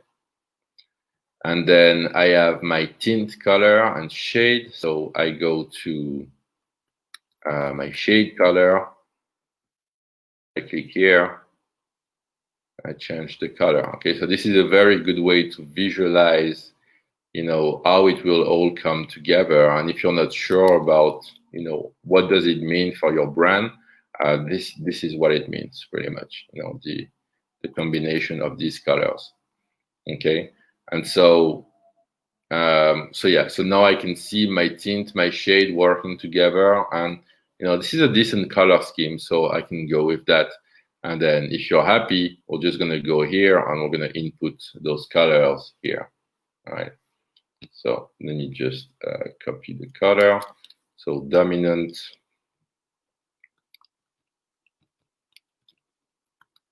it's slightly different here, base color, accent. So like we discussed before, in our case, it's gonna be the dominant is the same as the accent color for the branding app. The shade, okay, and the tint. All right, so this is the exercise in color theory and creating your color palette. And it's pretty cool. I struggled for a long time with color theory, but I think that this framework makes it understandable and makes it workable. All right. So next we have the fonts. Okay, so I'll move through it pretty quick here because we talked about the different font families during the Q&A session. So really there's 3 fonts you want to define. First is your headline font. So what's going to be your font for your big headlines on your website. Next is your paragraph font. So this is going to be the font for the block of text you have on your website. So in our case, we might have Montserrat for headlines, Poppins for paragraph, and for banners, we usually use Luckiest Guy, okay, which is a big, bold font. The banner fonts are going to be the fonts you're going to use for things like, if you're doing like Google AdWords banners or Facebook banners, or if you're doing like some flyers and you need a big, bold font, that's where it's going to come. So usually that's how you want to set them up. There are tools to help you find your fonts. There is one I recommend, which is fontpair.co, which again, we go through it in the training in great depth. Yeah, fontpair.co, they basically show you different font pairing. So you can see this is Laura and Merriweather, and usually it's the headline and the paragraph font. Okay, so Laura here is the headline font and Merriweather is the paragraph font. And you can see that Merriweather is it's a serif font. It's got the little hooks on the letter, so it's a bit more formal. Here you have another example, Proza Libre, which is going to be this font used in this headline, and Open Sans. Okay, so this website can help you find what would be your headline and what would be your paragraph font. Okay, so there's a lot of examples. It's pretty good. Okay, and then what you can do as well when you click on them is you can see some websites which use this font pair. Okay, so now I can see that this website is using Laura and Merriweather, Tyler Tringers. I have a screenshot here and I can go to the website. So it's a very good way to get a sense of fonts, because if you don't have the eye for fonts at the beginning, it can be, you might think they all look the same. But just looking through it, you'll notice some slight difference, and just go with something that works for you, and and based on what I suggest in the training as well. That's pretty much it. I also usually recommend you use Google Fonts. So all the fonts on this website I just show you, fontpair.co, are Google Fonts because they are free, they are open source. You don't need to worry about licensing issues, which can sometimes happen with some fonts. You can't use them in print. You can't print more than 10,000 copies of something. So it can be more or less a nightmare. So I usually just go for Google Fonts because they pretty much copied all the fonts out there and they made them available for free. So that usually works. Okay. For the third font category, we're gonna go for, so we talked about it before, the families are serif, sans serif, display, handwriting. So the last font category, the banner font, sorry, that we need, it should be a display font. All right. So here I just go on Google Fonts. I just select the display fonts here, and you can see there's a bunch of them. So I can just scroll until I find something nice. and you know, I can have some text like buy now, and it will show in the preview. So this is a pretty good tool to find your fonts, and they are free. All right, and so where are we? Okay, so the fonts, that's how it works pretty much. I'm just glancing at the comments here. See, everything is cool. Seems good. Marika says this is awesome. Name of that website, it was fontpair.co. Yeah, fontpair.co. Yeah. Thanks, Susanna. Okay, so pretty cool website to see, you know, how fonts work together. Then we have the imagery. Okay, so the imagery, there's a lot of concepts that go behind it, but again, I'll keep it simple for the sake of this presentation. The first one is the hero image. Okay, and let me try to reopen the Tesla brand example so you can see where this fits. Okay, and I can show you another brand actually.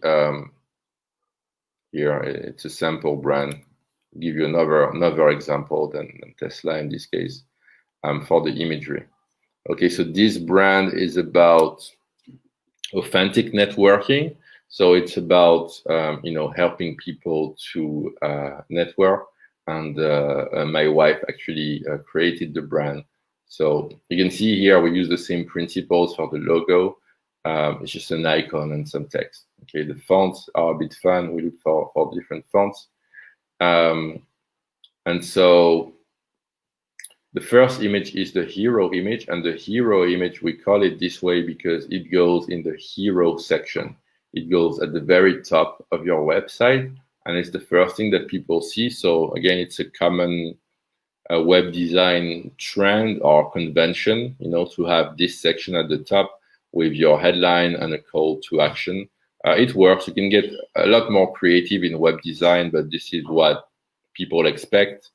A lot of users would expect, and it just works in terms of structure and layout.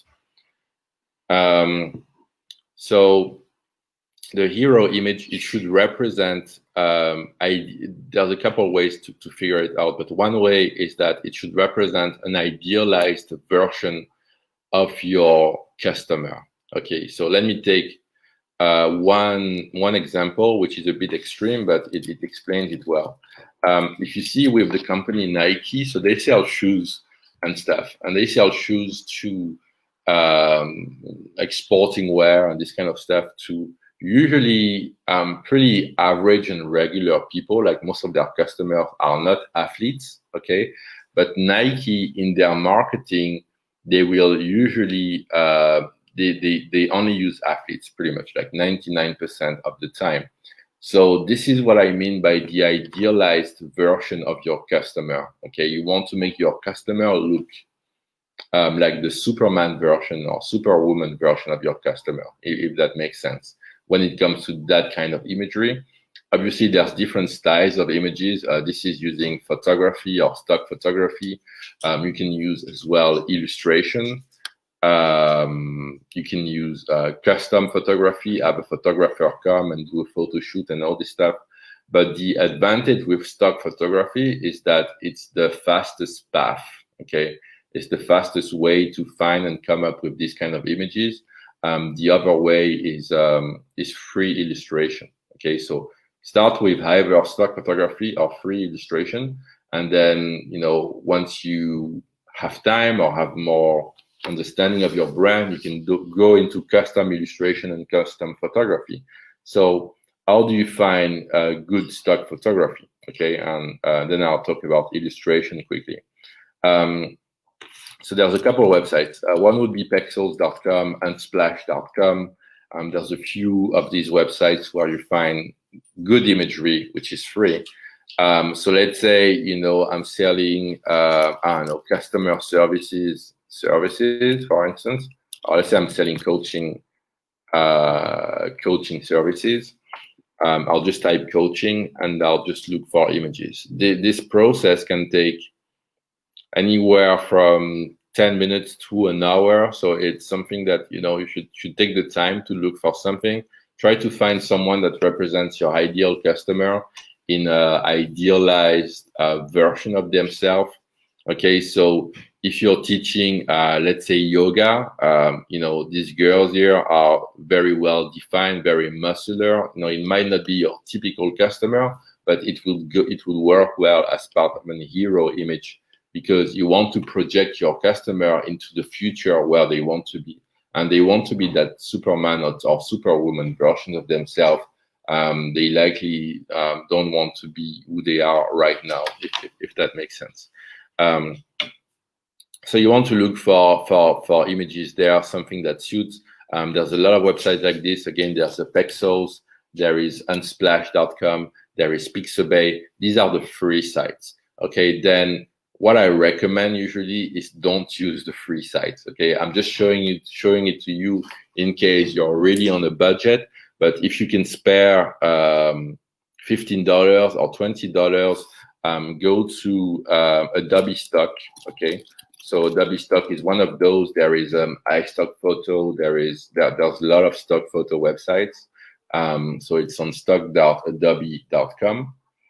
Susanna is having a good point. You know, remember diversity, single parent families, same gender families as well. Yeah, that's a good point. So about diversity and gender, how do we work that out? So first, you have to think about your customer hero. You know, if you're living in, you know, in Ghana or in Uganda, in East Africa, and your market is people in Uganda, then, you know, in terms of ethnicity, or you're going to want to show Black people. It's not going to work well if you're showing Asian people. You know, it's not going to be a good match with your customer hero.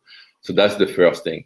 Now, if you're targeting different ethnic group, and, you know, in this case, you want to show a balance of gender, there are free images like this on our page. I should have started there. So there's the hero image, the problem solution image, and then the future casting image. Okay, so you have the opportunity to show different genders in those free images. So let's say you're targeting women, but, you know, men can be your clients. And I think that one of our customers had this issue. It's Mary from livebeyondstress.com. And so what she did was she was targeting mainly women. So in her hero image, she used a woman. In her problem solution image, she used a man. And then in the last image, she used a woman, you know. So that's how you go around this, but you have to be sensible, obviously, about gender and, you know, who you're targeting, and yeah.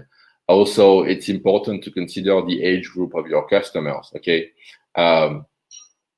in the case of Mary here, she's targeting women in their 40s and 50s and 60s.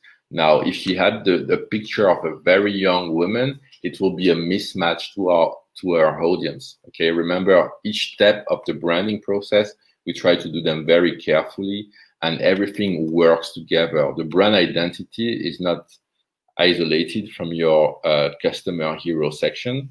It should work with it. Okay, and in fact, in the training, I recommend, before you go and look for these images, you read again your customer hero section, you read again your brand strategy, so that everything fits together in a way that's coherent. Okay, so you can see here it's a woman, then it's men, and, you know, different ethnicities, and then the last image here is a family. Actually, I'll explain that in a second. That's a good example, actually.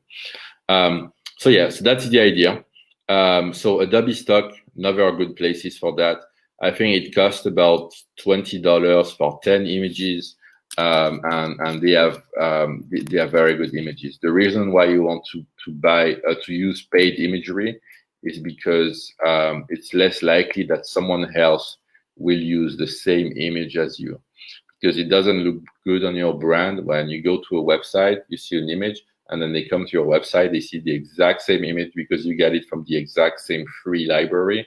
And again, because we try to do this exercise of branding properly, each step we try to do it well. What I usually recommend is Adobe Stock has good pricing. I think it's like $10, $20 for 10 images, which is plenty enough. And you can find some decent imagery here. Some other tips, try to be consistent in the imagery. So try to have consistent lighting if you can, consistent contrast. Just try, to have images that work with each other. Like you wouldn't use this as your hero image and then this as another image, because this shows toys or whatever that is, steps, and this shows people. Okay, if you're using people in one, use people in all. If you're using objects in one, use objects in all.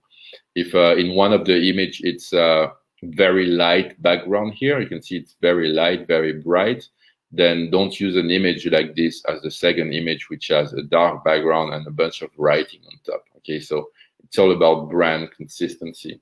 All right, so hope that makes sense. And Andrea is saying, did you notice Adobe stock logo? Okay, remember what we talked about before, designing logos? This is something we could have done, in that exercise. Just a square with rounded corner, ST. Okay, they could have just have S, but they have ST for stock, and that's it. So very, very good catch here, Andrea. Thanks. It really works. All right, cool. So that's for the hero image. Okay. So now you have the. So in my case, I have one here. It's not the perfect image for that case because this was I didn't get a lot of time to prepare this imagery. But if I go into my imagery, I have this image here from Adobe stock. It kind of represents I guess the branding creative process in the fun way. So that works. So I'm going to use this as my hero image. Okay, then you have your problem solution and future casting image. So problem solution is the image which is going to go in this block here. So this block is called the problem solution story block. So the idea here in this block, we will talk about what is the problem we are tackling, which we define in the brand strategy, and what is the solution we are offering. Okay, and we'll go through the copy together later on. But for now, we need an image that represents the problem. Okay, and so in the case of this brand, the problem was that lacking authenticity might be hurting your business. So we just found a generic image of someone looking up to the sky and something like that. So that could work. In our case, I have an image here of a woman, holding her head. Again, remember we defined the problem in the brand strategy was that poor branding is killing small businesses. So I assume this lady has a small businesses and poor branding is hurting her. So I'll just use that. Next, we have the future casting image, which is the image right at the bottom. So this is about projecting your customer into their future after they have used your services. Okay, so this image should be highly aspirational. It should really show that ideal future. So for instance, with Mary's website here, this is our future casting image. So our business is all about relieving people from stress.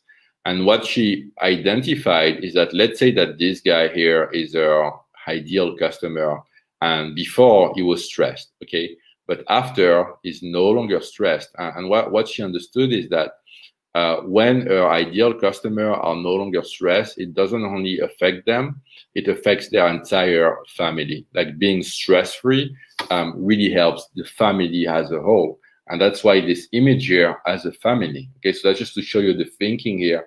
Really trying to think, what's life going to be like for ideal customer, and in the future. And this is again something we defined in the customer hero section under the future. Okay, so if you remember here in customer hero future, this is the customer future after they will use your service. I finally feel confident about my brand. I'll be able to have a clearer message. So everything works together in this process. Again, it's really important you don't do things in isolation, but you always refer to what you did. Again, for the problem solution image, we refer to the problem that we created in the brand strategy. Poor branding is killing small businesses. Okay, so future casting image. I have one from my library here. It's that same woman here. I get this from Adobe Stock. It was a series of photos using the same model, and I just put some visuals on top of it, and so we're going to use that. Then the other images are images which are related to your brand and are kind of like extra images you can have. Okay, so they are not necessary, but it's good to have them just to have a wider sense of what your brand is about. And in the future, when you need to find more images, then you can use this kind of this starting point to you know, add more images. Your offer images are related to the free services that you sell. Free products are free services. So the idea here is if you're selling, you know, multiple services, for now, for the branding process, just select 3 of them, okay? And if you're selling multiple products, just select 3 products, okay? It's just to get the process started. So in our case, let's say the first service is the branding app itself. So you have a screenshot of the branding app here, which I created with Moxine, one of our software. But you can do that with pretty much any mockup software. Here I have a screenshot, and this is actually of our old training, which is not up to date, but that will do. And here I have a screenshot of coaching, you know, which we did at some point, or for some customers for this. So the idea here is because I have, you know, with the branding app, I really have, it's only one software. So the offer images, they can be your free services, your free products, or the free features of your products. Okay, so that's another way to think about that. So in my case, it might be online training, online software, and you know, webinars or live calls or something like that. Okay. And then next we have the 3 steps icon. So again, we define the 3 steps, remember, in the helper section at the really beginning of our journey here. Sign up for branding app, take the training, create an amazing brand. And so now we're just going to upload matching icon.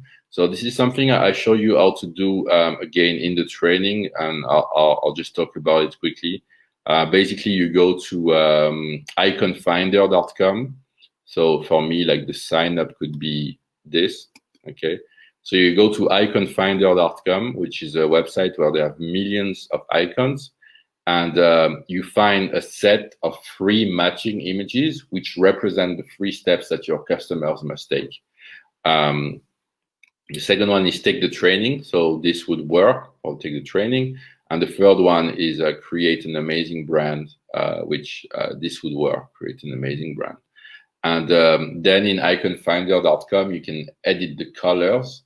And so you basically, I'll just show you that quickly because it's very cool. You can set up your dominant color in those icons. So this way, your brand is really on point all the way through. Okay, so let's see some examples here.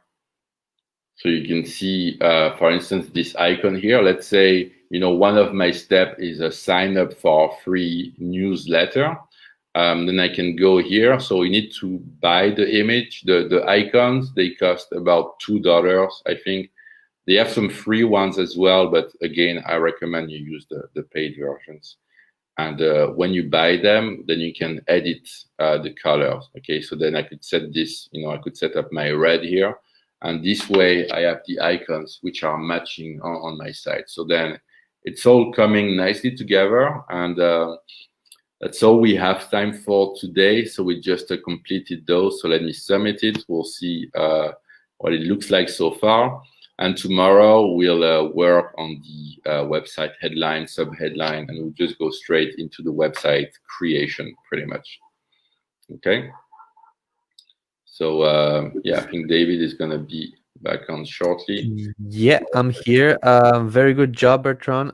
You did very nicely. People are super happy. People are saying like I should be sleeping, but something in myself just woke up. So, what you showed here is something that others charge, and basically, I've seen courses where people go and charge a lot of money for what you just showed us, Yeah, and yeah. I mean, you even have a simpler system than the courses that I've seen myself. So thank you very much for that.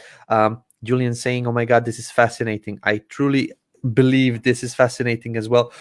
So a lot of people, when they create their logo, create their colors and fonts, they don't think about what you just mentioned, like who is the actual target audience, or what is the future they want to have, and things like this. So with your branding.app and your system that you show here, it really puts it together and really makes it a systematized way to create a brand again and again. So I don't know how you came up with this branding.app idea, but it makes so much sense to have something like that. So thank you one more time for that. thank you. No problem. Bertrand, we do have 2 prizes that we can give away. Do you want to maybe play a song for us? Yeah, let's do that. Awesome. Let's do that. All right. So, how does it work again? What the prizes are? Sorry. So the price is a $50 gift voucher to spend on groovegear.com. This is what the people can win. And if you weren't here yesterday, what Bertrand is doing is starting to play a song. You need to be careful. You need to listen and then put your hands on the keyboard in case you guess the song, in case you know what the song name is. So the name of the song and who sings it, or who is the artist. The first correct answer wins the prize. So let's just see who is the winner of the first prize. All right, ready? Ready? My guitar is not tuned, sorry, so it's not going to sound perfect, but let's go for it.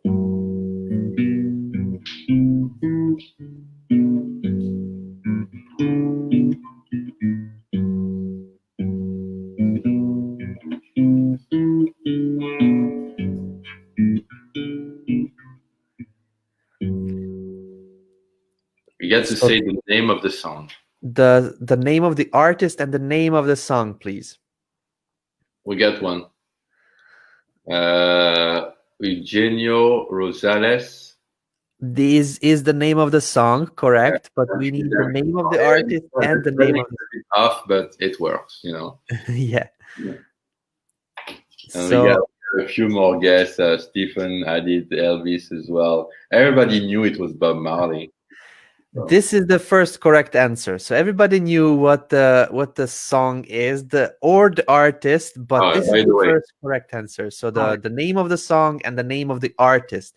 So congrats, Robert. You are the winner of this round. So the name of the song and the name of the artist. Yesterday it was a bit easier. People had to guess either the artist or either the song, but today we're asking for more. The longer we go in this Grooveathon, the more we ask for. So Robert, this one is on you, buddy. You won the prize, so please reach out to prizes@groovedigital.com. You are the winner of this one. So let's just see what the next song is. All right, get ready.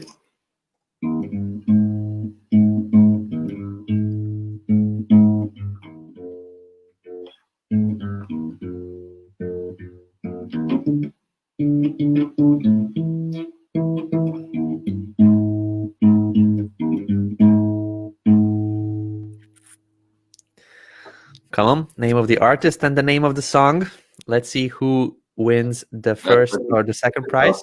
I don't even know the artist. Oh, I think someone got it. Let's see. Okay, perfect. There are people that are guessing the correct name of the song, but I believe this is the correct answer. I think that's the correct one. Yeah. Stand By Me by Ben E. King. Let me just correct. This is the correct answer. So D. Price, you are the winner of this one. There were other guesses on there. because Stand By Me is done as a cover Yeah. by a lot of artists. A lot of people. But Ben E. King is the correct answer on this one. So there is a Stand By Me version of the Drifters. There is I believe Everly or Iverly Brothers as well. Could be, not quite sure. Otis Reading, Benny King, Everly Bros. So there's loads of people, but Yeah, Ben E. I King don't is even the know correct which answer. one is the original one, but Perfect.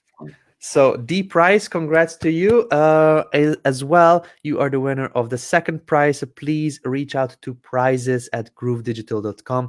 We'll get you your voucher. And with the vouchers, you can actually get a lot of interesting things. You can get one of these over here. So this is a Neon G logo. You can also win, or you can get yourself mugs and shirts and hoodies and backpacks and all kinds of different things that you want. So head over to groovegear.com, even if you didn't win, and have a look at what we have to offer. So Robert Beebe and D Price, congrats one more time. So that is about it. I want to thank Bertrand for an awesome session today. You did really well. We learned a lot from your training. We now know how to use Usign. We now know where to get the fonts, where to get the colors from. So in case you don't remember, it was coolors.co. So COOLORS.co. And what was the font? fontpair.co. Fontpair.com. So this is awesome. Now you can go out there, use those to create your own brand identity, put it in the branding.app software, and then you're up and running with your brand. So Bertrand, any parting words for today? Well, thanks to everyone for coming today. It was a very cool session. And I hope it was helpful to you. Again, all this training is available on the link below. And tomorrow we will carry on and we'll create our website in Groove. So don't miss that. Same time.